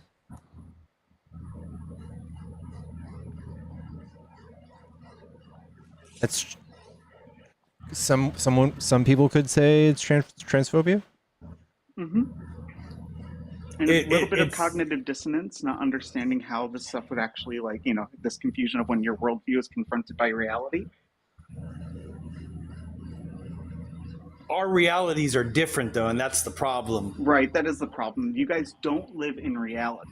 Right, when we're looking at actual statistics and data and numbers, and your whole argument is, well, my book says it's icky, then who is the one not living in reality? Your book teaches you that you should believe in talking snakes and talking donkeys, right? And what's wrong with that? On water and all of these things that we have and no what's wrong evidence. with that? What's wrong with that when it comes to creating laws and legislation is that none of that stuff is provable. Right? We cannot replicate a talking fucking donkey unless it's CGI and it's saying, you know, like, in the morning I'm making waffles, right? Like, we can't do any of that stuff, right? But when it comes to what's actually in front of us, data, statistics, science, we can use those things to consider the public safety and make sure that people are actually safe. But when we base it off of fairy tales, we end up with people getting hurt. Now, I know that you're probably offended that I called your religion a fairy tale. No, I'm not offended. I don't get offended about that. That while you guys may be like the religious majority in our country, that's not how we make laws, because this country is for everybody, not just Christian nationalists like yourself. See, I just find it funny that you put terms on it. I don't identify as a Christian nationalist. No, but if you believe that our laws should be based on Christianity in this country and that everyone should have to abide by the laws of the Bible, you are a Christian nationalist. No, I don't. I 100% agree with for the most part separation of church and state. I'm not giving you when there has not been one instance in our debate or our discussion. I'll call it a discussion more than a debate. In our discussion, there was no point where I opened the Bible up and I said, this verse says that transgender people can't use the restroom. No, you haven't. I cited concerns of women's safety. That support what you do, right? And that's what I'm saying, Chilo. Is you have to then point me if you're saying it's a matter of women's safety, and that's because if you're saying it's a matter of women's safety, then you then need to point me to data and statistics that show that women are at risk around trans women. You have to show that. Otherwise, if your whole reason is that, like, your book says it's wrong, and just so you know, there's no scripture in there about trans people, not a single goddamn one, okay? If that's your whole thing, then that is why we are living in two realities. You base your reality on what makes on your feelings. We look at science and data and show that women are not at risk of danger being around trans people. Trans people are at risk of being around cis men. I think Trump says it.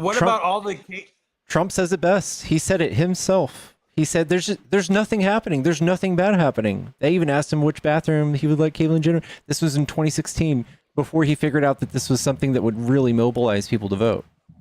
Mm-hmm. He said any bathroom she wants. Sorry, he said any So bathroom she what wants. about She can the use it. what about the trans women Uh-huh. who go to a women's prison and they have impregnated multiple females in that prison? Do you think that trans women should be in women prisons? Do you think that's something that we should allow? That is a very nuanced conversation. I think that the safest place for a trans woman in a prison is with other women. To be 100% honest with you, that is what the data shows us. But when it comes to these things happening, it's not like I would love for you to point me to where I can find information about that, because I don't see that like happening. I see a lot of people talk about it. I may see one or two cases throughout history of that happening. It's not an epidemic. You guys take these little incidents. This is what you guys did with Lake and Riley as well. You took like one incident where something really awful happened to somebody, and you made it the whole, all immigrants are out here when there's like literally Someone 29 said, yeah, those are the guards. Also, this happens in like in male prison. Like, there's no problem. Like, nobody's standing up for any of the dudes, just getting absolutely graped all the time. But you know, when it's consensual, you know, or who knows what, you know, I don't know. This is. Oh, I speak out against that all the time. I think nobody should be raped. I think that nobody should go through that. It's horrible. It's evil, and it should be condemned by everyone. We should start at the really big problem first, so we don't look transphobic. Yeah, but this is what I think. Well, see, but the problem is that you're defining transphobia a certain way based off of just because I follow my book and how I personally interpret it. That I'm being labeled as a transphobe, which Yes, I because completely if you believe wholeheartedly that trans people deserve different rights or lesser rights than other people because of something a book says, then that is transphobia. That is discrimination against trans people for no reason other than you think it's fucking icky. That is transphobia. And I know that that hurts your fifis to have someone tell you, I'm not going to call you a transphobe. I'm going to say you're engaging in transphobia. How's that? You're engaging in it. And I don't know anyone who's not a transphobe who engages with transphobia. I'll put it that way. How's that? Does that make you feel a little bit better about it? I mean, I would appreciate that because I personally am not I'm not a transphobe. Sure. You know, like I said, you know, when I was working for the if you're state okay of with Texas. that, then I will just quickly repeat it for the chat, everyone. He is saying that he is okay with me saying that he is engaging in transphobia, and that I don't know anyone who is not a transphobe that engages in transphobia. So, chat, y'all cool with that? He's not a transphobe. He's just someone who engages with transphobia just like transphobes do, and people who are not transphobes don't do. Well, okay. Well, now I kind of understand what you're saying, but you know, it's neither here Do nor you think there. someone who's not racist would engage with racism? Knowingly and intentionally, and spend an entire how long have we been up here, Pickles? Like quite a while, at least half an hour, an hour, talking about this and trying to make a case for trans people being the boogeyman, even in the face of data being shoved in their faces. Yeah, you might have to like reevaluate it, bud. I know it doesn't feel good. But I have never made the claim that trans people are the boogeyman in this hour that I've been here. You have made it several times. You just haven't said those specific words. This is exactly where they want your children to be in another 20 years. People who have no idea how what trans people are, how it works. You have no idea how they exist. They want that same knee-jerk fucking reaction when they see a trans person from your child in 20 years. They want that. They want that. They want them to be othered. We want them to just be implemented into society. We don't have to fucking fight over this for another 10 years like y'all want to. We want this to be introduced to children at an age where it's appropriate in a way that is helpful and doesn't have them balk and have these feelings like you're having that they can't explain, and they want to write laws and separate themselves in the bathroom even though there's no actual problems coming from this. Gila, what state are you in? Well, currently I am in the great state of Nevada. Nevada, okay. Cool. Nevada's not one of them. I just want to let you know that you can go to lawsuit.org and you can look this up because the Republicans, like, I just need you to know, Republicans actually have like an obsession with trans pornography. I don't know if you know that, but lawsuit.org did a study where they went through and they looked at, like, they analyzed a whole bunch of search results that lead to transgender porn. And then they looked at IP addresses and locations and political affiliations in those areas and things like that. And they actually found that the more right you are, the more Republican you are, the more likely you are to consume trans porn. The more you love it. Okay. So like these same people that are out here telling you all this stuff are going home and they're engaging with it. Yeah, I believe that. No, you know, nowhere do I make the claim that just because you're a quote unquote Christian, does that make you holier than anyone else? Oftentimes it's the Christians who say that they're the fact that you just are the biggest. I'm sorry, the fact that you just equated being Christian with being Republican is fucking crazy. That right there tells me you're a Christian nationalist. I did not once said associate anything about Christians, did I? I didn't even say the word Bible Belt yet. I didn't even get to the fact that the Bible Belt watches the most trans porn. I said Republicans and the right. I never said anything about religion, and you brought that in. Well, let's talk about statistics. Statistically, you're more likely to be a Christian if you're a Republican. I mean, that's just, you know, it's just like atheists and agnostics probably have a way higher percentage on the left. I mean, these are simple statistics that could be looked up. I don't think that I said anything that was controversial right there. All right. I like what I forget who it was. Adelina in the chat said, or Adelinda said, it's like talking to a labradoodle. I'm not trying to be mean or anything, but that's honestly what I feel like. If you look, Chilo, if you want to follow me and you want to have more discussions on this stuff, like, you can follow me. I go live from time to time. I'm going to start going live here a bit more while I'm looking for a new job and everything. We can go deeper on this stuff, but I'm going to tell you, I don't think you've effectively rebutted a single point. All you've pointed to is your book. You have pointed to no data, no statistics. You pointed to one incident where you wanted to go off on this thing that's kind of morally ambiguous and is actually subjective, and it is something that we need to keep an eye on when it comes to that person who was, being sued for not disclosing, right? Like, we obviously need to keep an eye on that, but you have not been able to rebut a single one of these things so far. My dog needs to eat. I'm hungry, and I want to take a nap. So if we're not going to, we can't really go much further than this. The only thing I will tell you is that, if you feel this way about trans people, then you need to start holding Republicans accountable for it too. That if you don't think we should be discriminated against, then you need to stand up against the over 600 bills that are going on in our country and being brought forth in order to limit the rights of trans and gay people in this country. If you really feel that way, instead of voting for it. But again, you're not someone who's a transphobe. You're just engaging in transphobia. I get it. Right. Yeah. Before you leave, can I ask you one quick question? Sure. I just want to kind of get your opinion on this. Do you think that a parent should lose custody to their children because they deny access to gender affirming care? That is a big one. That's opening up a big can of worms here, or like another big topic. I think that the first step in gender affirming care of any sort is therapy.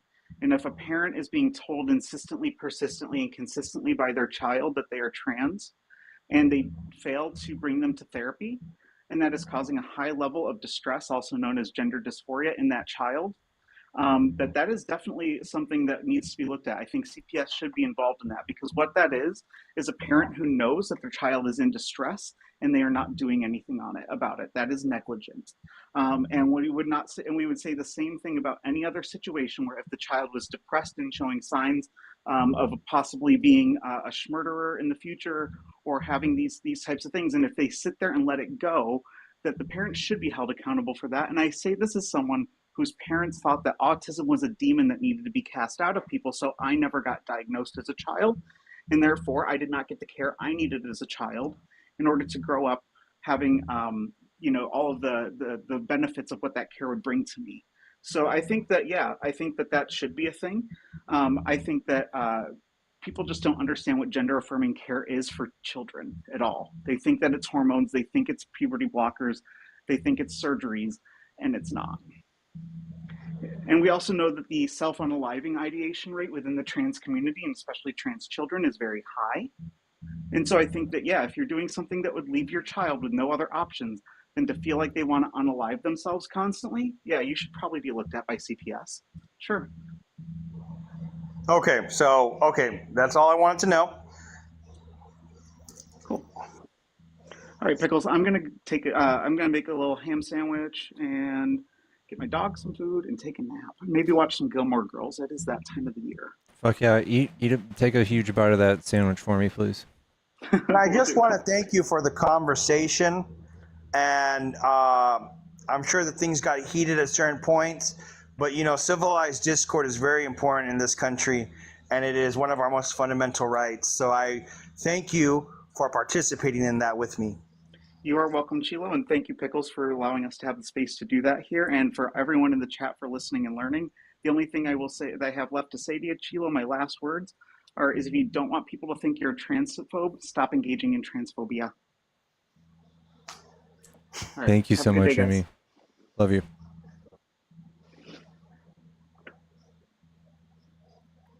Oh, I accidentally just kicked Chilo. Damn it.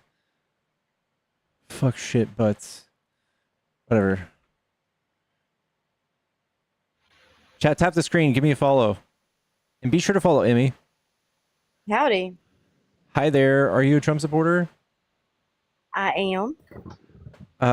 What do you like about Trump? Well, I'm going to tell you mostly it's nothing about trans. It's about the economy. It's about immigration. Mainly those two things, honestly. And that I feel like he stands up truly for America as a whole to other countries, which is good for our national security. Okay. I will say we'll talk about the economy. So Trump said, first of all, he didn't really explain his economy approach at all. When he was campaigning, he just kept saying things like, day one, I'm going to make grocery prices go down. I'm going to make egg prices go down. Just day one, just put me in charge. You'll never see anything like it. Eggs was $1 a cart at that time, but honestly now where I'm at, they went down. Sure. The thing is, he just gave y'all a bunch of misleading information, but he didn't actually propose any policies, and he did his best to try to blame all of your economic hardships on Biden. So nobody's really been able to explain to me how Biden ruined the economy or how he was going to fix it. Okay, well, think about the economy as your own bank account, okay? Except for we're all putting money into it. There's other countries putting money into it, but we're selling and buying things. So our checkbook is the national debt. So we know what we got to pay off. We know what we don't. They were sending money to things that didn't truly need to be dealt with for America. Like what? And other like trans stuff over. Hold on, there's a whole bunch of stuff. Let me look it up right quick. I'm sorry, I should have had this ready.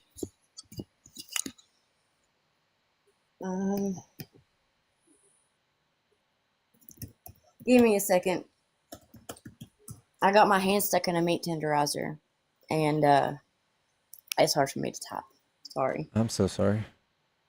Okay, I've not worked for a couple of years, so that's another reason why I guess the economy is a big thing for me too, because it's just my husband working, and we make just enough money to where we can't draw any kind of assistance. So it's been really rough on us.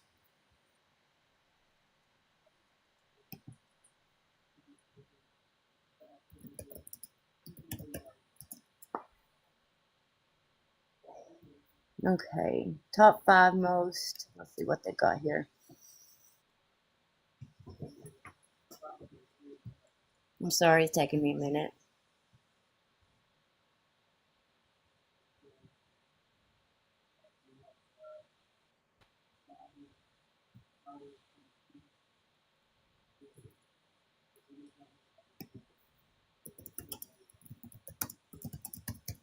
Oh.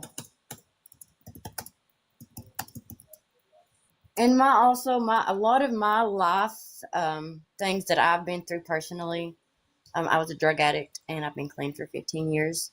I've had a Congrats. lot of trauma emotionally too. That I've been through a couple marriages. Anyways, TMI on me. That's not what we're here for. I'm just saying that those things really, truly have put a different mindset on me because I've been out there, and I don't I'm know a what recovering ACH. addict too. Same thing.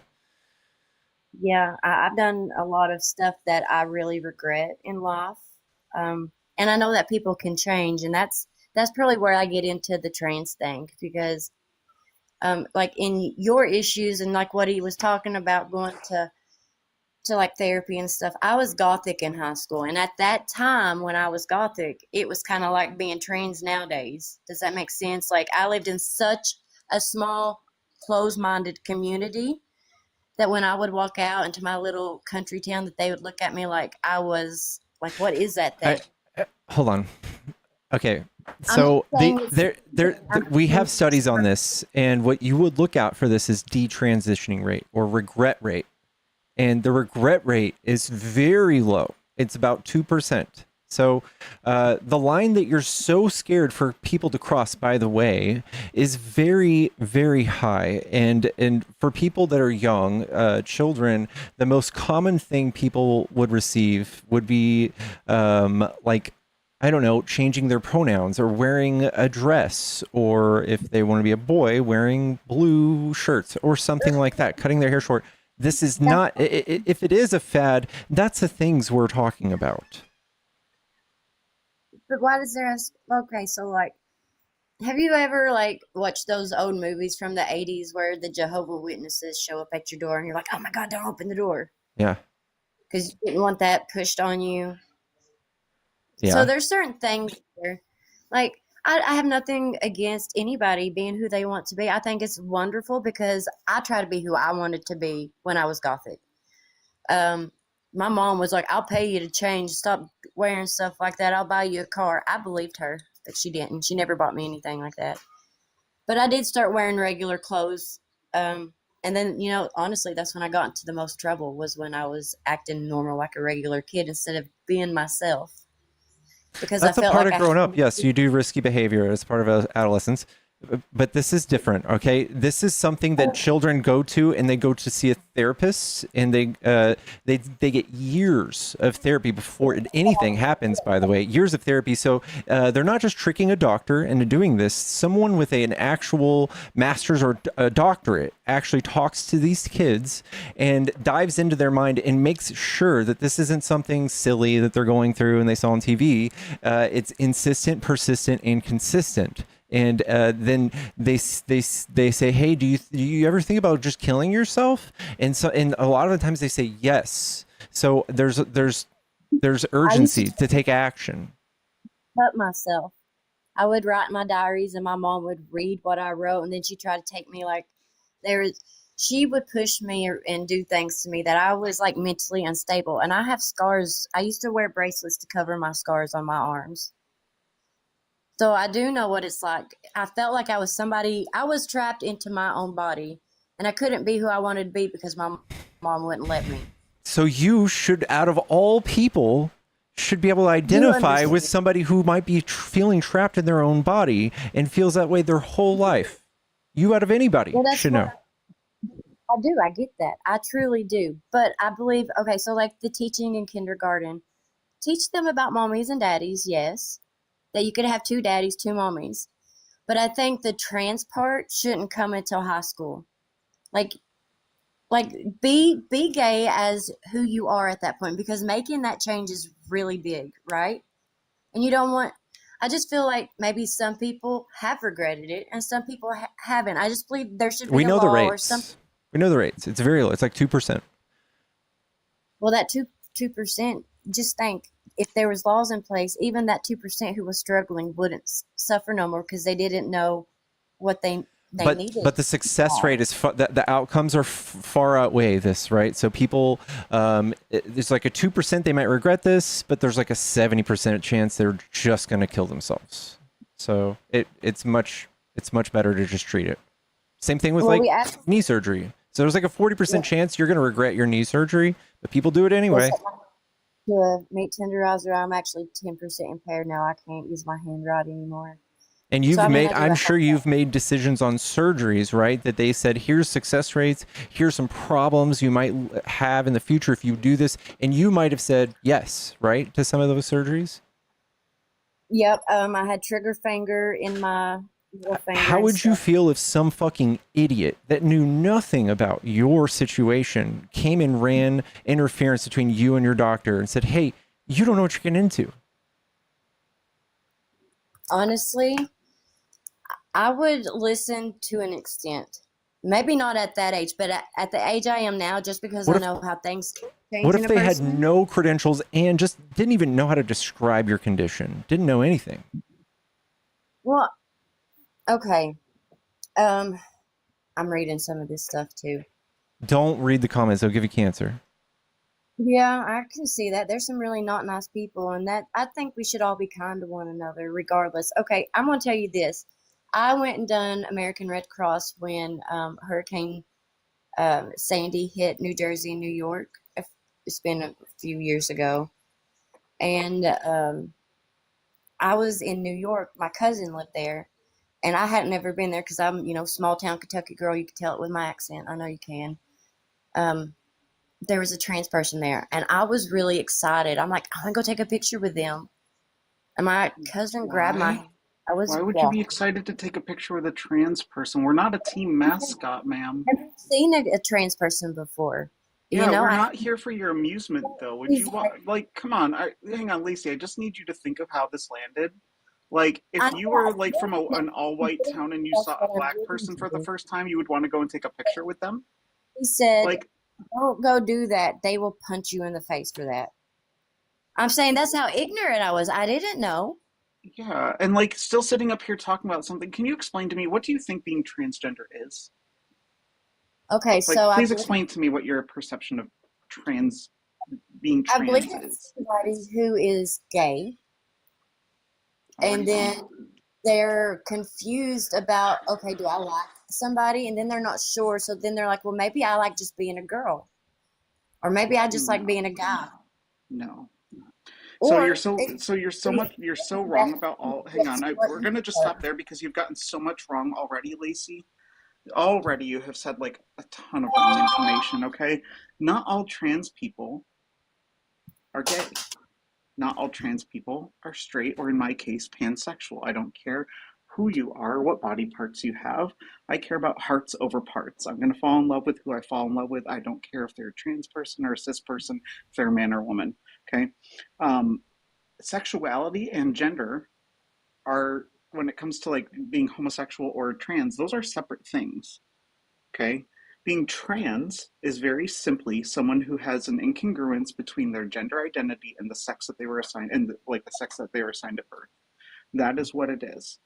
And that incongruity happens in the brain biologically. So when people say terms like biological male, they forget that the word biological just simply means living. It encompasses the entirety of the person, including their brain structure. Okay? This is not something that anyone decides on. We don't choose to be trans or just decide that we want to be a woman. You're saying that somebody who's trans is pretty much born as a trans person, and it's in their brain and computed that way regardless. Yes, it happens in the second stage of fetal development, in the second trimester. Okay, when the hormone washes start to happen, that actually start changing how you are going to present phenotypically, meaning things like genitals and things like that, right? So the first trimester, you start to develop the chromosomes, right? That's where that stuff comes in. And then the second stage, that hormone wash, if the SRY gene attaches, that's where you get males. And then if it doesn't, that's where you get females. And what happens in that second trimester is that the brain can develop as one sex while the body develops as another. That So is did I? an example of someone who is trans, and we can see that. Hang on, Lacey, we can see that because we can see in brain scans in the studies that we have of trans people that their brain structures are more similar to the gender, to the sex that they identify with than the one that they were assigned at birth. That's why we use terms like assigned at birth. Okay, so where can I look up this information? You can look it up. I mean, I have like a bunch of studies that I could give you that are individual studies, but they're like long names. You'd need to write a lot of this down. I will tell you there is a really great creator you can go to, and you can learn a lot more about this right here on TikTok and have real conversations. I would love to give them a shout out.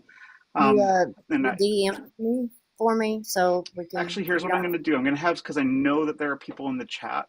When I do lives, I do a little bit more like debate lives, sometimes gaming, sometimes religion, politics, all kinds of things. But this person really does one thing. So I'm going to have some people in the chat start putting their @ down there. Defennis Trans. Her name is Lainey, or their name is Lainey, and their whole live is, do you have a question about trans people? Okay, it's not a debate. There's an educational opportunity for you to be able to ask the questions that you have about trans people, and Lainey is incredibly knowledgeable. So you'll see it being put in the chat, Defenis Trans, like the word defenestrate, but it's Defenis Trans. You'll see people putting it down there. So that's who I would like you to follow to get more information about these things. And it looks like Pickles put it on the background there. That's who I would like you to follow, and go and ask these questions and learn about it. Because for me to sit here and point to you all of the like 19 studies, it would be quite a bit. It'll lead me to more, I'm sure. You could start with one. I'm sure it'll send me to plenty more. Okay. Yeah. Let me pull up my list of them here. There's one that I definitely want to point to. But also, when it comes to the regret rate, I just want to point out that it's about 3% of people regret winning the lottery. As well. So like that's an interesting one. But what do you think the reason that hang on, Lacey, when it comes to the 2% that regret it or detransition, why do you think that is? Because they wasn't sure of who they were. And I think definitely therapy should be a first step before anything else gets done. I feel like too that if they need to change the alcohol thing for soldiers are 18, they can go join the army. Why are we pivoting to soldiers being able to drink? Let's stay on this. Because what I want to tell you is we know from things like the 2022 trans survey, which had over 92,000 respondents, that when people do detransition, it is for fear of their own safety because of discrimination from people on the right. So that's what it is. When they detransition, it's for that reason, and the majority of them. Too, a lot of these people on the right are clueless. They're really clueless, and so they're like me. They're curious to know, and they're not exactly excited to go look it up. So talking to somebody, I think, helps bring a better connection to learn. For one, there's actually in our little community that we have here, there's a couple people that's trans, and they have families. One runs a restaurant over in our little town.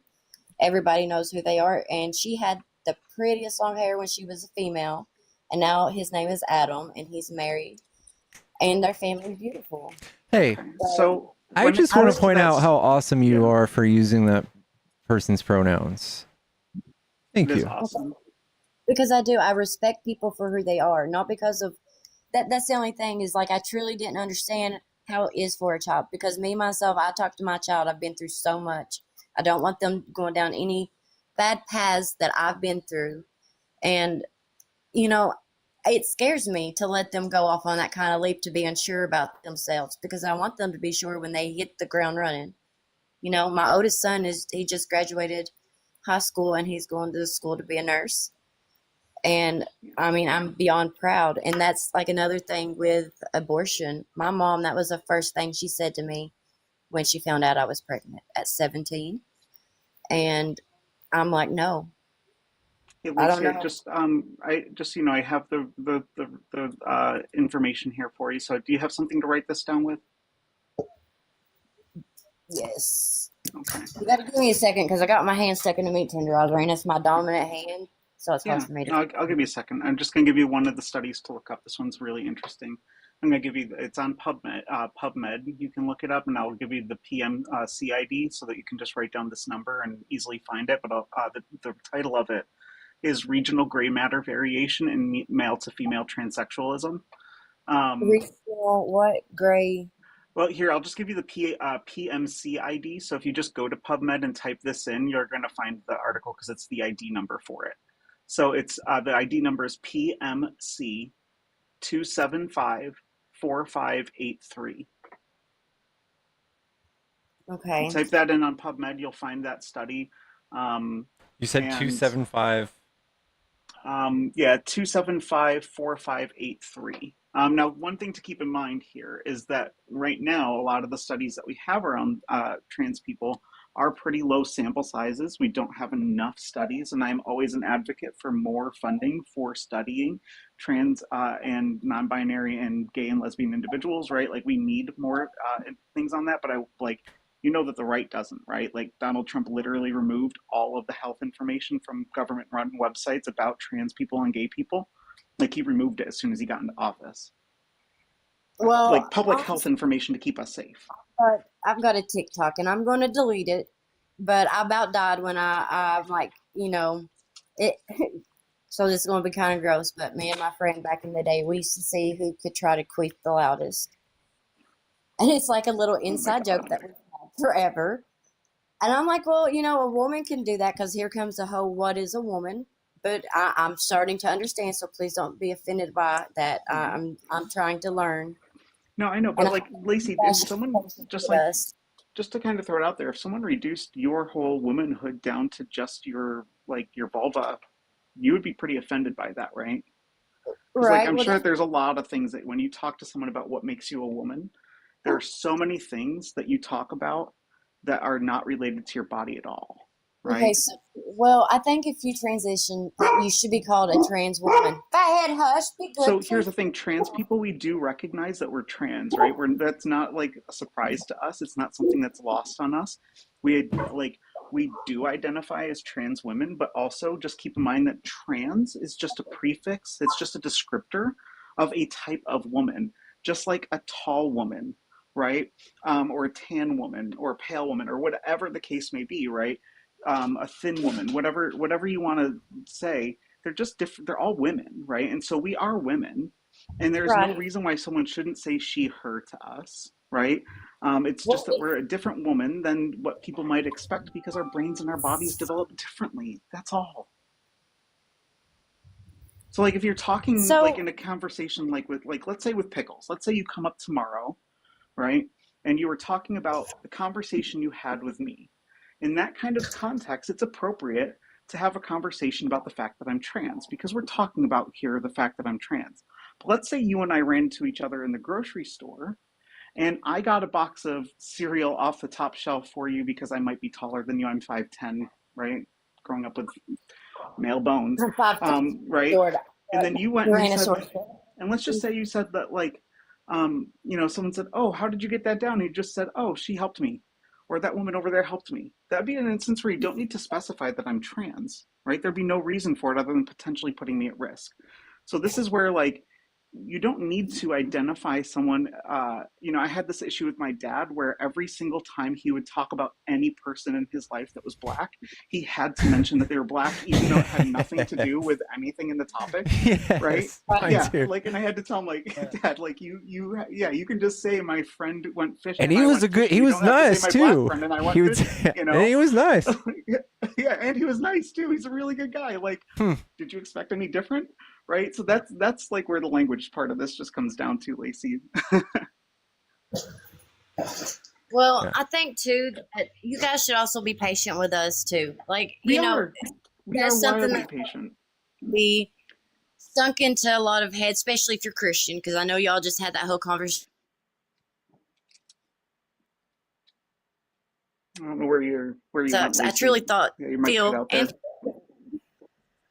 I'm sorry. I just getting back to Trump sucks. I think he's doing a good job. Look, he's look how many wars he's stopped.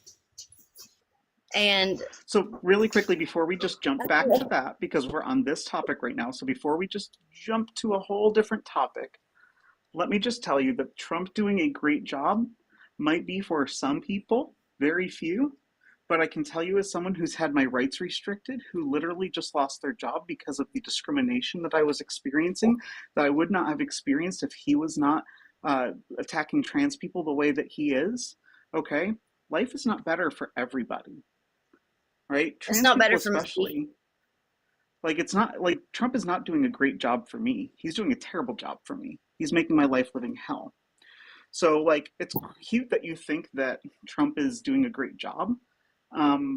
He's not, because his job is to serve all Americans and keep everyone safe, right? And not just the people that he deems worthy of it. I do. I believe he truly is, and But he's not. I just told you that, like, trans people are not having that experience in America. So for you to sit here and go, well, I truly believe he is doing the right thing for everyone. On the right, because the trans community is so mad at the right now. I'm afraid to go to a big city and wear a Trump hat that I might get attacked. Like that's that's just the fear mongering that you've been fed.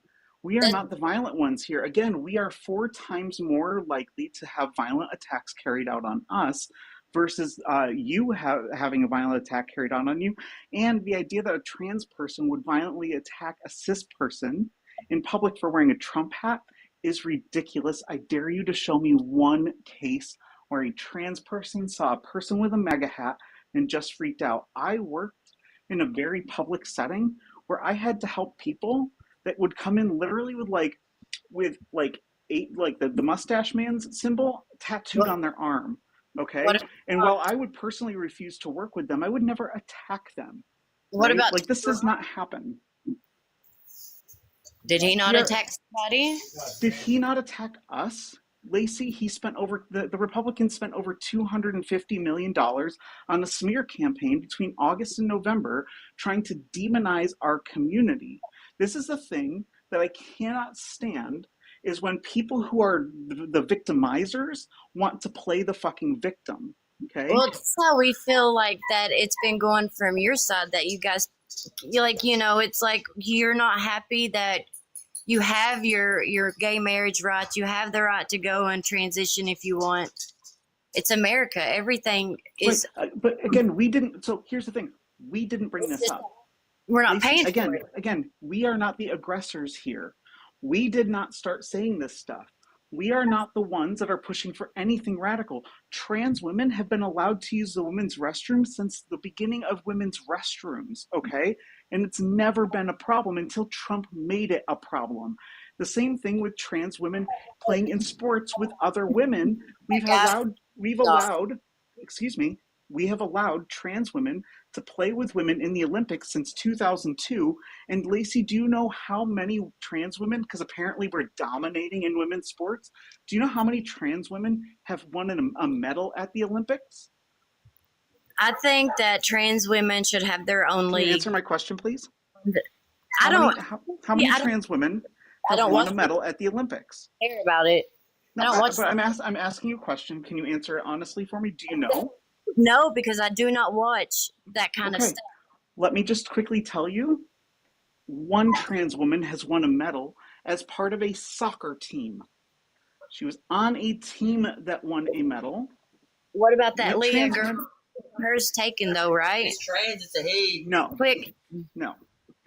So here's the thing. If you don't care about it, but then you're going to come back and be like, well, what about this? You do care about it. It's just you keep on wanting to jump to other points, but because you don't like being pinned down on something. No, I accepted. Look, I asked you questions. I'm trying to not be ignorant about it. I'm asking questions because I'm curious, and I'm saying things that I'm not selfish. And no, it doesn't affect me. I live too far in the country for it to really affect me. Right. So why do you care about it so much? Because I told everybody before I left, Lacey, that I was going to go take a nap and I was not going to deal with this stuff. And you came up and started kind of okay with Pickles, but then you wanted to go into this transgender stuff off the bat. And you care about it enough to bring it up, and you say that he's doing a good job, and you're denying that he's not doing a good job for us. Again, you are not the victim here. We are the victims of people using us as a political pawn. And you fell for the rhetoric, ma'am. There's so many other victims out there too. It's like yes, you know what I you're think? right. I think You're they right. need. There's so many victims like Jeffrey's victims, but they won't release the list. Like Trump's victims, like E. Jean Carroll, but you guys all, say that didn't happen. Emily, please let me say one thing, okay? This is what my personal opinion is, okay? I think they need to take the Pride Parade, take Louder Than Life. They need to take Christian concerts. They need to take every concert in the world and make it one big concert of love for everybody. I think we all need to treat each other with respect, love one another, and understand that not everybody is the same, and understand our boundaries. Like, I'm sorry that's we voted more for the economy than Trump with his rights. So I don't want you mad at us. Exactly. So Lacey, it's really cute that you think we should all just grab arms and sing Kumbaya. When you just literally, hang on, when you literally said, excuse me, Lacey, when you literally just said that human rights were less important to you than your pocketbook, it's really cute that you think we should all just link arms and sing Kumbaya when you don't care about fucking human rights more than your wallet. I think that's disgusting. Is what I care about. Care about what? I care about my family more than your trans rights. Exactly. You're selfish. You don't care that other people are being attacked and harmed and losing their rights because all you care about is yourself, and it's disgusting. I'm a little. This is the right, folks. This is the right for you. I'm a tiny M&M, and my voice ain't going to matter. But at least I don't vote for myself, Lacey. I vote for everybody. I consider you when I vote too because you're a woman, and I believe that you deserve the right to your own bodily autonomy as well. And Pickles here is not a woman. Pickles, I believe you're straight, right, Pickles? Mm-hmm. And he's a cis man, and yet he votes for you as a woman to have your rights to your bodily autonomy. He voted for me to have my right to go to the bathroom without being threatened. I'm sorry, Lacey, that it offends you that trans people exist, but the only reason that we are in your face right now is because Trump put us there. I don't care about somebody because of who I voted for. Dude, that's... Again, Lacey, I will say the same thing to you that I said to Chilo. Lacey, I will say the same thing. Be happy you're trans, dude. Be happy you're out there and you see you. And then also the dude thing in there, that's interesting. Be happy, love. Yeah. So Lacey, I'm gonna say the same. Lacey, I'm gonna say the same thing that I said to you, to Chilo, to you. If you don't want people thinking that you're a transphobe, if you don't, Lacey, but I have been stronger because. Lacey, can you chill for a second? Just love one another. Lacey. We need to come together. Take a breath, baby girl. Take a breath. If you want us to all love each other, I'm going to say the same thing to you I said to Chilo. If you don't want people to think you're a transphobe, stop engaging in transphobia. Again, it's cute that you think that we should all grab arms and link arms and sing Kumbaya, but I will not link arms with people who care more about their pocketbook than my fucking rights. Here's the problem. I'm coming up here and saying I'm willing to link arms, and just because I voted for Trump, I am not willing to link arms with you, Lacey. Well, the Democrat Party was I am not willing to link arms with you. For them to use our money for. Our money should be spent on us here at home. You're crashing out, girl. You're No. crashing out. Listen, you think that we should link arms? Lacey, I don't want... Lacey, shh. Lacey, quiet. Hey, feeling your dreams. Lacey, let me get a word in. I don't want to link arms with you. I do not want to link arms with someone who puts their fucking dollar over my human rights and wants to put me in danger. I think it's cute that you want to link arms and sing Kumbaya, like I said. But you don't give a fuck about me, Lacey. You just told me that you don't give a fuck about my rights. About your trans shit. I care about you as a person. Exactly. Then you would care about the fact that I'm trans, Lacey. You would care about the fact that I'm trans, and you would want me to have the same rights as everyone else if you care about me as a person. But you don't care about me as a person, Lacey. You don't. Because you're gay or trans. That's what I care about. I care that we are all human beings. That's what it comes down to. I don't care if you're Then let me have my rights. Let me Then have my safety, Lacey, that's instead of you not. caring about whether or not you have Then $2 we more can vote. in your pocketbook. Because I will tell you this, if you actually cared about your pocketbook, you would not have voted for Trump. I'm voting for my family, dude, because Yes, and you voted against your family, Lacey. Are you Dude. going? You are not going to choose me over you. Nobody is going to choose themselves. But if you No, need a I shirt, saw an option where I didn't have to, Lacey, because I care about your pocketbook too. And I know that if Kamala had gotten into office, not only would I be safer, but your pocketbook would be in better shape, especially give it a few years. Especially give it a couple years for these tariffs to do what they're going to do, Lacey. if You Kamala voted against your would family. be too drunk to be able to know what she bought. She spent $2 billion extra on her. We've been Was it spending $2 all our million? money on the 25 million illegal immigrants in here that won't be a house for anybody is what happened. I'm sorry, what is he saying? You said she spent $2 billion on what? On her immigrants. No, she done it on her. When she was out against Trump. You got me so tore up I can't even talk right Do you know now. what kind of support you have to raise in 100 days to get $1 billion in donations and then come back against someone who's been running for 10 fucking years and actually come within only a couple million votes of them? Yeah, she did a fucking great job, but women like you can't see past the tip of your own nose far enough to be able to understand what she was saying. What's she done? Tell me what great job has she done. I want to know that. You said she done a great job. What has she done? She did a great. Well, okay, I said specifically she did a great job. Excuse me, are you going to let me answer? Yeah, go ahead. Yeah. So she did a great job for having a campaign. I'm going to repeat exactly what I said. That was only 100 days long. She raised over $1 billion, and she came with only. Excuse me, if you're going to let me answer, let me fucking answer. That's not the answer. Let me finish my answer. Okay, If she did such, yeah, because you said that based on what I said. I'm just repeating what I said. She did a great job in that 100-day campaign. She came within only a couple million votes of Donald Trump, who's been campaigning for 10 years. If you're talking about her role as vice president, I can tell you she did a great job having more tie-breaking votes in the Senate than any other VP. That she also raised more money for our border from Mexico than Trump ever fucking did, and she also raised billions of dollars for countries in Central and South America to help them create conditions where people didn't want to have to immigrate here. She did a great fucking job. That's wrong. Sorry. Really? What did I get wrong?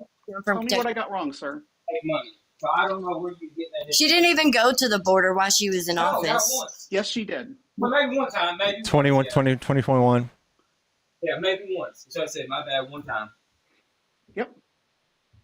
But she didn't do a great job, and she couldn't ever answer any questions. I'm sorry. How much money did Trump get from Mexico for the wall? Nothing. She didn't do anything. You know how much she got? It was what, a $1.5 billion, I believe, or something like that from Mexico for border security here. So she raised more money than Trump did for that. It got used for the immigrants and not for the wall. That is how Show me that, Lacey. Show me that, Lacey. Security issue. You get people in here from other countries that hate us. What do you think's going to happen? Nobody's going to care if you're trans or not because we're all going to be blew up and dead. Do you not care about that? That is a ridiculous claim, ma'am. I guess I know my true colors. That is a ridiculous claim. Be bright there, mega clitoris, sclerotic, what the fuck it is. What are you saying? I'm just. Are you saying you have a mega clit? I'm sorry, did I hear that right? Yes, and I'm gonna go wiki wiki what to my twat. I'm sure your husband loves that. Yes, he does. I'm sure he loves your very large penis-like clit. Okay, that's great. Anyways. I was supposed to have been a boy when I came out. I was supposed to have been a Gary Rod, but I came out a Lacey. Yeah, so Lacey, again, if you don't want people thinking you're a transphobe, don't be transphobic. Tammy, thank you for the $40 for the kick. You guys are amazing. I'm sorry. Like, do people not realize that like literally is what a penis is? Is it is a clitoris? Like that they start the same way and they grow differently? Like, my goodness. That's Kobe, thank you hilarious. so much for becoming a super fan. Thank you so much, Shrooman, for becoming a super fan. Christina, thank you for the $10 and said that Tool is better than Red Hot Chili Peppers. Hannah, thank you for the $10. Heather, thank you for the $10. Heather had a message. Oh my gosh. And Tammy said, fuck this racist cunt. Woo. Yeah. Heather said, tell her because of Trump, tall cis women are now being attacked at women's bathrooms by cis men being accused of, yeah. And Emmy just told that story. Mm-hmm. Yeah, not to mention like most of the women on the list that I put together from the news stories I've seen over the past years who have been attacked by this are women of color.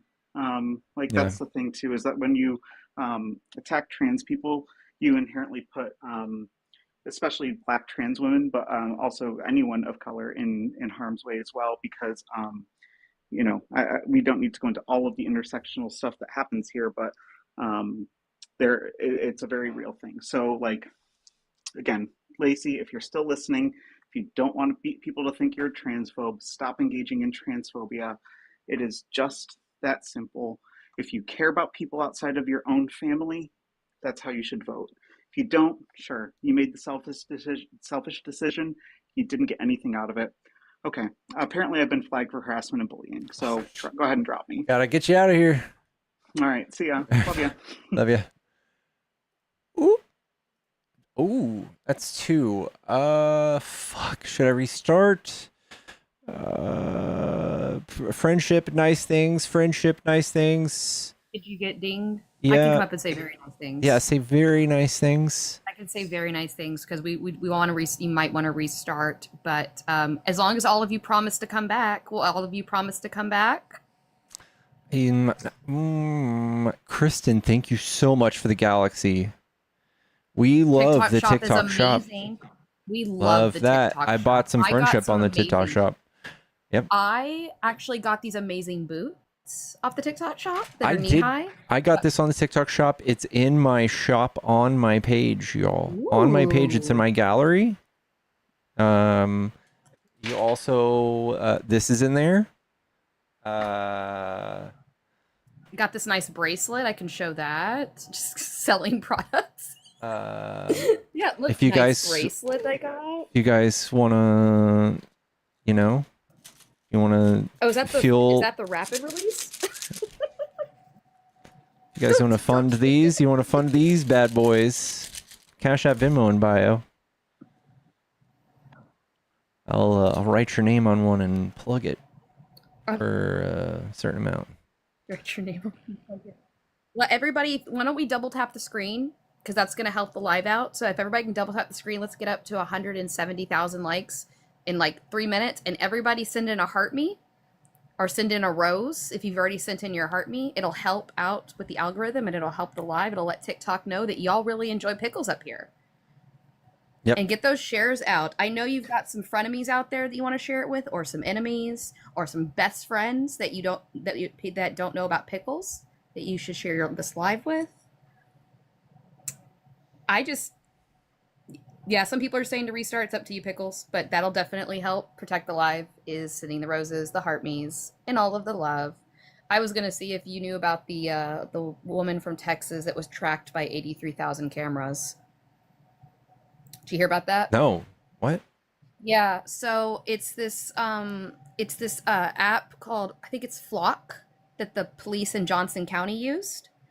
So her abusive ex said that she was committing a crime by going and getting a legal abortion in another state, in Illinois. And so Flock, they got her license plate, put it into the system, and 83,000 cameras popped up showing where she went. Police really were using their resources to harass and traumatize a woman getting a legal abortion. She didn't commit a crime, but all of those resources were used. So it's really an uncomfortable realization because this was weaponized by someone who was being domestically abused and had escaped a domestic violence situation. Wow. So, so if anybody doesn't know about that, please look it up. It's been going around, and it's not good. This feels very 1984, which also I think you could find on the TikTok shop. You could probably find that by HarperCollins Books. But yeah, I just wanted to let you know about that because it's pretty disturbing that that happened. So yeah. So I'm gonna hop back down, but yeah, love y'all. Let's keep Pickles Live up. Appreciate you. Bye, smooches. Smoochies. Hello, Jason? You. Are you a Trump supporter? Yeah. Are you over Yes, sir. 18? 19. All right. What do you like about Trump? His policy against transgenderness, policies against his tariffs, boost the economy. His all that stuff. policies against transgenderness. Yep. Why do you I think say that, trans man? people are immoral. I'm sorry? I think trans people are immoral. Immoral? Why? It goes against biology. No, it doesn't. How does it not go against biology? Because there's literal biological markers that make you trans. Buddy, you're born a man, you're born a man. You're born a girl, you're born a girl. No, literally nobody's born a man. Oh, sorry, a boy. Every single time I want to happen like one of these lives, everyone's like a man, then it's not a man, it's a boy. Like, you know what I mean, bro? Okay. Again, there's far more nuance to this, right? There's intersex people. You acknowledge those exist, right? No. You don't think intersex exists? What do you mean by intersex? Like, specifically? Specifically. Yes. Okay, so people who have sex characteristics of both types, maybe phenotypical or even chromosomal.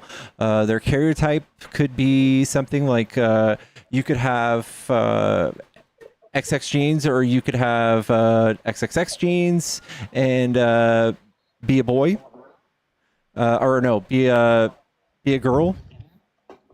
Okay, yeah.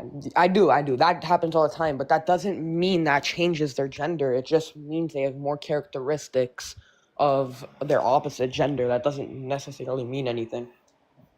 Again, you could have mixed gender. So, like, what would they be? So, if somebody has ovotestes, they have male and female genitalia. What are they? Are they a boy or a girl? Depends on their chromosomes. Like, I don't know what to tell you. Depends on their chromosomes? There are people that are born, I don't know what they're called, whatever the things are called, where it's like inside you, where it's like X and Y. Whatchamacallit. Those determine if you're a boy or a girl. You can have like a lot of people. No, they don't. You could be born. You could have the opposite. No, you could be born with a lot of genitalia, like with both genitalia, but it doesn't determine your actual sex. There's also like a bunch of different anomalies, a bunch of different things that happen that are uncommon, but they happen where you could have maybe Swyer syndrome and be female presenting, be born with a vagina, and you're just like, well, the chromosomes make the difference. Then she's born with male chromosomes. What? Okay, so let me give you this question. So then why isn't it widespread? Why isn't there a bunch of people that are born with multiple genitalia and multiple why does there have to be biological anomalies? There's millions, you just don't see them. They don't come out and show you their junk. Of course there's millions of people, but millions compared to 7 billion. Why isn't there 3 billion people that have? It's roughly 1%. Like intersex is roughly, I think, like 5% or something. Like there's plenty of those people. You just don't see them. People don't get karyotyped either. But this is why I asked you what you mean by intersex specifically, because intersex could be anything from like a small little characteristic that makes you a bit more female like it's a big range. Like, it's not. Yeah, that's right, because sex and gender are bimodal, right? So you're just like, there's only boys and only girls. There are things in the middle. There's a huge continuum in between those two things. You just land somewhere on there. It's not a continuum. It's an anomaly.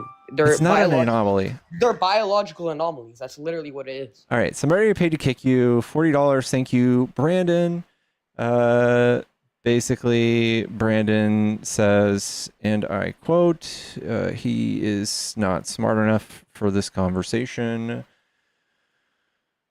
I feel like I'm getting dumber, too. I might not be ready for these anymore after a while. Hello? Hello.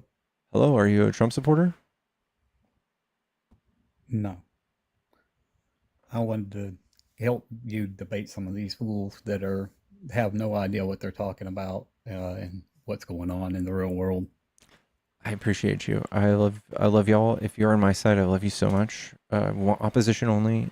Hello, Bobby. Are you a Trump supporter? No, I'm a Hitler supporter.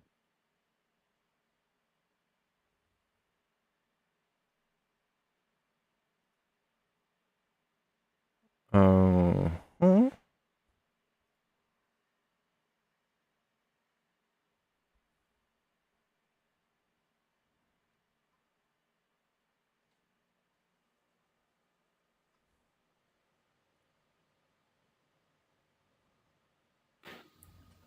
Hello, are you a Trump supporter? I'm not, but I do love you, Pickles. You are amazing. Thank you so much. Hey, I love you too. Thank you. I love you.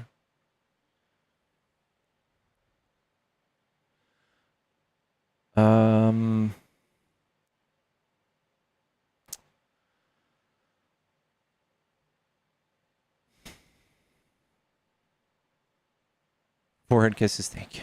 Thank you, guys. Thank you. I've got real bad news for y'all, chat. Tonight, I want to be gaming. I'm gonna take this tiny little Hank Hill butt, and I'm gonna sit right here in this chair. I'm gonna be playing some Final Fantasy 14 late tonight.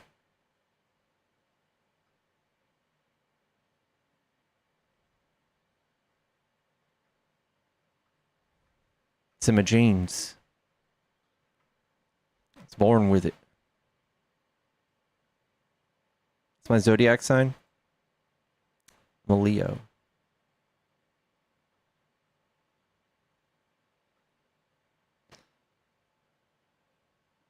Genes are passed on from parents to their children, generation to generation.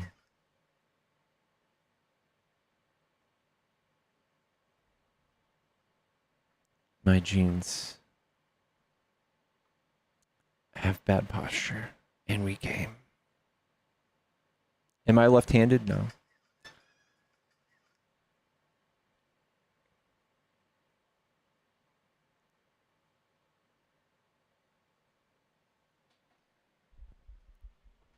What about my jeans? I used to wear size 30 jeans way earlier, actually about a year ago. Chat, now I'm size 35. It's all girth. It's all girth.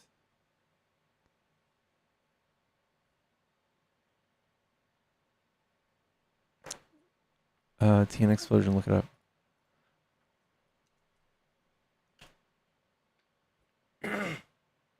People unaccounted for after explosion reportedly military explosives. Tennessee explosives plant blasts leaves 19 missing and feared unalived. A blast at level an explosive plant Friday, rural Tennessee. People missing, feared unalived. Humphreys County, Chris Davis says that Accurate Energetic Systems, which supplies the military, was one of the worst scenes he's ever seen. He said multiple people were unalived, but declined to say how many, referring to 19 missing souls. Because the officials were still speaking to family. There's nothing to describe. It's gone. Davis said of the plant. People reported hearing the feeling explosion on his way. The companies. Davis said investigators trying to determine what happened, say what caused the explosion. Devastating. So he came, he saw explosion. That's all we got right now. This was 8 minutes ago.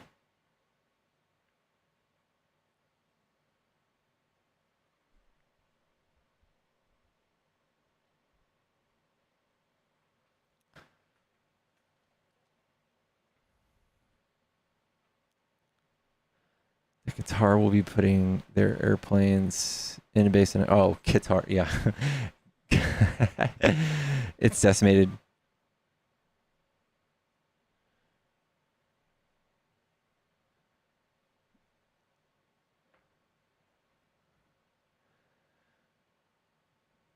Mm.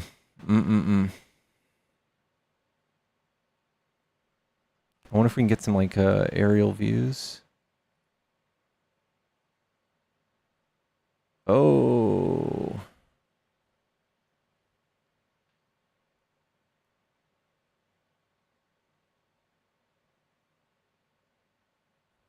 Woof. Whoa. Okay. Okay. So it was confined, I guess.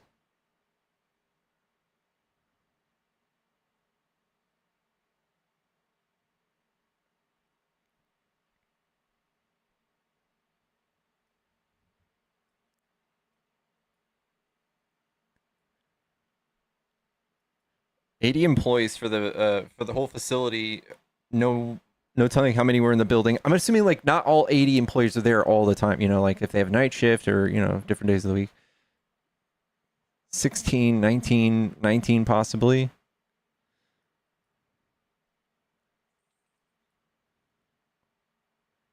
People heard the sound 21 miles away. I was in Galveston when Texas City had that explosion. I was in Galveston on the coast, and I felt it in the house I was in rocked.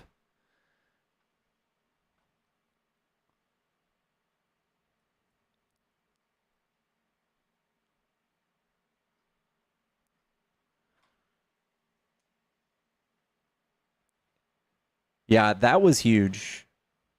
It was probably bigger than this. Who knows? I mean, it looks like this is fucking like smithereens. It looks like literally nothing's left. Like it's...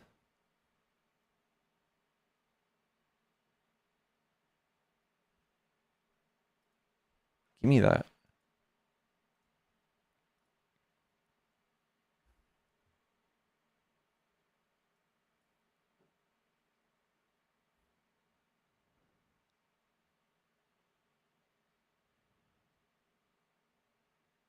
It's just confetti.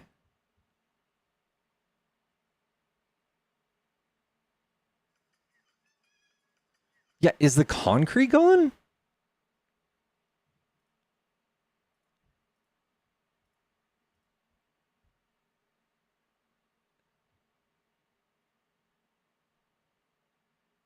Nah, it's just covered in debris.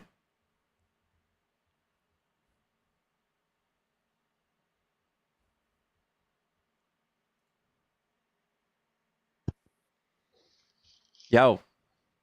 What's up, dude? What's up, Debo? What is this, dude? What's this? What is this? Dude, that's insane. No, what is your profile picture? What do you think it is? What is your perception, Pickles? Is that Hakeem Jeffries? Nailed it. Who is that? It's too small for me. It's Hakeem Jeffries. Dude, come on, it's funny. Relax. It's okay. It's okay, Pickles. It's all right. Why don't you like Hakeem Jeffries in a sombrero suit and a mustache? Is there a joke I'm missing? You don't know about the whole AI video of them Trump making that AI video because they were more willing to give immigrants health care over American citizens? Oh They're going God, to you shut fell our for whole that government too. down. They're going to shut our whole government down for that. So you think that this is all for the Not all of it. It's not all. It's a portion so of it. a tiny portion of it is, and that's what they It's a focused portion on. of it. The tiniest. I mean, it's something that they put in their reconciliation bill.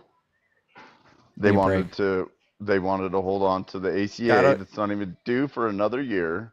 Gotta love it. So, I mean, it's not even in there, right? what? Immigrant health care.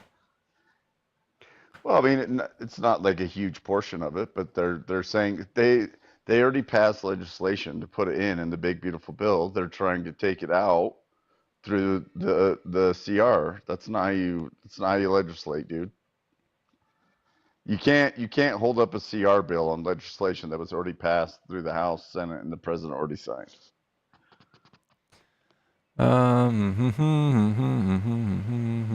That's not how you do. That's not how you do good politics. Oh, excuse me, you guys are. Well, how are you going to hold up funding the government for legislation that was already passed? Could you imagine if Republicans did that? You guys would lose your ever-loving minds. Yeah, shit's about to happen to make healthcare really expensive, and it's got to be funded. Well, I mean, the ACA, they can come up with a new bill and they can renegotiate what those extensions of the ACA is going to be. I think that would be way better off than closing down the government, funding the government to hold down legislation that was already passed. Like that's just not. That's just. Isn't it just for? It's for lawfully present immigrants, dude. Yeah, that the Biden administration gave under the CBP, not CBP. It just doesn't make him ineligible. CBP, dude. CBP is literally a good idea. I know, So I know, stupid. I know, but I'm just saying that they're trying to renegotiate the CR bill through legislation that's already passed. That's not how that works, dude. This is a continuing resolution that the I think- Democrats I had honestly, signed, if you- signed 13 more times. If They you- literally if took you- out $13 billion from what was already funded from the last CR bill that they did. Literally $13 billion. That is the only thing that Republicans took out of the current CR bill. That is the only change. Was $13 billion. Yeah, I don't think this is a fight over 13 billion, though, isn't it? Over like No, billion? it's not over. I'm just saying that's the Trillion. only. That was the only addendum that Republicans made from the last CR bill that they had is a $13 billion discrepancy in overall spending. That they're saying these are certain programs that, and we don't have to go into that. $13 billion in comparison to 1.5 trillion is like pennies, right? Like Yeah. that's not even worth the light of day. So, I mean, I just don't. I don't know why they can't renegotiate the ACA under a bill. Why would you close the government down for a sub? And not only that, those subsidies don't even end until next December. No, it's at the end of the year. They expire at the end of the year. I thought it was 26. No. December of 26. No. They roll back Medicaid cuts the end of this year, and it would fuck people. Well, the Medicaid cuts that are only making the big beautiful bill was for eligibility for people that are able-bodied. No, stop it. You're already wrong. I'm not. Yes, you are. It's not because of people who are able-bodied. There's all sorts of stuff that they put in there. That's like one of 16 things. Stop it. Well, you interrupted me in my first sentence of the 16 things, but that's fine. I don't know. I think that the way that the Democrats are governing right now is legitimately silly. Dude, you guys are fucking taking the country by storm, justifying everything. Well, we voted for him. All of this bureaucracy and crazy shit Trump is doing. He can do it. If Democrats are going to do something, that's what we want them to do. They have such low approval rating because we want them to do something. The fact that they're doing something, you cannot get us to be upset about it at all. And you also can't get us to cry about the government being shut down.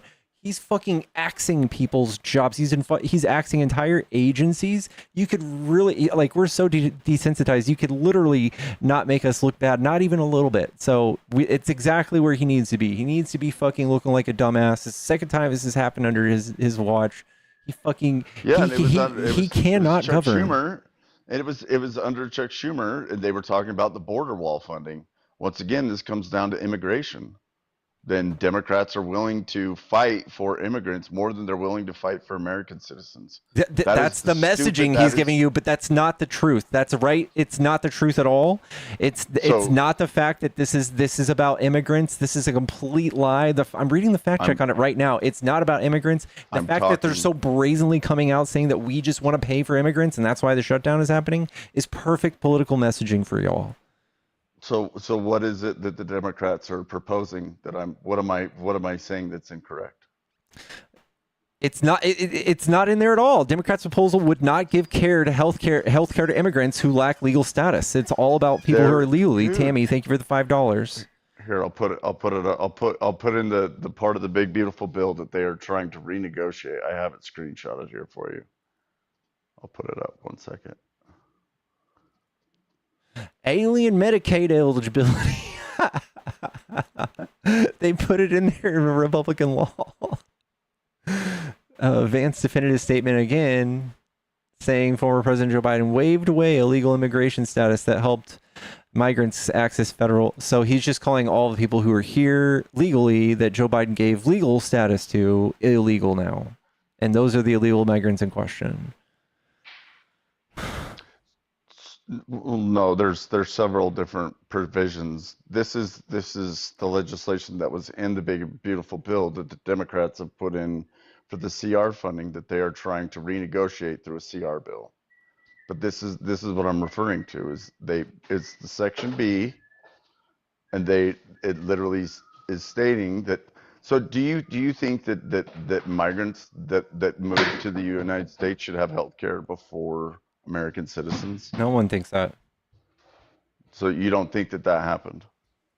What do you mean that somewhere down the line we gave migrants health care? And while this might be a provision and something they're fighting for, it doesn't mean that they get anything more than U.S. citizens. You'd have to show me that they get like a dollar amount more than the regular person, which I'm 100% certain they don't. Well, no, I'm just saying, like, but if they're moving into this country, they haven't put anything into the system because They are putting, they pay plenty of taxes. Yeah, the 98 billion a year is No, legal migrants. Right. If you're undocumented, how could you pay into the system? And why are you bringing them into this? This is what this is. We're talking about people who are illegally paying real taxes. I'm just stating. So you're saying that none of those undocumented are getting any kind of social program benefits? They're getting zero. This is not what's in question, though. We're trying to get funding for. Is it zero? That's not what's in question. This is not what the budget we're talking about. That's not the line item on the budget we're talking about. Right. Okay, we have got off of that because I was talking about something else. But you were saying that Biden, when they came here, that they weren't getting any kind of social programs.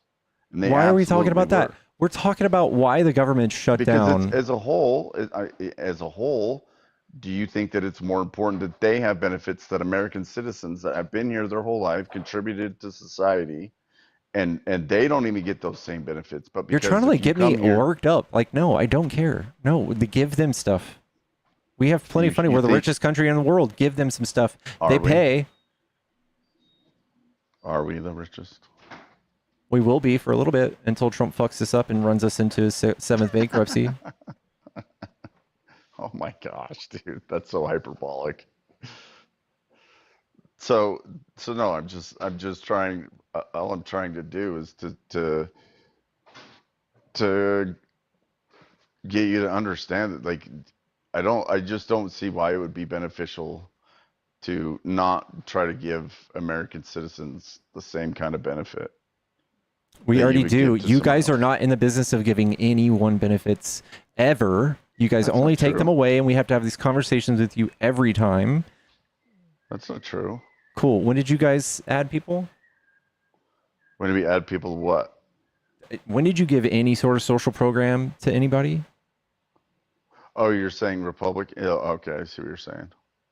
Yeah, you guys just claw them away. It's a never-ending war. You guys just figure out ways to justify it. You can't sit here and give me this speech. What about how come migrants do get more than you, and you guys come around and fuck the budget up and take it away from everyone? Well, would you not agree that we overspend too much in the government? Yeah, Republicans. That a $2 trillion deficit annually is not beneficial. Thanks to Republicans.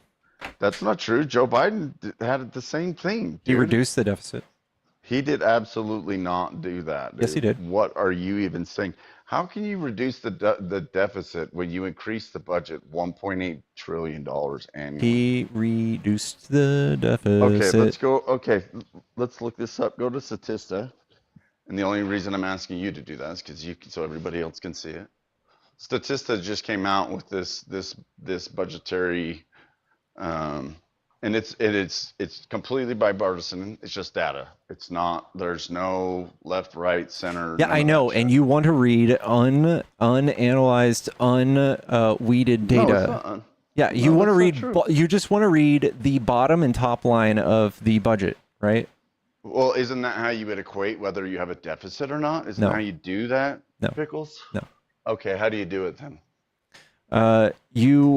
You have to consider everything that happened before Joe Biden. So when things kick in and add to the deficit while he's president that he had nothing to do with, maybe things that Trump did. I think all presidents deal with that in transition, right? Yes, Like but in the when we first talk about the 12 to actions 18 months. Biden did, he contributed to reducing deficits.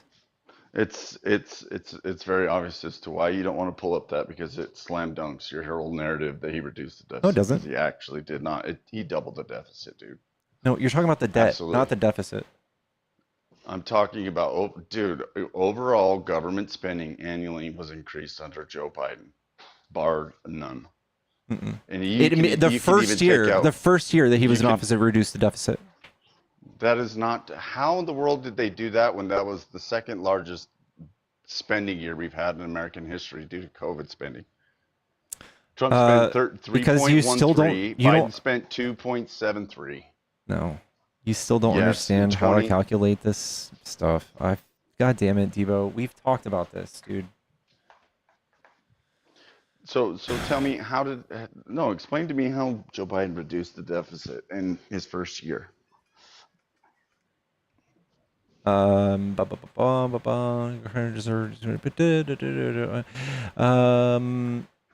Chips and Science Act, Inflation Reduction That Act. increased spending. No, Inflation Reduction Act brought in money. Then how did it bring in money?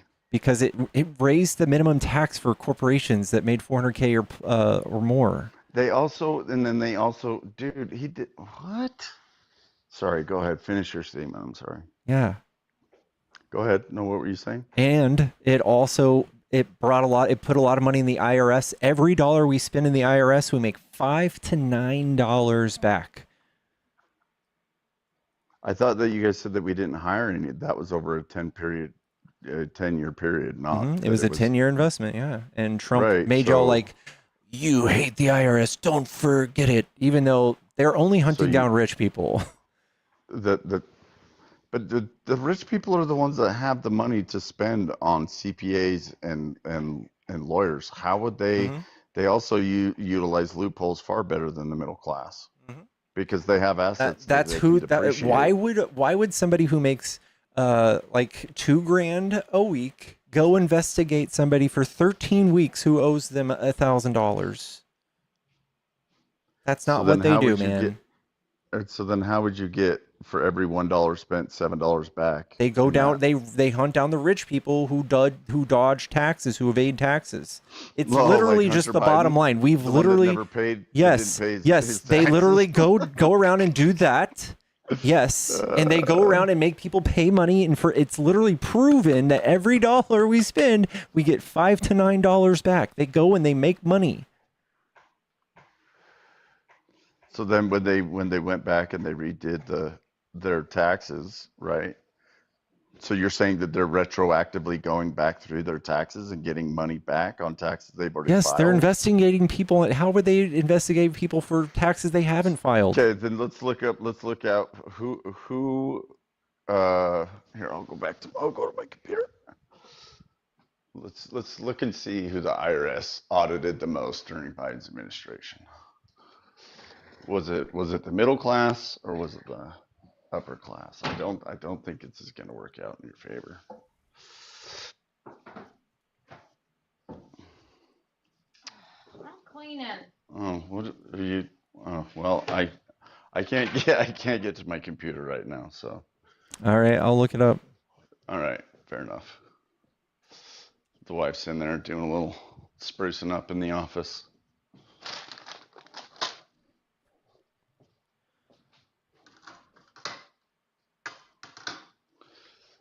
Lowest income bracket has consistently faced a higher rate of audits than middle income taxpayers. Taxpayers earning under 25K, particularly those claiming earned income tax credit EITC, are audited at disproportionately higher rates than middle income taxpayers due to the factors like automated audits and less complex returns. Okay, so automated systems trigger audits. Correct. Yeah. So they're not going, the audits are not going to the upper class. It's the Well, lower you're and just middle talking about, class. well, when we talk about people who do these audits, they're probably maybe lots of low people processing these in a way that does turn a profit, and then I mean, you can and more pretzel qualified this people. any way you want. You can pretzel it however you want, but makes us money, right? This makes us money. This brought in money. By going These after people the owe lower us money. class. Okay, who do you think was affected the most by inflation? Upper, middle, or lower class? Who do you think that Lower. hurt the most? Lower. Absolutely. So then you couple that with going after auditing them more. Joe Biden was not Oh, for stop the it. lower class. Stop it. Yes, he was. Just those two incidences right there were the most. Go ahead. Dude, yeah. Trump pardoned, he just pardoned people No, who we're do not doing tons that. of No, tax no. fucking fraud. We're not. He just pardoned We're not. tons of people for tax fraud, bro. And he goes, listen, if that pretty much tells you, hey, if you committed tax fraud and you've got $1 million extra dollars, you pay me $1 million extra bucks, I'll give you a pardon. Go commit tax fraud. Go do that more. And the IRS is your enemy. If you think the IRS is your enemy, vote for me. If you don't want to get audited, vote for me. That wasn't the topic. That was a great pivot. My knee is still hurting, but we were talking about Joe Biden lowering the deficit. We're not talking about Trump's pardons. He did lower the deficit, and the 15% minimum tax rate did that, and the IRS, the increase in the IRS budget did that too. But if you're going after lower and middle class people through the IRS that are already, in your guys' eyes, they're taxed way more because they have less incomes. But if you're taxing that and couple that with 9% inflation, nobody's getting taxed more than they should, right? You're just getting caught not paying your taxes. Well, I'm just saying though, like if the top 3% pay 70% of the federal income tax in this country, and you're only going after the other 30%, people get automatically triggered. Yes. How are you going? But if you're going to do that, how are you going to collect more money from lower income people? You're just collecting what they're supposed to. Believe me, I bet this whole system is set up because people lobbied. And the only reason we have this system in the first place is because companies like Intuit lobby the fuck out of our government and make sure that taxes are so hard that we need them to do our taxes. And you know what we should do? To resolve that? Flat tax. Everybody gets a flat tax. No, dude, we've already talked about this. Just read one. Just Google that. Have you ever Googled that? It's not going to work. It's the worst idea ever. Why? Then you would simplify the tax code. Because that's dumb. It would break things. It's break. I got an idea. Debo, a car and an engine with one cylinder. You're not going to go very fast. Hey, you never try it. You better. You never do. You don't think it would be easy? Okay, I'd be able to work on it. They have tried that. I would argue that they have tried that. And I would argue that flat tax has been tried too, dude. You can literally put it into a simulator and just see how bad it is. When did they ever implement a flat tax? Dude, listen, this is the reason why you can't just do a flat tax and why there's a million lines of code, because our economy is very complex, and broad sweeping tax codes like that would be extremely harmful. So harmful. Why? Because you need special exemptions for our economy to be able to flourish. You mean the rich do? Because they're the ones that yes, utilize of course those. the rich. Now, sure. Now I got you. Now I got you bantering for the rich. Dude, no, you're just saying that. The only option is flat tax if we want to tax the rich. That's the fucking false argument you're having. No, I said everyone. You could base it off of everyone's income. So if you make $30,000 a year, you pay a 5% tax. You know how much more detrimental? Do you know how much more detrimental way. this would be than if we were to just tax 5% of fucking 30 capital grand? gains? If we were to just tax capital gains, you know how much less fucking detrimental our Bro, economy that would capital be? gains are like 40% right now, and there is no loophole. Bro, short-term capital gains are absolutely 40%. Bro. Stop it! I don't care. The thing is, you're just like, how dare you ever think There about is no taxing the rich? loophole for that How dare you ever either. think about taxing the rich? What? It's so complicated. Oh, why can't we just flat tax everybody? Because I promise you, they would get around it. I promise you, they would get all That's the why way it's around called it. a flat tax. No, yeah, I know. There's no Cool. deductions. There's a flat there's tax no on what? write-offs. Everybody who's got money right now, who has Everybody's houses. income. Everybody's income. Cool. So people who still have stocks can take loans, get collateral, and have They do that tax-free anyway. loans. They don't pay taxes on that. Cool. Yeah, I know, and that If you wouldn't borrow fix that. money, you don't pay taxes on Cool. borrowed money. There you That's how go. the wealthy So you didn't fix get that. more money. Cool. And you didn't fix that problem with your flat tax. That's why. Bro, they're not getting taxed on it now. It's not. Yeah, I fixed know. in We're the looking current at fixing system. problems, not jerking off. Bro, but you're saying they already don't do it by adding a flat tax. You therefore wouldn't do it either. That's not. You're not doing anything but circumventing. You're not doing existing anything besides problems. doing some weird flat tax shit, not fixing the circumventing of the system. But if you did a flat tax, there is no loopholes. There is no way. There the is. I just corporations- gave you one. They already do that now, bro. That's Exactly. We're trying to fix that. DB. You're not fixing Do it. you know the primary How are you gonna loophole? fix that? Do you know the primary loophole that the wealthy uses right now? The biggest one. They depreciate all of their assets is one of their No. biggest. Okay, go ahead. No, not the biggest. People like Elon Musk and Bill Gates literally live this way. So does Donald Trump. What they do is they have an assessment for what they should be making through the course of the next year. They make a projection on what they're going to make for the next year. And they take out a bank loan for that exact same amount. And they live on their bank loan. Bank Yeah, I loan know. payments are tax deductible. That's how Right. they don't pay income taxes. I know that. Or instead of giving themselves a salary, this is another trick that Elon Musk does. He gives himself a very, very low grade salary and then he pays himself with stock options, which you cannot tax. Right. But that's Your just an way option doesn't that's- fix that problem. That wasn't a way to go after. Your way, a flat tax incentivizes that to be done more often. Well, how so? They're already loopholing it now. You guys, this is. A I know. stupid We need to argument. fix the loophole, not just like you're looking at a water leak and you're like, y'all need your yard cut. What? Okay. Yeah, bro. That's exactly what you're doing. Silly. That's exactly what you're doing. What you're proposing does not fix the root of the problem. I'm talking about corporations and people's income tax. If you gave corporations a flat tax with zero loopholes, that is one way you could hold. Excuse me. You could hold corporations from offshoring their money, not putting. Oh, then congratulations to Joe Biden because he literally did that. He said a minimum 15%. Sid, thank you so much for this It becoming a was super at fan. 12%. He raised it 3%.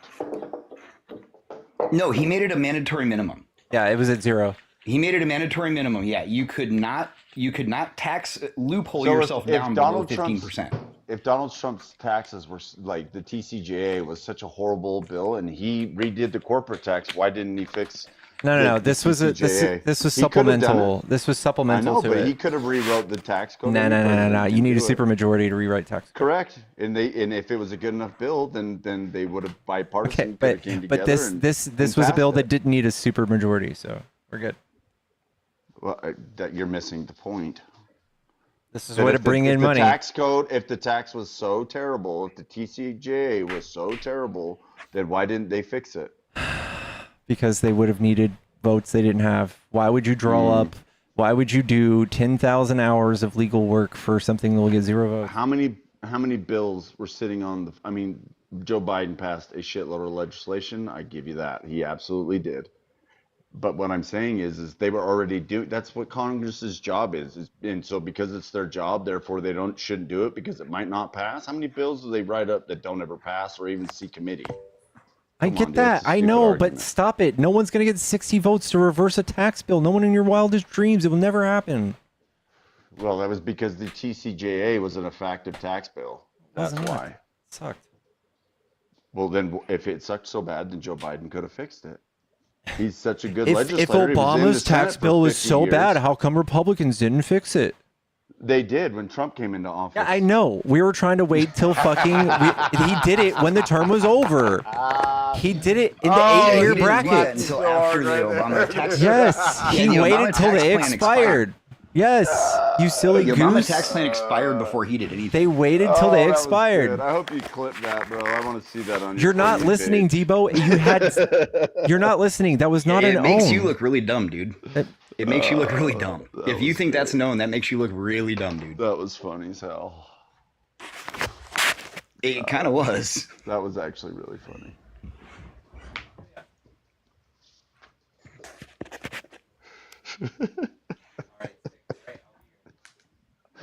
All right, let's move on to something else. Oh, looks like Pickles already did. Oh man. No, I just opened my first beers. I'm on my first one. That was for the chat. So, Debo. What's up, buddy? You know, Pickles, I actually you're one of the only few people that I will actually come up and debate anymore, because you're actually like a super fair dude. So I give you mad respect for that. First and Chat, foremost. clip that. Clip that. Yeah. Don't clip his thing. Don't clip the other thing. Clip that. Clip them together. Clip them together. How about that? Clip those I was together. just gonna say I'd do both. Yeah. Those would both make great clips. That was pretty good. Save the brain cells. Yeah. Oh man, that was too good. Oh, and that was just off the cuff. I wasn't even prepared for that. That just. You didn't even write that down. Prepare and. No, I was not. That was just on the cuff. You dude, didn't off practice the that in cuff. the shower. No, dude. I was like, okay, what am You're I like, gonna say to Pickles you will today? though later, and you're like, and then I said. I'm gonna work on that. You're like, you're gonna be No, like, babe, and then I said to Pickles. She can hear me the whole time. She's walking by me, shaking her head. You're like, reading out of your diary because you already wrote it down. Then I said to Pickles. And then he's gonna say this because I know him so well. I'm gonna walk him right into this one. Oh, that was great. That was great. So All right. what was that? What's the new update on that building that you were looking at? That Tennessee Claymore structure. Any news on that? Yeah, the shrapnel had "I'm a liberal" written all over it. Oh my god! Oh, it didn't say catch this, liberals. The smoke signals were in Morse code. We hate ICE. Okay, so I was reading this statistic yesterday. You know that Joe Biden did 1.5 million deportations throughout his entire term, right? Okay. And they weren't just on the border either, because they did have a significant number of deportations that were on the border, right? So it wasn't all just 100% catch and release into the states, right? Mhm. We can agree to that. Mhm. So like where was all the hatred for ICE when they were doing it in that regard? Like, and I'll give you this. Like, I don't agree with that they should be going into, you know, knocking down doors and shit in apartment buildings in Chicago. I when that came out, I was like, bro, the optics of this is terrible. Like that is not. I did not agree to that. I did not vote for that. Right? Like that's a little bit over the top. That's what it is, So- because you need to handle these things very, very carefully. You cannot politicize this stuff, man. And that's what I'm saying. I think that is too egregious. And that Even just the words, man. Even just the words, it's so bad. I like when you do these in anything, in any sort of law enforcement, but especially when handling minorities and minority groups, and especially not trying to get votes. You just got to be stern and just be like, hey, the border's a border. You got to mind the border. But you can't just be like, they're coming in, they're killing people. Like, the way Trump had to eagerly try to get you guys amped up about this has gone 10 years long and has gotten very far. It's gotten very, very far right. It's like burning on fire over there. I don't think so, dude. I mean, I mean, I'm in construction, so I work with a lot of these people, and unfortunately, a lot of them are concerned, and I have compassion for that. I absolutely do. But there's a certain, there has to be a certain That's red line. why. That's why. What? What do you mean? Because that's why? these people are, we shouldn't be looking at apartment complexes being emptied out by ICE. That's wild. No, that's why I came. That's why I'm saying that is a little too far fetched for me. So I'm trying to, I think find a you're little going to common see ground here. him push the messaging to get people behind this. That's what you're going to see. That's what I see every time he does this. When he comes out with I think something, he's losing votes. I don't think he's gaining votes by doing that. I think he's losing support when you start going into Danielle, apartments Palestinian like that. territories emoji, super chatted $5. Fun fact, the Bible was mistranslated in 1946. It originally said man shall not lay with boy. It was anti-pedo, not anti-gay. thank you. That's true. Yeah, the Greek the Greek word was something acetam. I think it was a little bit. Maybe somebody's watching and delayed, but something morkai. I forget what acetamorphi. I don't know. But yeah. Oh, was that from a previous live or something you were talking about? 'Cause we Yeah, haven't even previous gone into guest. Gaza. Okay, Yeah. all right, fair enough. But no, I think he's losing support by being that barbaric, that aggressive. I don't think that. Nothing bad can happen. It can only good happen. Sorry, I actually meant to find. Is it this one? I said, well, let's see how we say that. Acetaminophen. You got that on your fucking soundboard, though. Yeah, he earned that clip for sure. Dude, when I was listening to that, I was like, "What in the world? You didn't read the teleprompter? You didn't go through this speech before? Like this?" He was certain, though. He was certain what he was saying. He certainly was uncertain about what he was saying. That's for sure. I'm going to say this. Any parent that is taking care of their own young children can say the word acetaminophen. Trust in that.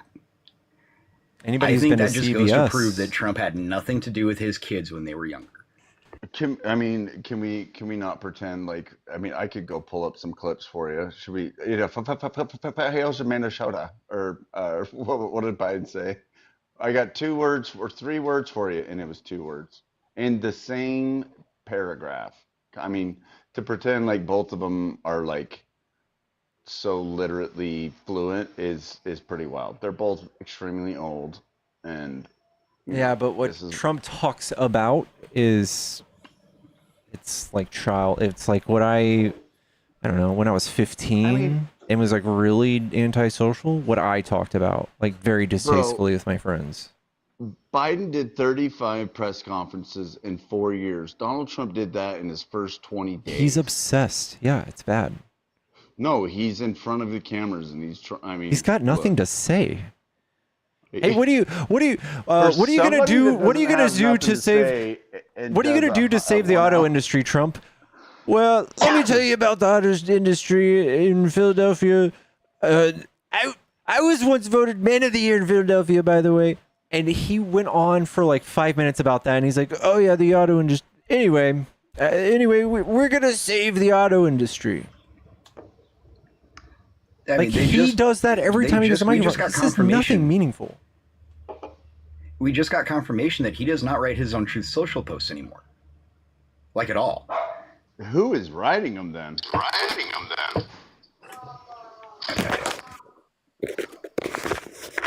Maybe that's a scapegoat. Maybe that's a. Yeah, who's writing them? I mean, there's. They only gotta be one- his because they're fucking all caps and they have horrible spelling It's just and grammar. It's too. Either that, Trumpian for or they're it to be- someone's being instructed like Gavin Newsom's. maybe some shit. maybe they made up. Maybe they made it a AI server that only that they're like, hey, make all this sound just like Donald Trump, and then it's the unhinged version of Donald Trump. It's excuse for the DM to Pam. Yeah. The DM to Pam. What are you talking about? Yeah, like he truthed a DM to Pam Bondi, and it was like, you need to go get my political opponents. They're all bad. They're criminals, and I expect you to go get him, and they're evil because they can't just get away with this. And it was weird. It was like it was a DM to Pam. It said Pam and then colon, and then it just went on this weird rant. I mean, and that's probably why they're coming up like, by the way, he's not in charge of his own. So that was someone else. That sounds like a cover up for what's going on there. Yeah, it's all insane. Like everything's crazy. I don't, but I just think that things would be much worse if the worst half would have gotten elected. I literally don't think so. It's literally like breaking news every day, just about. Do you think that they would have any form of peace deal right now in Gaza? Like, I know They had one working out. The only reason I think they didn't is because they were holding out on the election. I literally think that's why. Bro, they didn't even release a single hostage until Trump got in. Yeah, I know. BB was waiting for the election. Oh, like BB knew what was gonna happen. No, you didn't know what was going to happen. You don't And he think would have had a BB lot more in his corner when Trump got in office. Trump is his bestie, bro. You don't think that BB was trying to get those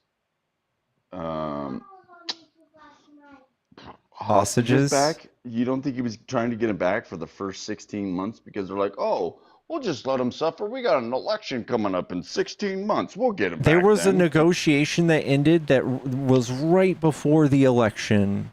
And I believe right afterwards, BB, like they fucking, yes, continue to bomb. BB just fucking starts bombing.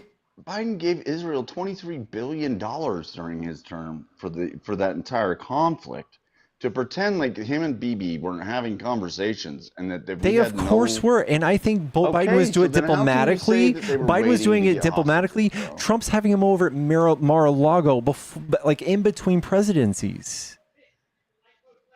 Wait, what? Yeah, BB was at Mar-a-Lago in between presidencies, bro. Even right before the election, but more than that.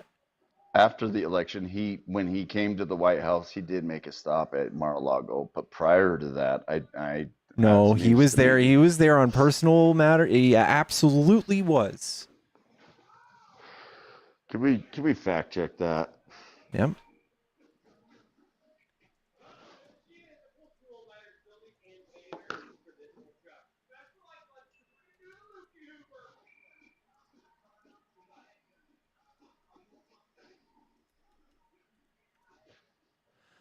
Trump meets with Prime Minister Netanyahu at Mar-a-Lago, July 26, 2024. So yeah, that was before okay. I'm saying prior to them being in the cycle of the election.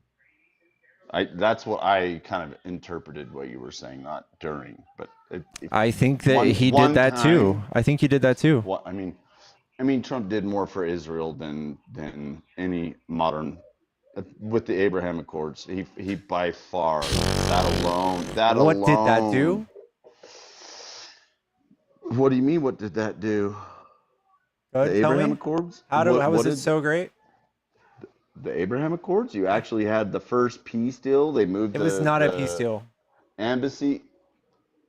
It wasn't a peace deal. What was it then? No, it was a trade deal between them and like UAE or the Saudis. Abraham Accords. Yes, it was like a trade deal, dude. Oh, pickles! Come on. It was not a peace deal. Who was at war? It was a treaty between the UAE, Qatar, and they were trying to get Saudi Arabia on board. And they weren't. Yeah, and Saudi Arabia. They were not at war with the UAE.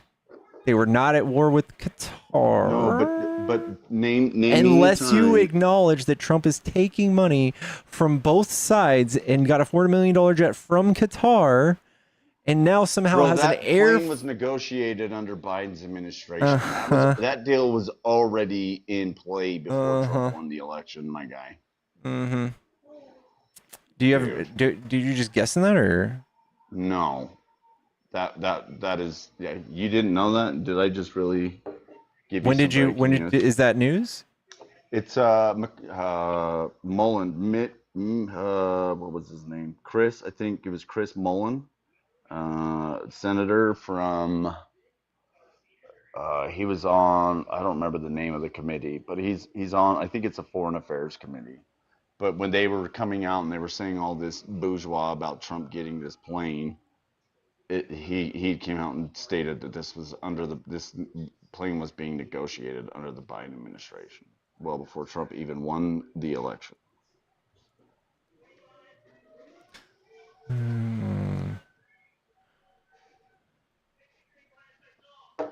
Sources contradict Trump narrative about Qatar offering plane as a gift. It says that he was asking for it. Oh. And you know why this is even a thing? Well, it's because Boeing couldn't get enough security clearance for their workers to work on the plane, because you have to have a certain security clearance to work on Air Force One, and so that's what's one of the main reasons that they've had so That's many what he's delays giving. on the He says Boeing is very late with the plane, Trump said. And if we were talking, if I can help you, let me do that. And they had a plane. And Trump toured the Qatari plane with some aides when it was at the airport in Palm Beach, Florida. Afterwards, Trump remarked on how luxury. No, this was that was during his presidency. He toured it during his presidency. How is he negotiating for a plane he just now toured? Yeah, he was over in Qatar when they were doing that was a trade deal that they were doing with the EA. They're still hashing out the deals. The Yeah, I deal know. at this point. No, what? No, you're just making that up. I'm not making that up, bro. This is very simple. Government dealing, Ministry of Defense, Department I'll of go Defense. pull up the clip for you, buddy. I'll go get it. I think my wife's done. Yeah, dude, this guy, one of his people probably told him to say it to make it go away. I don't see how you can do this acceptable level of risk, reasonable amount of time. You can do it at all. I would not necessarily guarantee a date, but they are proposing to bring it in 27. The plane had been sitting for like 4 years in a hangar. I don't remember. Here, dude, I'm sure there's very I'm nice just saying jewelry. that the plane wasn't. There's plane there's had been there's sitting some there. really badass jewelry, I'm sure, lying around there too. Oh, could you imagine? They got some pretty dope palaces over there. I have the source. Come on up.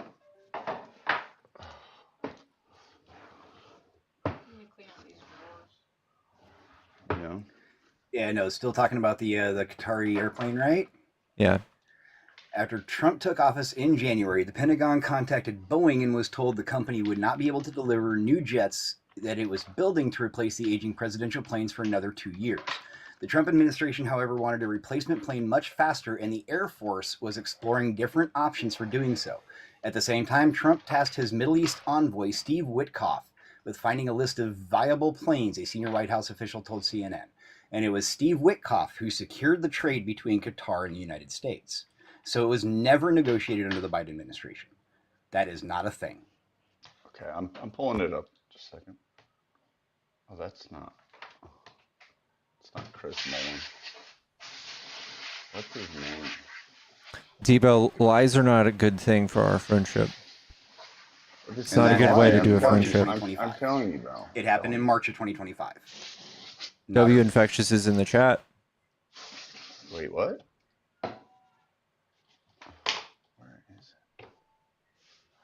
Did you hear me? I said it started in March of 2025. It did not start before that. Before March of 2025, there was no discussions with Qatar about any kind of jet. I'll find it. Just give me a second. I just got my computer on. Just give me a second.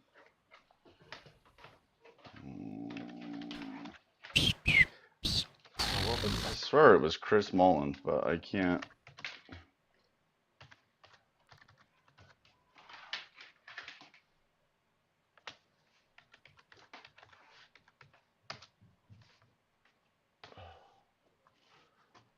Mark Wayne Mullen. Excuse me. Mark Wayne Mullen.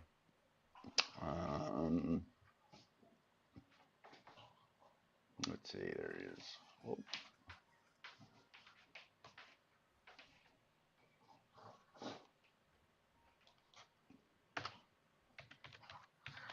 Mark Wayne.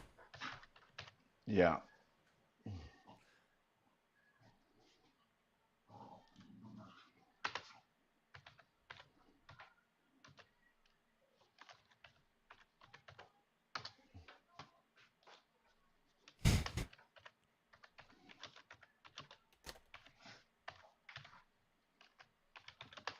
Are you a two finger one of these guys? Yeah, I'm not a super quick typer. Don't make fun of me. That's disrespectful.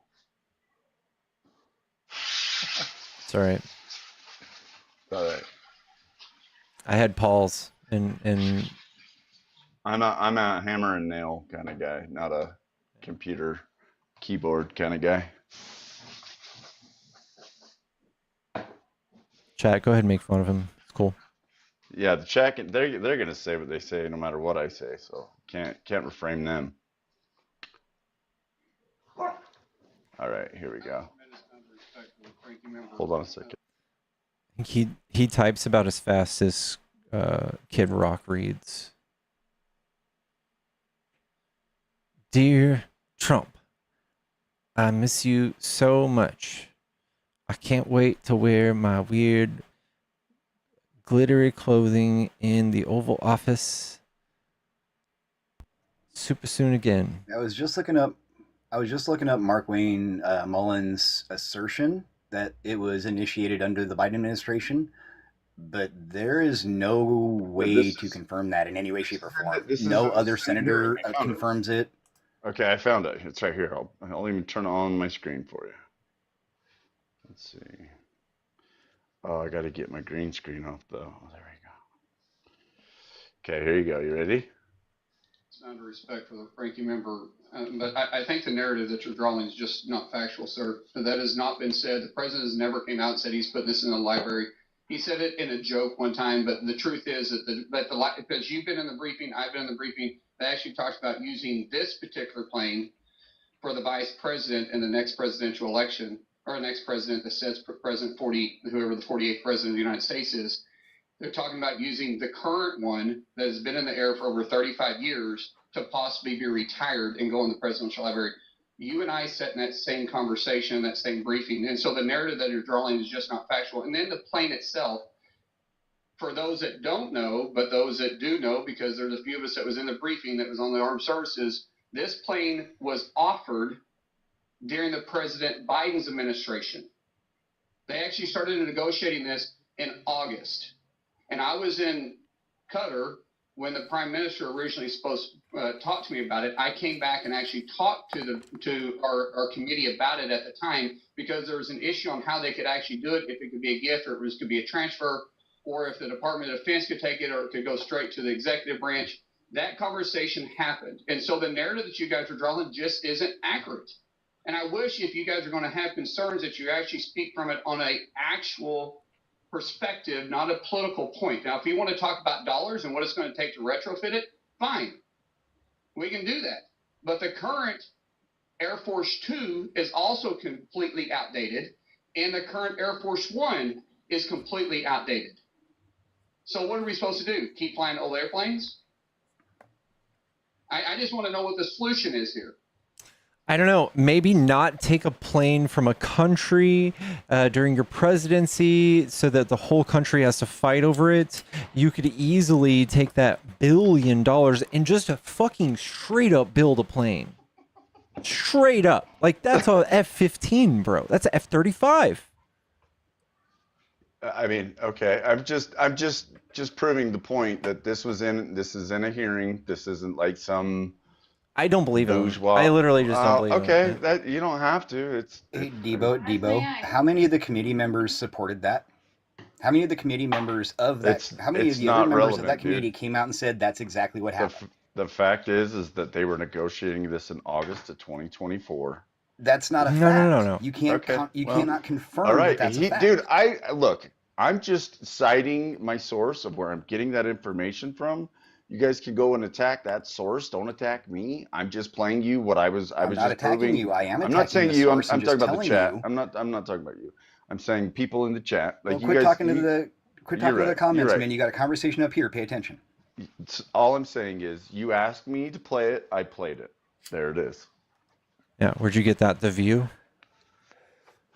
No, that's on the View. That wouldn't be a very. That was actually funny. Whoever said that. But no, I mean that's where I got it from. So there you go. I don't just say stupid shit, dude. I've been on this for too long to say stupid shit. So the source is in the committee. It's in it doesn't say the name of the committee, but it was when they were talking about this when this was such a huge deal to the entire left that we were getting a free $400 million airplane as a gift.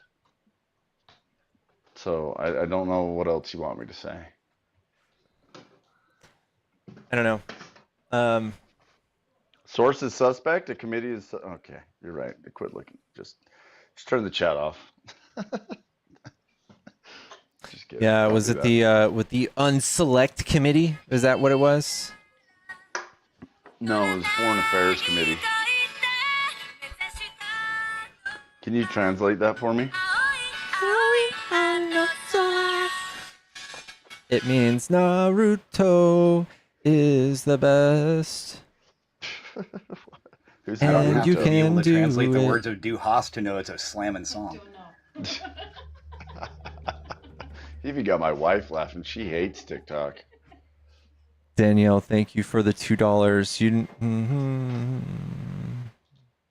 Senator Mark Wayne Mullins says former President Biden's administration. Get that out of here. You brainwashing your wife over there. I didn't mean to do that. I couldn't. I think that was a very nice. Oh. You don't think Trump? You think Trump? All right, we'll just mute that. I know where that button is on the keyboard. Yeah, I just find it kind of odd that during that hearing that Mullins stated this in, they talked to other senators. Other senators had a chance to speak, and no other, even Republican committee members, came up and said, "You know what, Wayne Mark? Yes, I remember that. I remember that committee meeting. I remember hearing about this. Yes, I can confirm that." Not one. They have to confirm what he just stated. Like, is that how committees go? They got to come in and back each other up on shit they just said. Like, when has that ever happened? That's why it's a committee. When has that ever happened? Okay, show me a Democratic senator saying that didn't happen, and you would validate your argument. So if a Republican's supposed to come up and confirm it, you need to have a Democrat senator saying that that's a bullshit story. And I haven't heard one of those. I don't know. It just sounds like more shit we can fight about. Well, it's not really at this point. It's not really an argument. We got a free plane. And for some reason, we're building a Qatari training facility, Air Force base in Utah today, is what we found out. It's Idaho, not Utah. Whatever, one of those boring states, dude. Hey, take it easy there, big guy. That's my home state there. Explains a lot.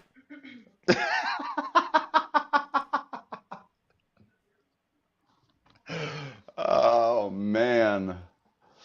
You're just too much today, Pickles, I felt like this was pretty good conversation. Now my feelings are hurt. Oh. Making fun of my home state, dude. That's not cool. I don't say shit about Texas. There's plenty of material there. Yeah, because we have a fucking slogan. It's "Don't mess with Texas." Well, we're the Beehive State, so I got nothing to clap back with on that.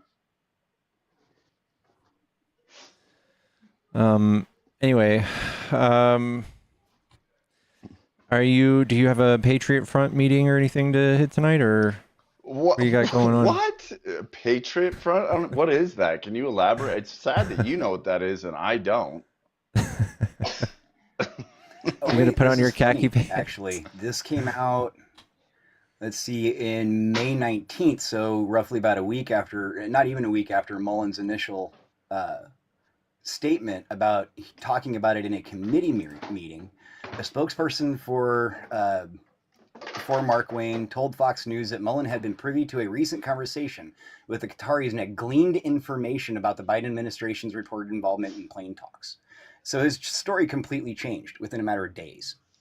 By saying that it was the same story. It's that the plane was No, negotiated initially under the he Biden said that he'd heard about it through in the clip that you just had. No, He that's not what he stated said. that he heard that they talked about it in a No. committee meeting, that it came up in a committee. That's what he said, is not? Should I replay it? I still have Yeah, it go right ahead. here. Here, let's replay. Out of respect for the ranking member, but I think the narrative that you're drawing is just not factual, sir. That has not been said. The president has never came out and said he's putting this in the library. He said it in a joke one time, but the truth is that because you've been in the briefing, I've been in the briefing, they actually talked about using this particular plane for the vice president in the next presidential election, or the next president that says President 40, whoever the 48th president of the United States is. They're talking about using the current one that has been in the air for over 35 years to possibly be retired and go in the presidential library. You and I sat in that same conversation, in that same briefing. And so the narrative that you're drawing is just not factual. And then the plane itself, for those that don't know, but those that do know, because there's a few of us that was in the briefing that was on the Armed Services, this plane Armed Services Committee was offered during the President Biden's administration. They actually started So he's part of the. So he's part of the Yes, Justice so League. He's saying that the Armed Services Committee. He's saying that the Armed Services Committee had to deal with this during the Biden administration. Had Okay, let's received look the up. initial request for it during the Biden administration, and he literally changed the story that he learned about this plane by gleaning information in Qatari government. So again, yes, his No, story he said absolutely no, changed. bro. You're misrepresenting. Oh, here, I'll rewind it 10 seconds. Hold on. Those that don't know that were in the committee, because only a few of us were in that committee. For those that don't know, but those that do know, because there's a few of us that was in the briefing that was on the Armed Services, this plane was offered during the President Biden's administration. They actually started negotiating this in August. Okay, so let's see who was in the arms. What did he say? Who's in the? But that's okay. Like I said, that's the claim that I said in the first place was that he said he first heard about this plane in an Armed Services Committee, right? That's what he just said. Okay. And now his representative told Fox News that he'd been privy to a discussion with the Qataris and had gleaned information about this from them, not from the committee meeting. Dude, he just which said is in his own words he was talking. Dude, let's see. Hold on. Let's see. A single arms committee, arms control policy by an administration managed officials. Key individuals include National Security Council, Bonnie Jenkins, State Department, Legislative Oversight, Armed Forces falls onto Congressional Armed Services Committee, which are not part of the executive branch. It doesn't say who's in the committee, though. Pranay Vandetti. Why does who's in the committee matter? I was going to go look and see if any of those other people that were in the committee could collaborate the story. So I was going to look to see if anybody else. I've actually been looking for that for the last 15 minutes. There isn't one.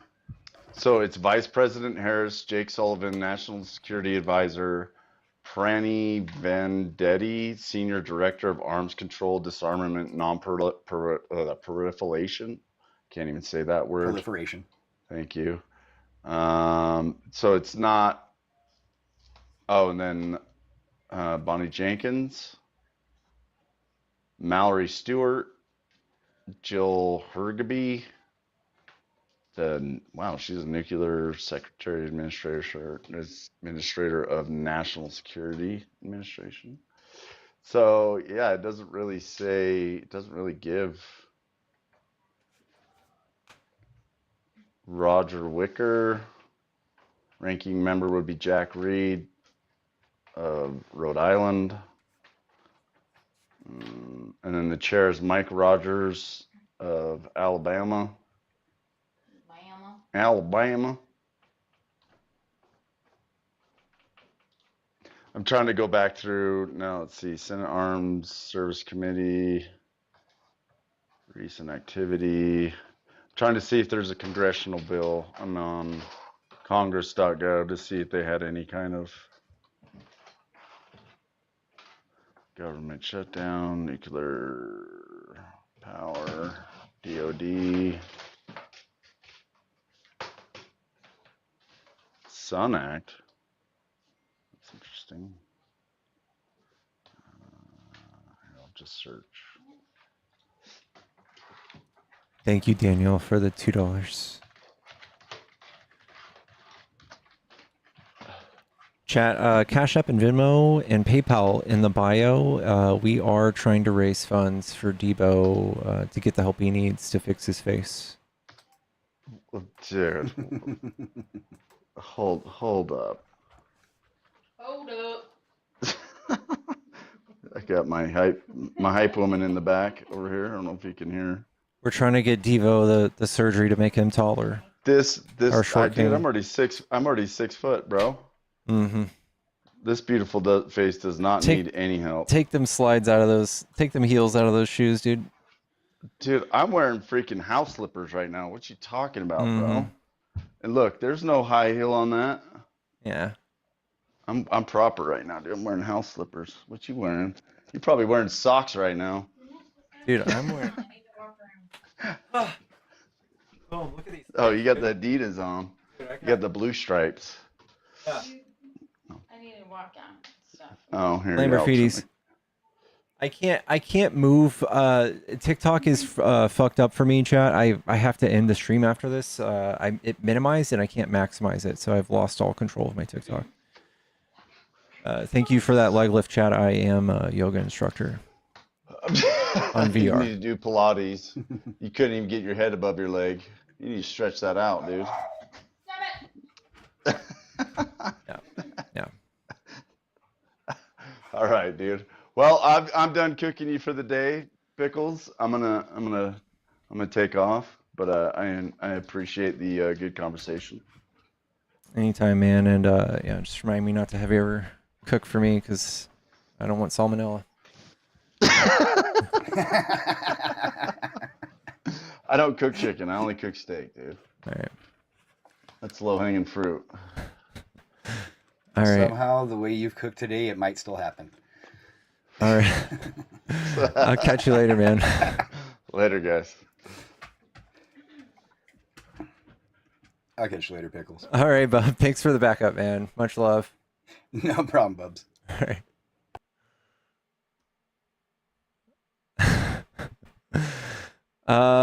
Yeah, I can't even invite anybody back up.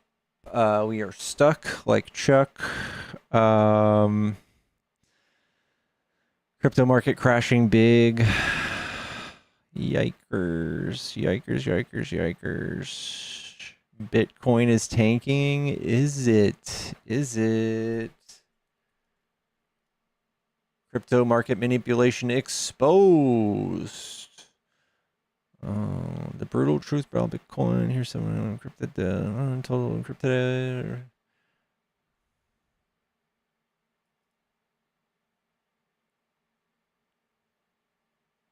Bitcoin's trading at 122, negative 50%.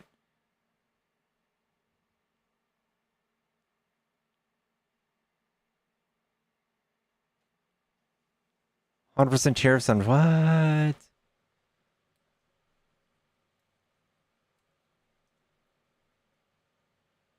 Trump threatens to impose new tariffs on China, cancel meeting with Xi Jinping. Trump is so much drama. The president exposed economic retaliation after Beijing imposed new restrictions on export of rare earth minerals, which are vital for supplies for U.S. makers of chips and batteries. So Trump plays dirty, strong arms China, is shocked when they're doing something back.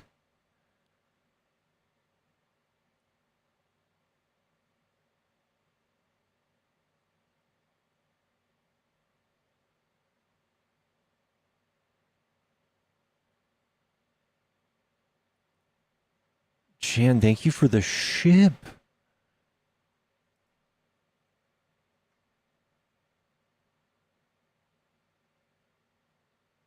We just want one day, chat. We just want one day where it's just kind of chill. Wasn't it today some sort of holiday?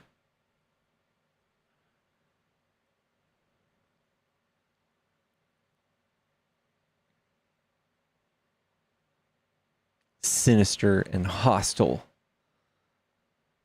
I bet they were, but now there seems to be no reason to do so. He said he was going to meet with Xi Jinping.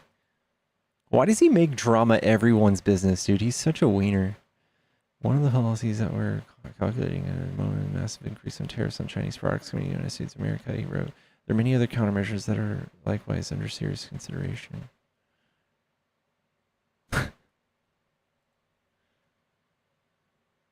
It's Lord of the Rings trilogy type day. I did that not long ago. I can't do it. I'm not ready for it again. It's your birthday. Happy birthday, Shrooman! Happy flippin' birthday.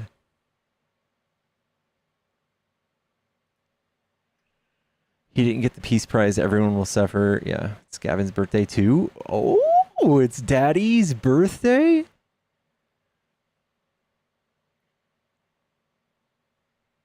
Guys, what if we did a prayer and it was just happy birthday to Gavin Newsom?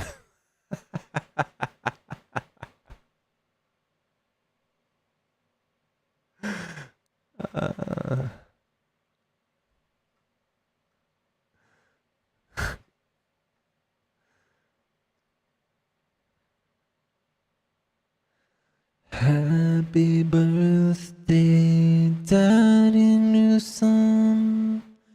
Happy birthday, Daddy, dirty, nasty, dirty Daddy Newsom.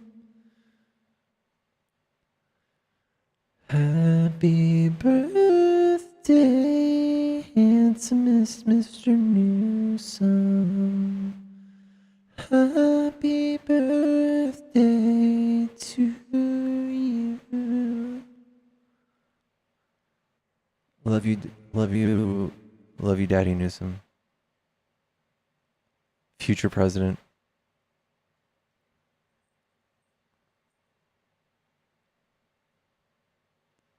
Happy birthday. Pickles Monroe. Ladies and gentlemen, I like that. Formerly Norma John.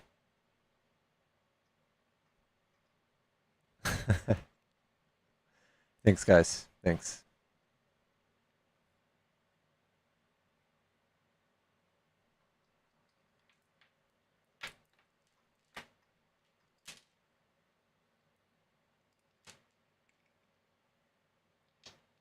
No pocket bacon for you.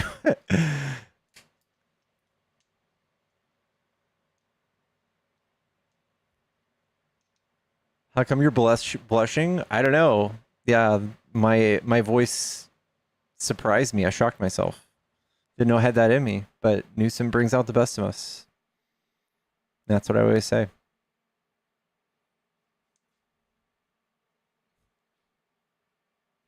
DB cooked him.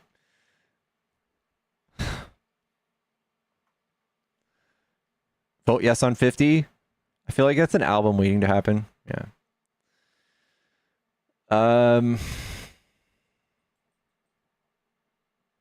Yeah, please don't let me forget Buttigieg's birthday. Gavin and me are 10 out of 10 because we 10 out of 10s. Yes on 50. I wish Buttigieg. Yeah, a year from now you're going to be going platinum. Duh.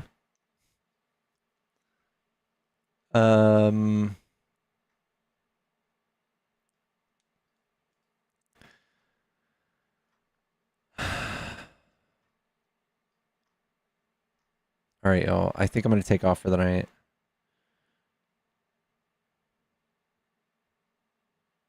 We need administrations: Pickles, Dean, Parker, Johnny, Tic Tac, and Mermaid. Put me in charge of the least important thing, please. Can we have a federal gaming department? I'm over that. Or a federal esports league. We'll suck, but I'll be over it. I'll be over that. Am I going to Brett's party? Oof. I wish y'all can get together again.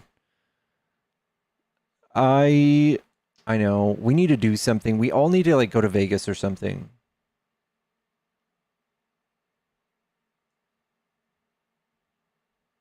like September 10th next year. Just a random date in mind. Just a random date.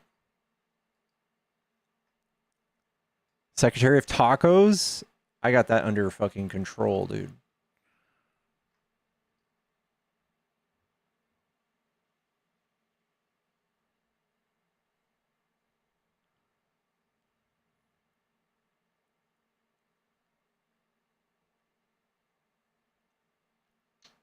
Get your merch sorted out for Christmas. I will. Guys, if I have any talented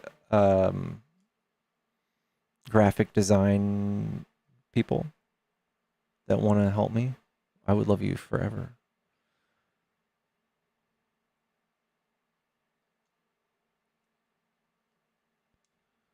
Libs have no control. So emotional? Don't say that! I'm going to tweet about that. All right, chat, I love you. I am going to have to figure out how to turn off my... Hold on.